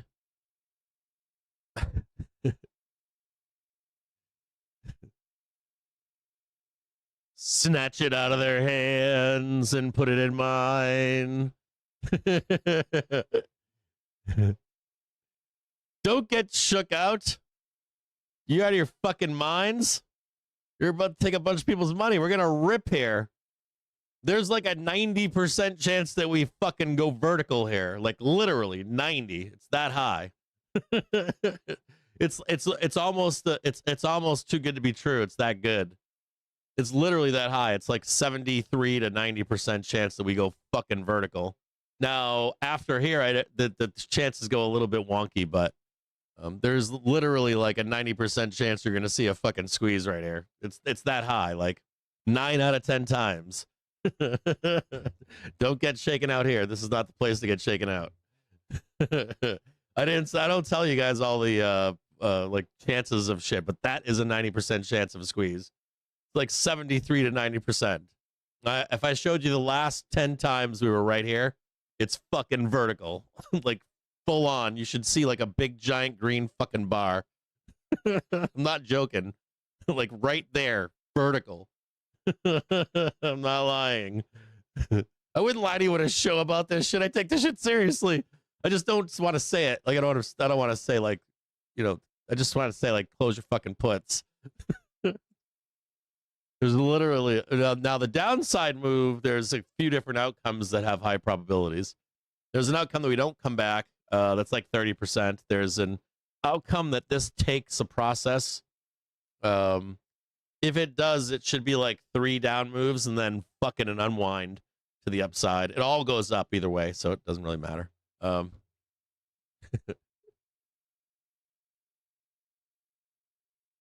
Sorry, I'll be quiet. Stay long. We'll deal with the other shit later. We'll find out if they get to roll us down or whatever. Now there's potential for us to hold on. There's potential for us to roll down here, but we haven't lost the 1 minute, so Watch this 1 minute right here. So the odds are still on your side right now. If we start breaking down, the odds change drastically, but not for where we are. This right where we are, right here, the odds are in your favor in a very high way.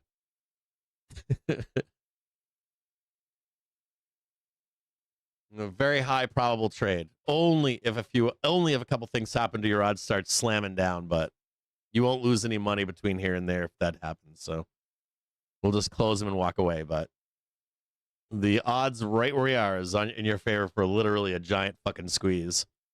So you trade this every time. Every single time you take this trade, even if it rolls, we can just get out. We won't lose any money. Every single time.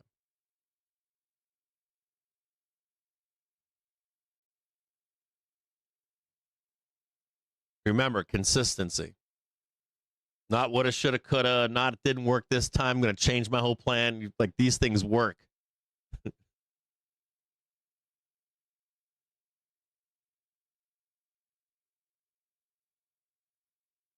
I say fuck FOMOers, but fuck those hindsight traders. Fuck those guys, too. They might be the worst. They might actually be worse than FOMOers.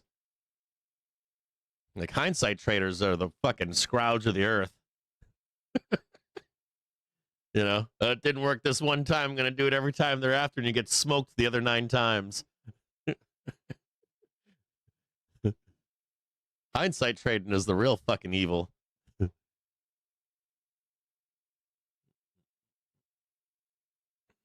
Almost at 3 p.m. We'll see when Trump comes out.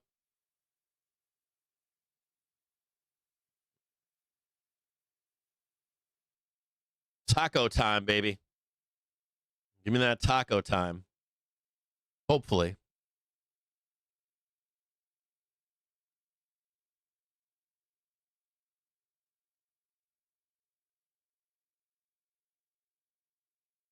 Diamond hands, Matty Quella. Diamond hands.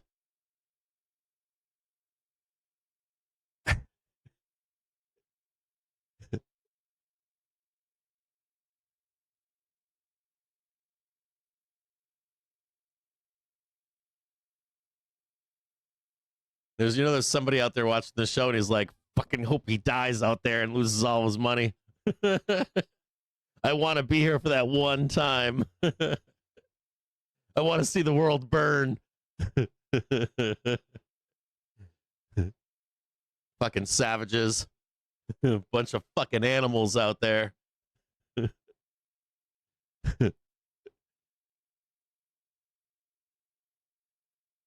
I swear it's like we're on a fucking real pirate ship. Bunch of fucking pirates. I love that guy. Make him walk the plank. I thought you guys loved me. I'm upside down under the plank, being hung upside down. We need a new captain. I just wanted to see him burn.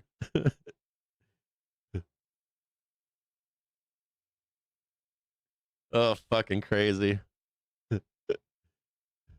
Yeah, get up there. Get on up there. Do your thing. Take all their shit. Pay me their money, those fucking bears. I'm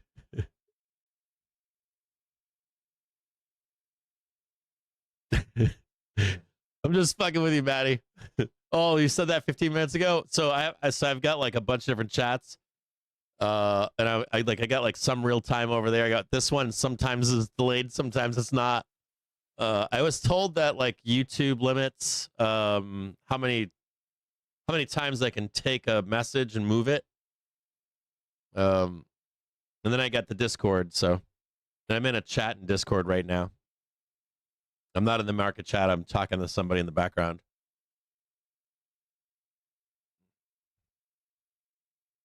Send this shit up there. Give me that fucking goddamn fucking squeeze. Pay me my money.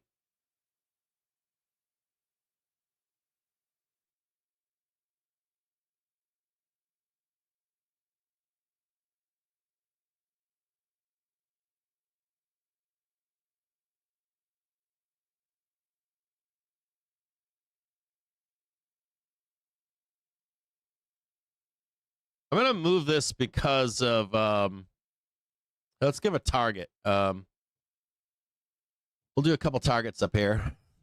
I want to be able to watch this more closely here. I want to be able to get out when I need to. Here's your first warning right here.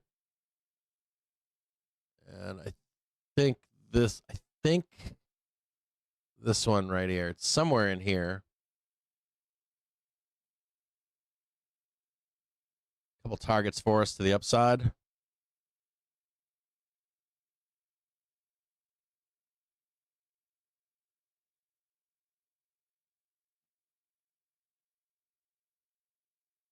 Squeeze their balls off. Make them fucking reset up here. Let me just go over here and look at this. I'll do it over here. Hold on. Damn savages.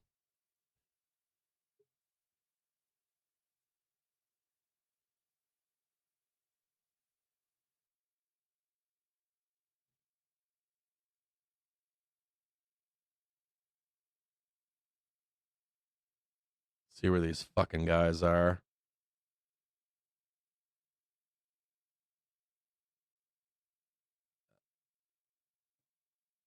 So those guys are right here.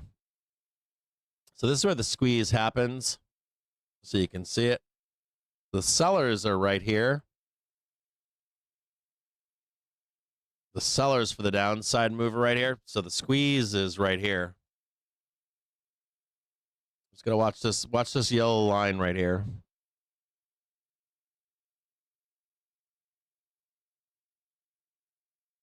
The squeeze is this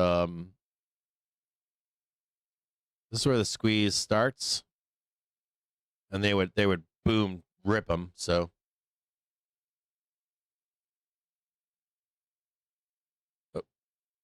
stop.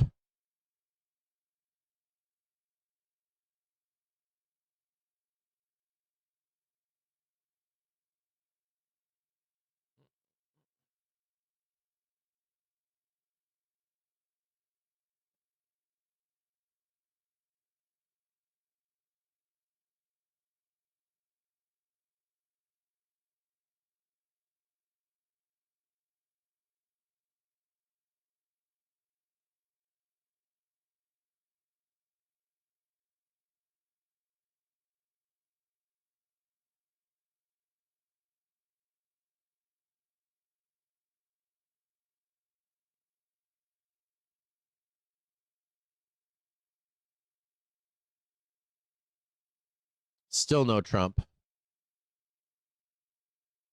305, still no Trump.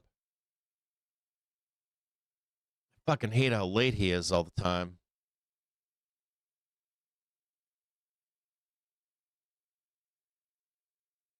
I can't stand that he's always so late. Why doesn't he just say it an hour later?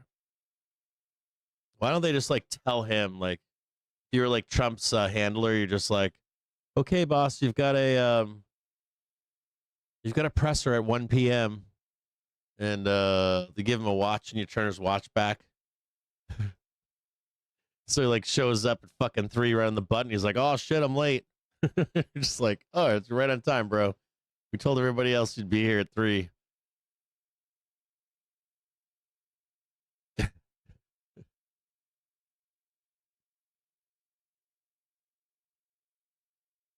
They're like giving him like Metamucil right now and injected him with Adderall and shit, getting him prepped, changing his diaper and shit, spraying spray tan all over him. You look great, boss.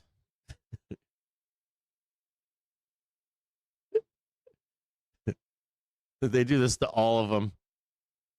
Fucking I don't know if can't remember if Hillary Clinton looked like she was on Adderall. I know Biden did and Trump did. Trump looked like he was on Adderall when he first debated Hillary. You could see him like sweating and shit, and I was like, oh man, they got him pumped up. I know Biden, I've seen his ass. He looks like he's been on fucking drugs. I think they pump all these guys up with drugs. I think if like once they hit 70, they're just like, fuck it, bro. Here's a bunch of Adderall. we'll keep you going. Like when they disappear for a few days, like all these guys that are always in their 70s and shit, they'll do something big and then they'll go dark for like 2-3 days. I'm assuming they're recovering from Adderall. Like having an Adderall crash or something. Fucking old as fuck, these guys. All of them. Like mid to late 70s, early 80s and shit. How old is Trump now? He's got to be getting up there too, right? Fucking old. 79 fucking years old. This motherfucker remembers 1950. This motherfucker's got like core memories from his childhood when his dad said he sucked. When he was like 4 years old in 1950. I think that's hilarious. Sorry. Same shit for Biden too. The rest, any of these fucking old people, I'm like, okay, Grandpa.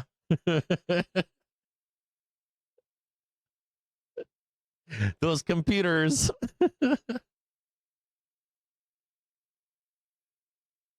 Back in my day, we had the walkie-talkies. We had the talking box. Sorry. I'll chill out. I shouldn't be shitting on him like that. It's all of them. It's not just him. I'm an equal opportunity ageist.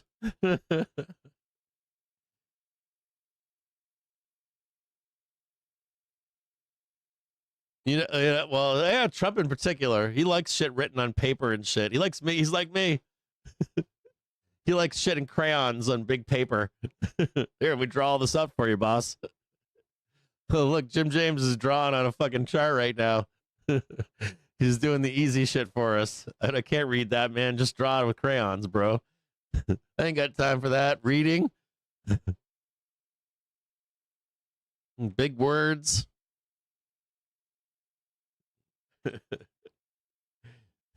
Start running a bunch of shit through AI that sounds all fucking like you're smart. I read this fucking guy. I'm not gonna name his name, but I read this one guy that writes a brief like twice or 3 times a day. It was like fucking 4 pages, and I'm reading it. And I'm like, this is AI. I'm like, this fucking guy put some information into an AI and he wrote this thing.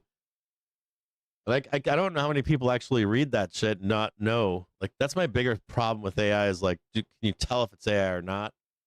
And I asked a bunch of people, does that look like AI? And they said no. And I'm like, that's definitely AI. 100%.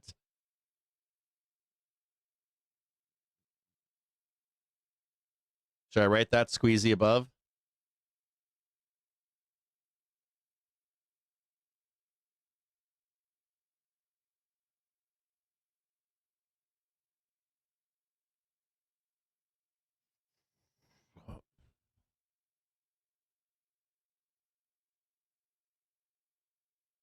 Right there.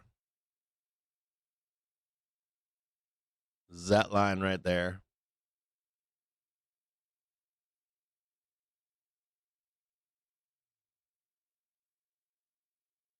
Or that trend line right there. Maybe that works. Better way to look at it, maybe.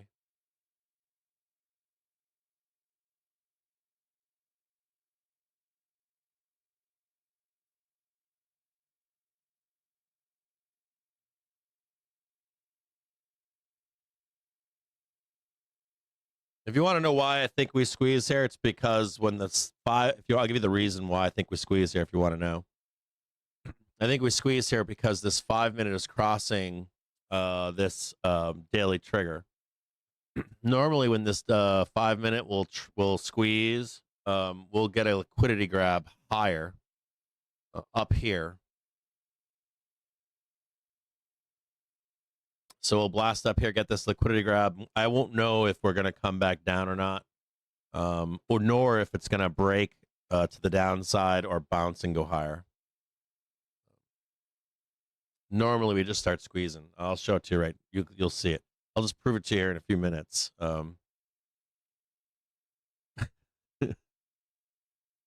It's very predictive behavior.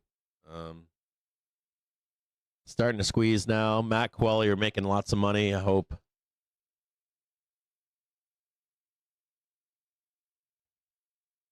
We got Trump. We got Trump coming on theoretically at 3 p.m. It's now 3:11 p.m. He's 11 minutes late. That's par for the course, though. It's what would you call it? It's on brand. The only thing that I used to hate about Trump and his pressers was the only thing I used to really hate about his pressers was he used to save them all for after the bell at 4 p.m. and it really sucked balls. You'd be trapped overnight with a bunch of nonsense that would resolve by morning. So you'd pace the house and shit and pace your office, wherever it is, your dumpster you live in or whatever.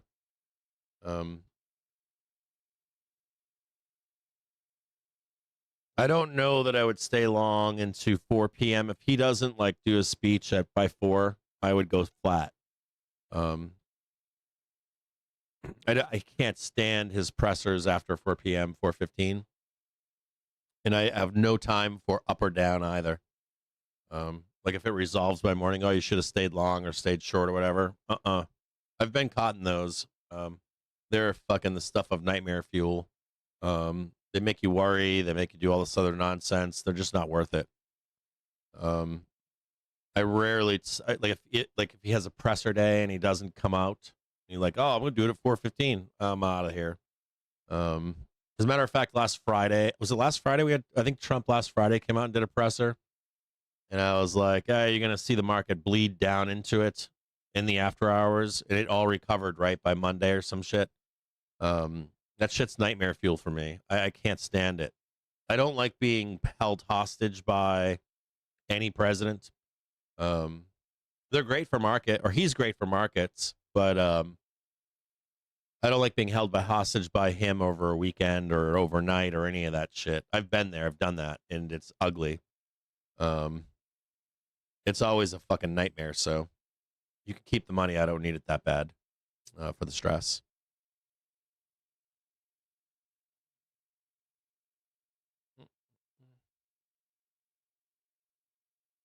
Parked still parked.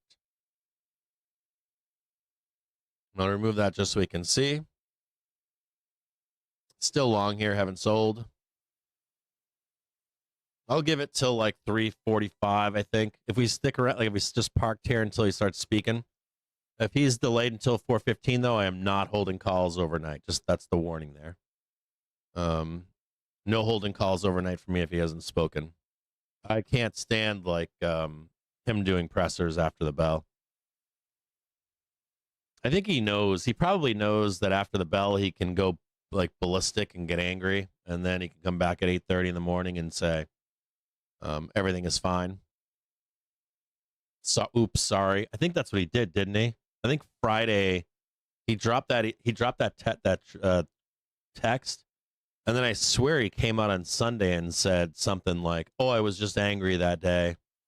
So rather than get his ass out of bed and do a presser on Monday morning before the opening bell, he just tacoed it via text message. I just can't stand it. So what if he had forgotten, like didn't wake up to do the taco time text? Like, do you think they have an alarm? Like, hey, man, hey, boss, do you want to do a presser before the open on Monday, or do you want to do a text message on Sunday?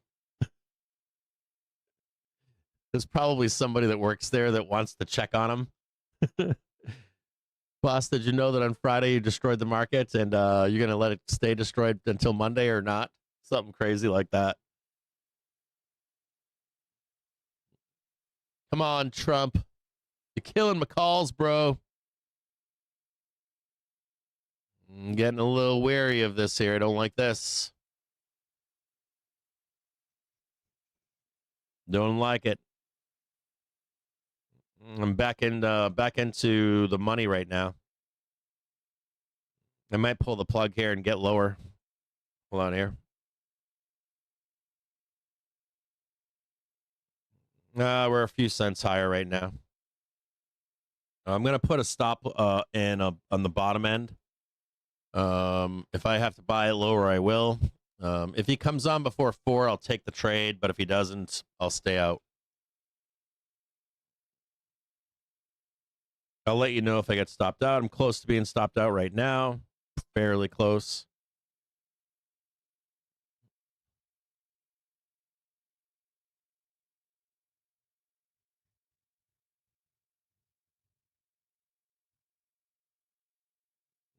And I'm out. So I'm stopped out now. I'm out here. We didn't get this. We didn't get this one, but we should get it. I'm willing to get back in again for the squeeze. The squeeze is still valid. I'm not willing to take the what I'm not willing to do is have these calls be worth like 40 cents or something. Come back up here, they're worth like 42 cents. I'm in for like 55 to 59, and then it goes up, but I don't get to make the money. Do you understand what that means? It's like we get the squeeze, but the calls aren't worth what you were buying them for right in here. So I'm going to stay flat right now. We'll wait for Trump to come back on. I'll set the trade back up again. So I'm looking to get into 668 for tomorrow again at whatever market price is. 1 second here.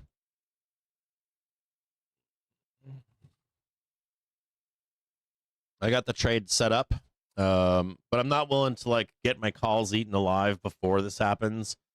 And this is predicated upon, of course, Trump being the fuel for a squeeze, and he's not here. You know, it's now 3:17, and he's still not here. So we're stalling again. Still no Trump. I'm looking now to see if there's anything that I'm missing here. Yeah, I'm not seeing anything here. So we'll wait. I can get a better buy-in, better positioning.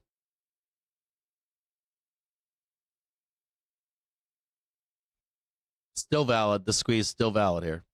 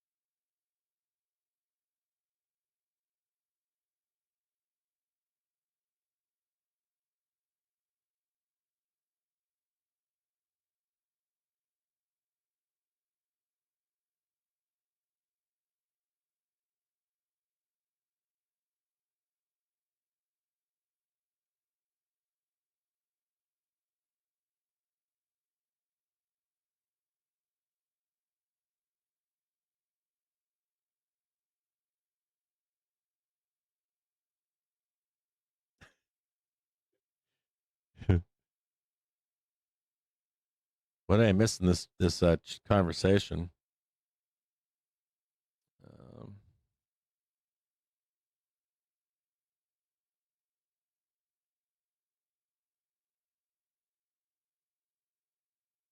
I saw something about bros.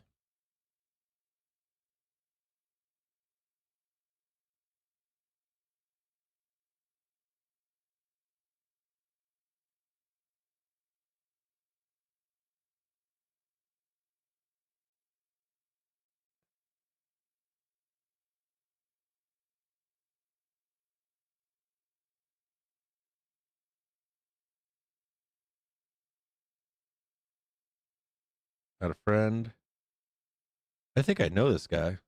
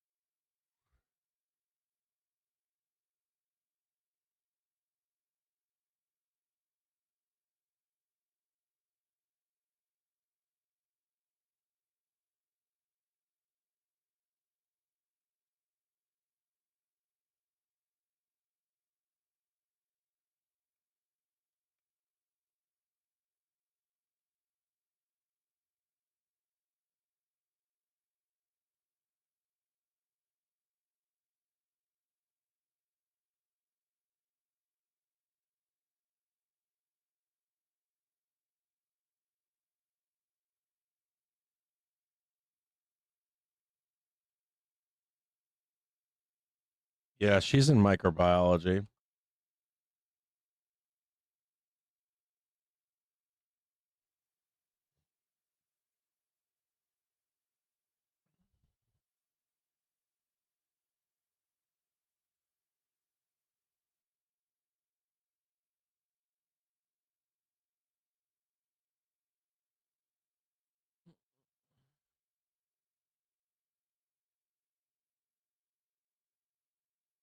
Come on, Trump. Fuck are you doing, bro? Take guys.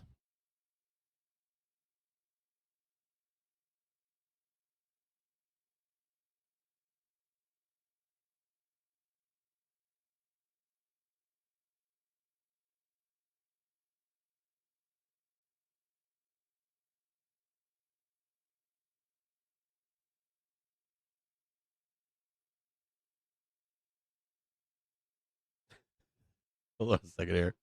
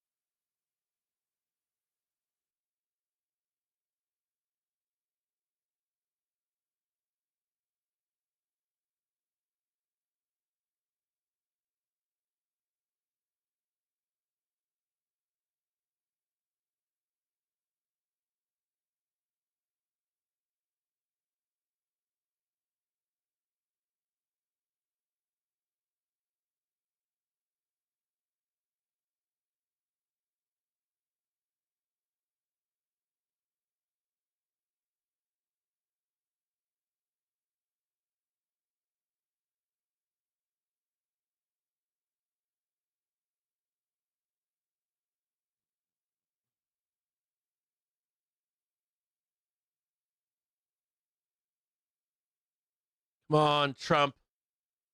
You know he's in like the. We used to make this joke that he was in the shitter. Like he was sitting on the golden toilet and he had his Robinhood account on with his fucking phone. He's like, "Oh, let's see where we're at right now. I gotta get along, and then I gotta go out and chat on the fucking at my desk. Should I buy this one? I should have bought this one. We'll try this one again. Let's try this one again. All right. I'm getting long again here. Hold on. I'm just looking for a fill here. Give me a fill.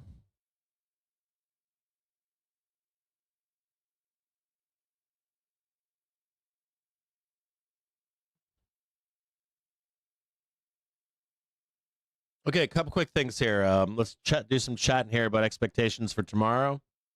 Let's take a quick look together.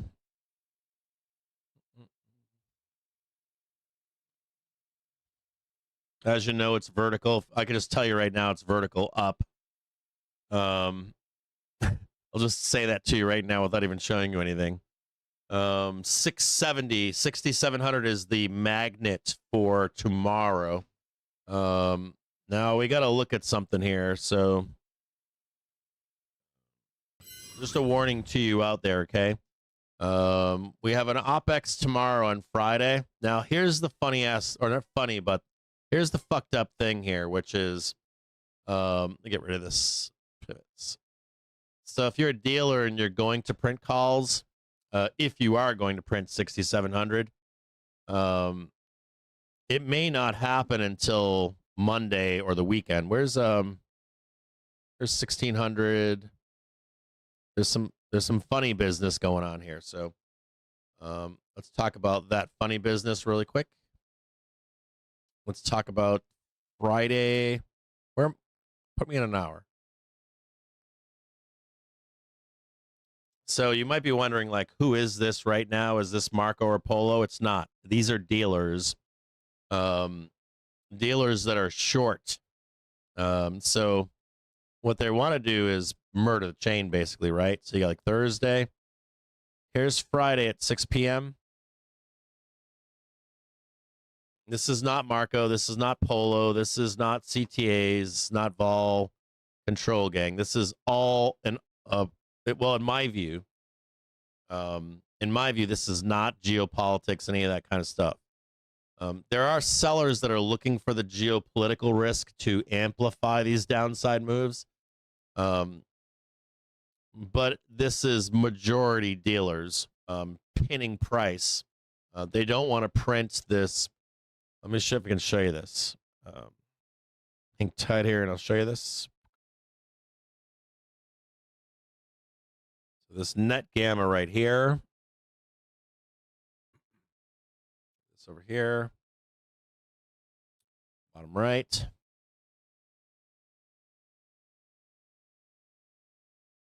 So just so you can see this in here, there's 6,700.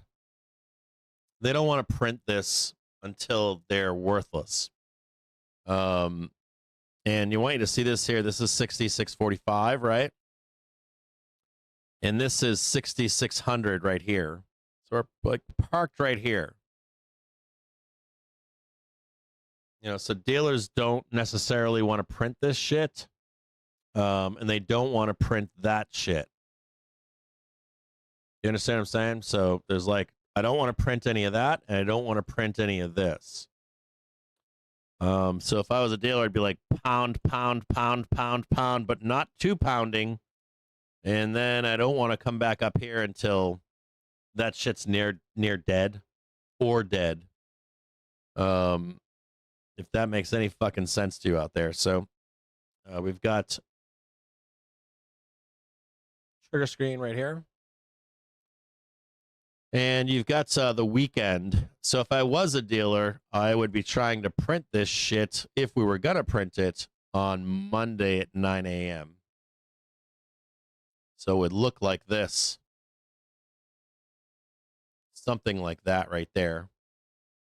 Just so you can see it.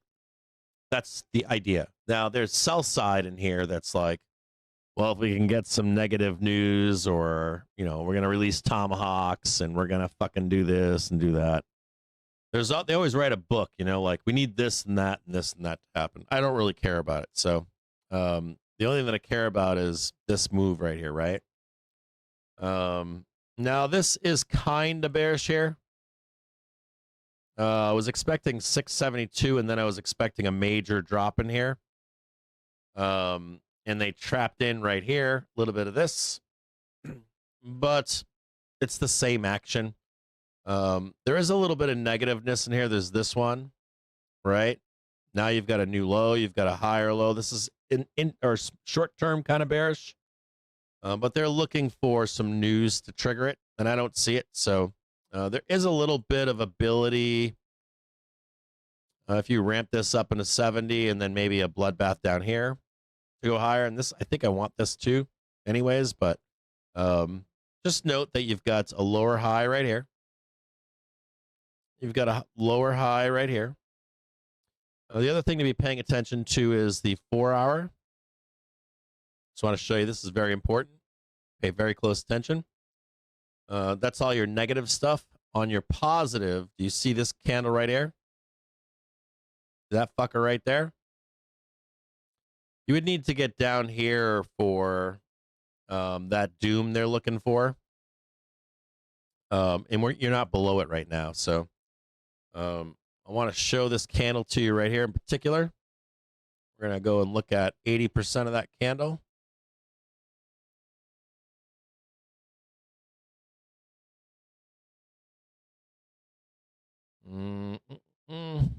And then 80% of that is it's like 80, it's like somewhere in here.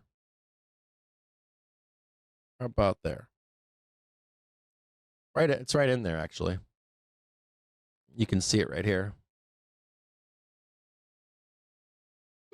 It's right there. So I do want to warn you that this is not bearish. This is a trap for this is a trap for bears, not bulls. For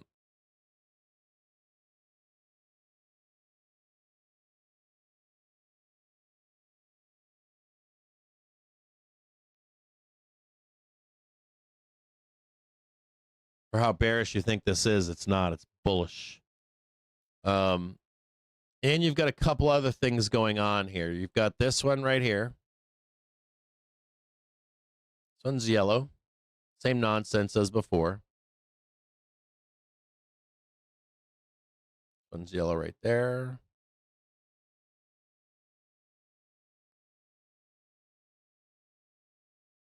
You've already taken out their high back here, so that's why these are yellow and not red and yellow. You've already taken out the all-time high resistance, so these are just yellow. Now this is an hourly right here, so we have to get above this. That's yellow too, not red. There's nothing stopping us going up here. So just yellows. And this is all you really need right here. See it right there? Now, let's say you're bearish here. You're like, oh, Cap, fuck you. We're gonna blast down here. If you want that trade, you have to break this and then make the new low. You can take that part of the trade, but I wouldn't fuck around with this because we're in accumulation right now. This is all accumulation. You'd wait for the mechanics of this to show itself, and then you'd take the short right here. Do not take that short right now. You can get your shit ripped. You'll get your shit pushed in pretty hard. So for expectations for where we are, and there's no real catalyst. So 60. I think it's 6.6. I think it's 667. I'm not sure. Let me just check it really quick. On the 1 minute. Where is 6,700? I think it was Wednesday at 9:45 a.m., right? Wednesday at 9:45. Yep, right here. So your target is, we gave this yesterday, but I don't know where it is. It's right here. Okay, hold on. Your target is right here. I think we talked about this yesterday, where we said there's another path where we do fail and go down, but we ramp like this. So it would be something like this. Kind of weird to show.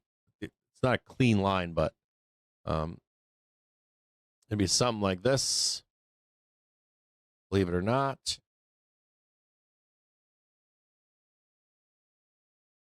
And then up. So this is path right here for tomorrow close. But what you could see is like the Trump squeeze. That's your halfback trade.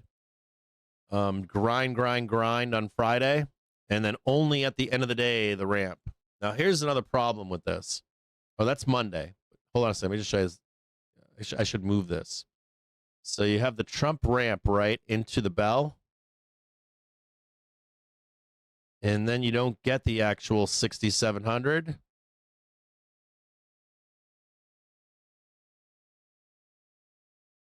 Until like Monday open, 9 a.m. right here. And so what I've done here is I've effectively murdered 6,700. All those calls roll off. And then I don't have to print those fucking things until they're worthless or dead. On Monday. So just a note on that. Sometimes this will happen on Friday. Sometimes you'll get the print on Friday close at 4 p.m. But sometimes, guys, it's literally like the day after.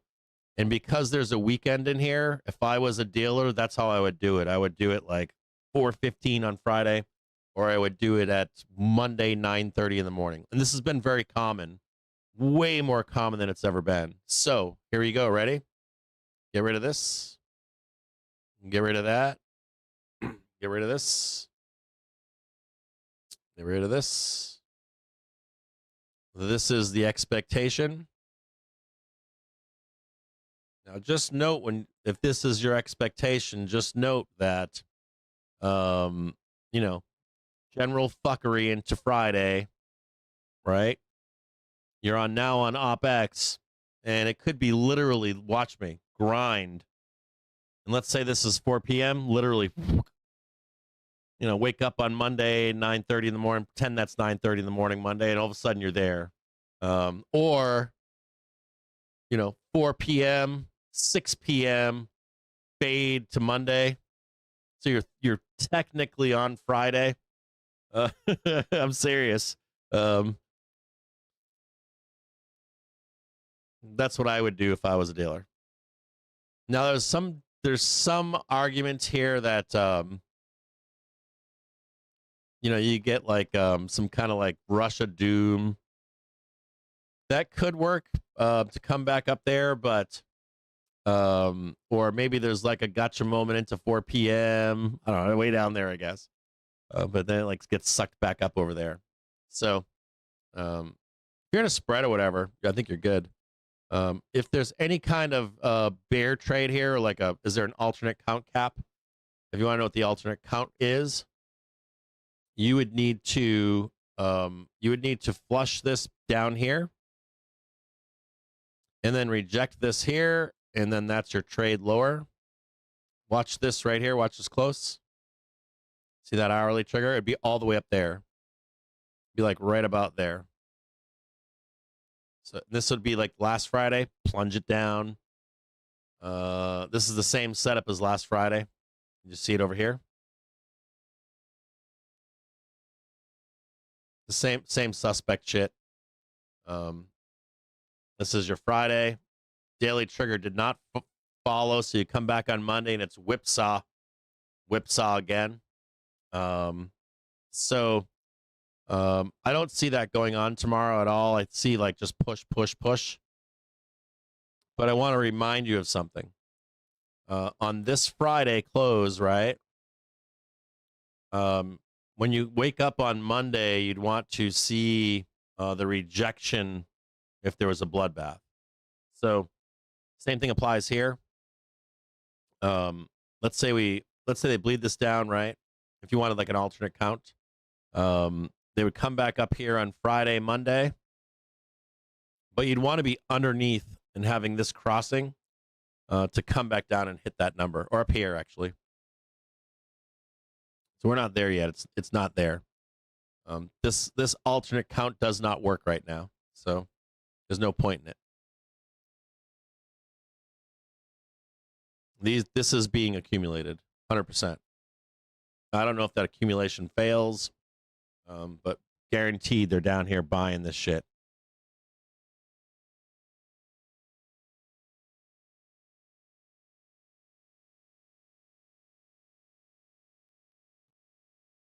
Is there anything else that I need to see? Check here. Normally I would say this is pretty bearish, but it being Opex, I'm not too beared up here. Opex, I don't like. I hate an Opex like on Opex on Vixpiration. I don't like altering outlooks. I look at them as binary events, and I don't view them as. Oftentimes, you'll get like, if you go back in time, go at home, Google search Vixpiration calendar, and go look around Vixpirations, and it'll be like this. Let's say you're in a downtrend, and you have Vixpiration. It'll be like this, right? Been a Vixie, and it's like, and then it's back down again, right in trend. Same thing with uptrends. You'll be like, oh, we're an uptrend. You have a binary event like Vixie. You like come in here and you come in here, come into Vixpiration, or even Opex.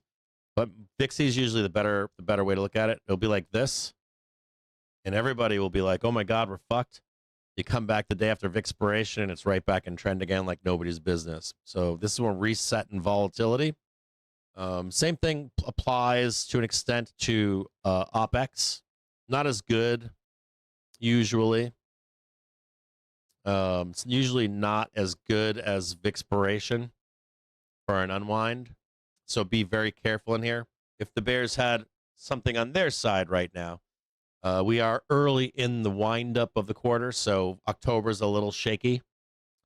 And not only is October a little bit shaky, but Here is November 15th.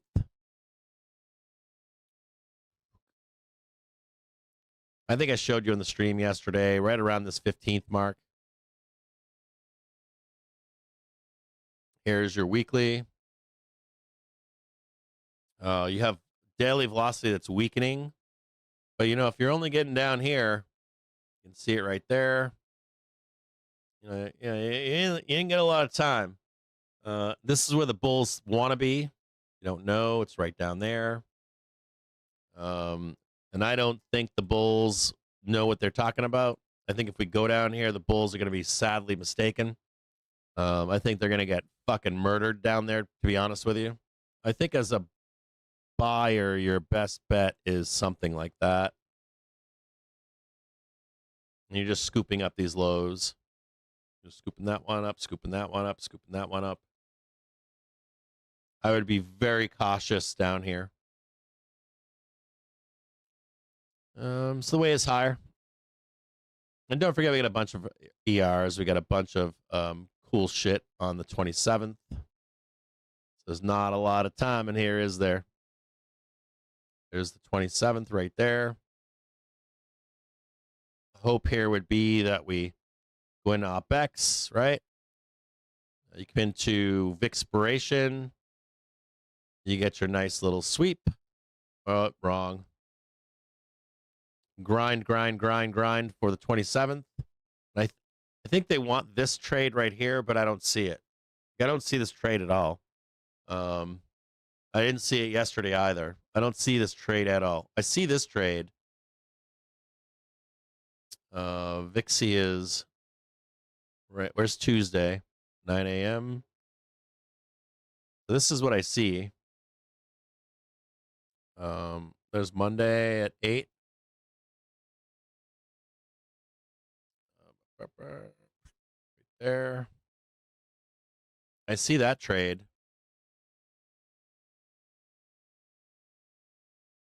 27th.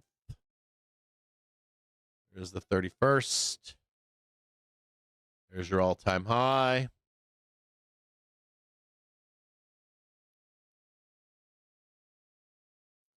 Now this one over here, this is going to matter in here. There's your 36. Oh, sorry about that. There's your 36 to unwind, to go higher into December. Now, I would say that, let's get rid of this. And of course, there's someone down here at 16 here. Is that one or is this one? This one right here.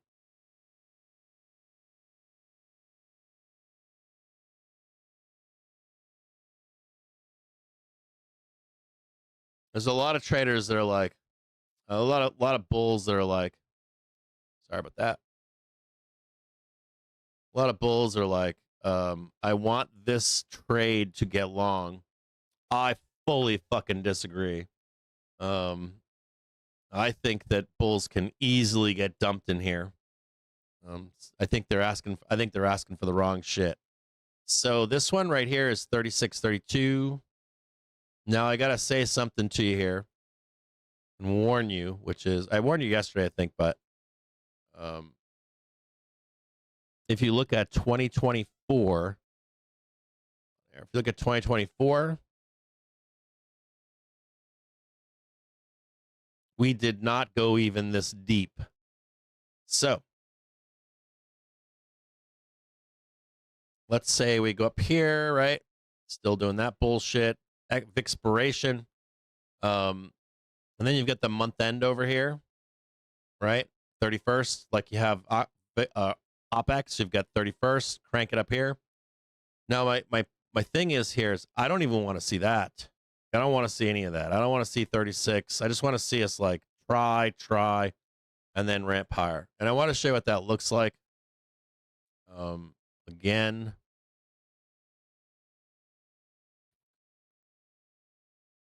Or right in here. So do you see how we didn't have the ability to get, like, here we're right, this is where we are. So crank it down. But do you notice how we didn't trade the weekly? We didn't trade that fucking weekly. So if you're just grinding in here, we come into the middle of November, we're gonna fucking moon. And I mean fucking moon. So you want to be paying very close attention to this. Go back and look at the last five October Novembers, right where we are, and this is the example because we're heading higher. In the other modern examples, last 5 years, 6 years, we were heading down into this time period.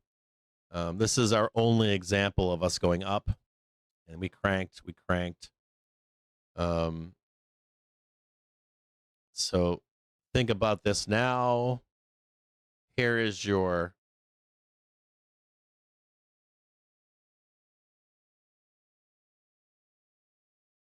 can we get bigger size, please? So there's your daily trigger, right? This is your weekly trigger here.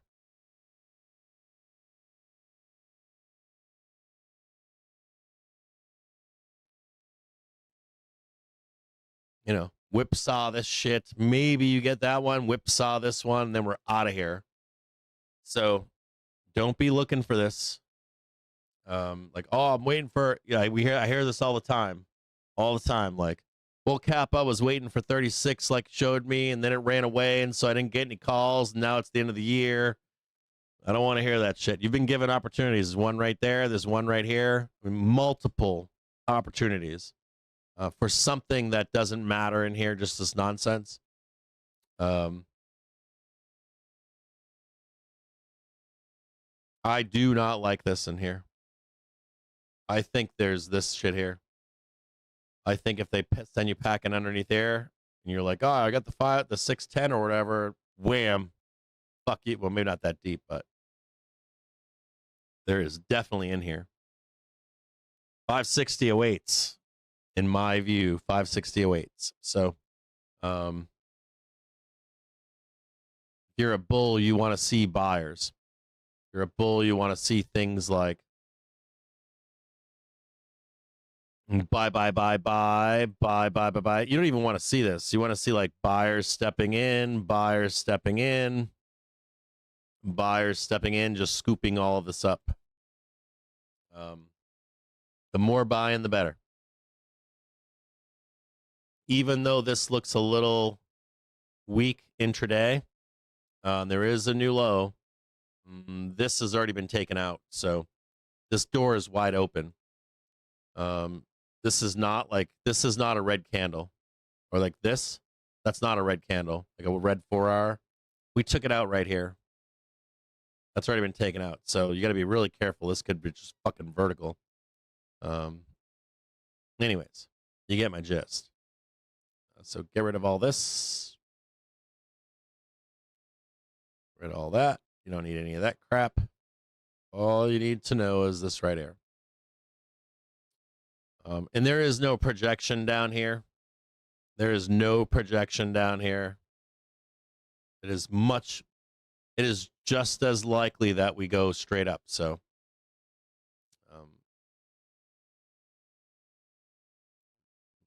buyers, you trade this. I'm going to warn you. They've been trapping sellers like this all year. All year. It's been all fucking year. This time is different doesn't work. Trump's on again, finally. Fuck yeah, buy calls. Here he is. Let me turn this up. Dude, what is going on? I lost my book map. What the fuck is going on with my sorry about that. Will bring down costs very significantly, and the other one's going to. I'm warning you. I've been issuing warnings like left and right. Don't fuck around with cells in the United States will be offset at most starting to squeeze again. Nation prices. I've been after this for a long time. Here. And we started the process in the last administration, and then comes the squeeze again. Called COVID that came up. We had to focus on that. Did a good job on that too. And they'll bring a significant portion of their drug manufacturing back to the United States. So they're going to bring it largely back into the United States, and that's for a lot of reasons, but primarily because of the election result, November 5th, and maybe most importantly because of the tariffs. We're already because squeezing. If we do it here, there are no tariffs. Watch out for the squeeze to the upside. We're going to be very close, I think, by the end of this year. I want to tell you guys something here, like, $20 trillion in investment as be an example. extremely, like, if you're watching my show right now, I think I said this yesterday. We spent the whole day yesterday talking about this. 4 years, just top line. We're going to break $20 trillion of be investment. really careful. And we're already over $17 trillion. And that's from now into middle of November. He was at less than $1 trillion. I was showing on the show yesterday that there's a giant fucking trap, and it's going to suck in buyers and sellers. And I think both groups are equally in danger. And truthfully, I think both sides are equally in danger. And be very careful what you're consuming. When it really kicks in for most Extremely. Be careful on CNBC. Be careful on Bloomberg. Be careful on FinTwit and Wall Street Bets. I told them be extremely careful. First term I was so you will fuel the fucking moonshot to Christmas. Where drug prices went down. And if you're hearing bulls out there telling you they want 1/8 of 1%, 616, but I was 630 of 1%. Now I'm getting them down, Maria. I would really have to see, like, 800%. Let me explain that better. In some cases, even more than that. So he's happy right now. But I was proud. I said, "Oh, wow." He's happy right now. The first one, 1/8 of 1%. He's happy, and I was proud of that. Now I realized, and I called a news conference. Some of you were at that. I want to show that to you guys really quick again. And I said, "Ladies and gentlemen, congratulations. So, we've gone down by 1/8 of 1%." And now we're going down 500, 600, 700, 800%. This buy zone for bulls. For most administrations and all of the people involved. Let's go over there really quick and look at it. I don't think I said this yesterday, but I really want to show you the danger that's down here if I can. So here's the 616, right? I don't know if it's danger, but like if this daily trigger comes down, that looks like dog shit. But like, let me explain that. Like, I don't know if I can say that, but yeah, that looks like shit. Let me get rid of that. If this daily trigger comes down over here,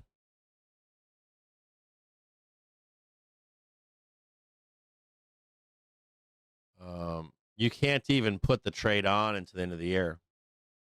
So like, let's say you buy this down here, you buy this bloodbath, you can easily just be sent right packing. So I'm telling you, like, you literally, you could take that trade, but couldn't take it any further. You'd have to like break up, then down, then you could take that trade right there to the end of the year. But you're talking about like a lot of wasted time in here. So anyways, and if the daily trigger's following, I wouldn't even buy it. I wouldn't even buy the dip. And remember, if you're the guy trying to buy that dip and no one else is buying it with you, if that daily trigger's following down and you've got flows against you, actions ever taken by any president, you got to think about, hey, everybody else wanting to buy when we're actually there. And I will say, Katie, and if that daily trigger is coming down, there ain't going to be no buyers with you. You'll be like, I'm the bull that wants that buy, and there ain't going to be no bulls with you buying. I had not known too much about it, and we worked very rapidly. There's going to be none. Didn't we, though? We had everything passed, and Alabama then took care right of it. there and is the passed it. Within a expectation. week, everything was done. You understand what I'm saying by Really, that? it was something. So like, So I want to thank you're like, Katie, I want Brett. to buy SPY at There's no fucking deeper happiness and I don't know, joy of raising 6:16 or children, and 6:30. now millions of Americans If the daily trigger struggling with follows down, infertility will you'll be have the only one. a new chance to share You know, my friends want it, the and you'd greatest be the only experience of buyer. them all. So I'd like to thank Literally, all of the you'd people be the only that are buyer. here. No And, one in their right I think minds we'll would buy start that with if the Dr. daily Oz trigger's coming and, down. They would all be Ms. looking Horn. towards We'll go selling through the daily list and trigger, we'll, unless proven listen. otherwise. And yesterday I did this, I would and be. I stood for about I'd be an on hour sell and a side half there. Be like, as oh, people there's the spoke. bottom, but let's start And I selling said, from slightly this time higher. I'm sitting right I would there, not be on buy side and on I'm that going to watch at you. all. I stood for an hour and a half like this. I said, So just so you gotta know, be kidding. Here we go.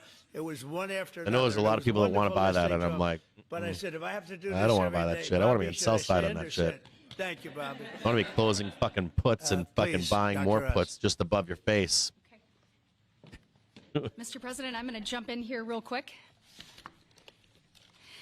I want to Uh-oh. start by thanking President Trump. Sir, Who's this? from the very first phone call we ever had, your support was strong. It was steadfast. It was unwavering. And because of you, millions of Americans are going to have a greater opportunity to bring the greatest gift, in my opinion, life into this world. Your support, your administration's support, it's a game changer. All of us here today are aligned. This is a celebration of life. It's a celebration of parents. It's a celebration of families. Who's And this it's a person? celebration for those people who want There's to not one any day risk, be is she? parents themselves. I think every parent can attest, and I certainly do myself, that the greatest gift that God has ever given me is the ability to be a mom. We want more people to have that opportunity. We want to make that easier and more affordable. I think she's talking about abortion or something that's not market is related. what makes the difference for so many families that are facing infertility. No, it's So infertility. You've seen the numbers. It's I don't know. Maybe it's all of it. Infertility, make babies, people kind of say as stuff. much It's as not, 1 in it's not 6. market. Are actually experiencing issues with fertility. It's 9% of males and at least 11% of females that are facing these challenges as they work to build their family. The recommendations today that President Trump has set forth are going to expand IVF coverage to nearly 1 million more families, and they're going to Look at drive this down stuff costs here. significantly. Mr. President, this is the most pro-IVF thing that any president in the history of the United States of America has done. I'm going to get some calls here. And Mr. President, it's your leadership. You are the reason why the Republican Party is now the party of parents. I'm adding You some are the calls into party this of close. Families. This is why when Senator Cruz and I worked last year, we got every single Republican senator to sign on and say that they supported nationwide access to IVF. And just I'm for on the record, 668s for IVF tomorrow. is legal and accessible in all 50 states. And President Trump taking this action today to lower cost, to bring Just a note these to you that I'm issues in to the calls forefront, again for tomorrow, and to enact 668s. solutions for people working to start their families. I Pray want you for to me know it's overnight. significant, and there's more to come. I don't have an IVF baby But in the morning. this isn't the only thing that you've done to prove that we're the party of parents and we're the party of families. If you look at the working family tax cut, guys, he made sure that hard-working parents were front and center in that legislation. You know, whether it was child tax credits being expanded and made permanent, whether it was Trump accounts that are going to change the game for so many parents, or whether it was childcare. So for decades, we have heard Democrats All right, I'm gonna talk turn her off. about childcare. President Trump I actually don't took think action that there's on the anybody else that I affordability can see and in this accessibility audience that of looks like they're childcare. market movers. We know that 1 in 4 families There's no one that I say recognize that they there. hesitate to have more children because We'll just of go the back in cost. time for a minute. That the greatest gift that God I has just ever see the given me is regular celebration regular of life. It's Shit. IVF is what makes the difference. Dr. Oz for so is many there. families that are facing He's like the fake infertility. J-Pow, like Timu So J-Pow. you've seen the numbers. It's either 1 in 8 couples. I see This the health is a person there, celebration whatever his of name life. is, It's a RFK. celebration of parents. Mr. President, I'm going to jump in here real quick. Sorry, I'm just gonna skim through and see how these people who are in the audience are. For the year. Yeah, I don't see anybody else that's market shit. 1/8 of what? All right, I'll see you guys tomorrow at 9:30 in the morning. We'll do Opex together. Be a note here for you. We can grind sideways tomorrow and then ramp into the bell. So just be aware of that. It is Opex day. Whenever we come into Opex, oftentimes people are calling moves. We could trade sideways. We don't get moves to the end of the day. It's on Friday. If you are what I'll post in the Discord tonight is stocks that are most shorted. I'll post those in the Discord tonight. So if you're looking for movers tomorrow on Opex, you should be able to have like a small list of ones to look for. And I think that's it. I think that's it for until tomorrow. I'll see you guys tomorrow in the morning. One thing about tomorrow, most of you could probably take the day off. If we see grinding sideways and no heavy movement, don't go too crazy tomorrow. Mechanical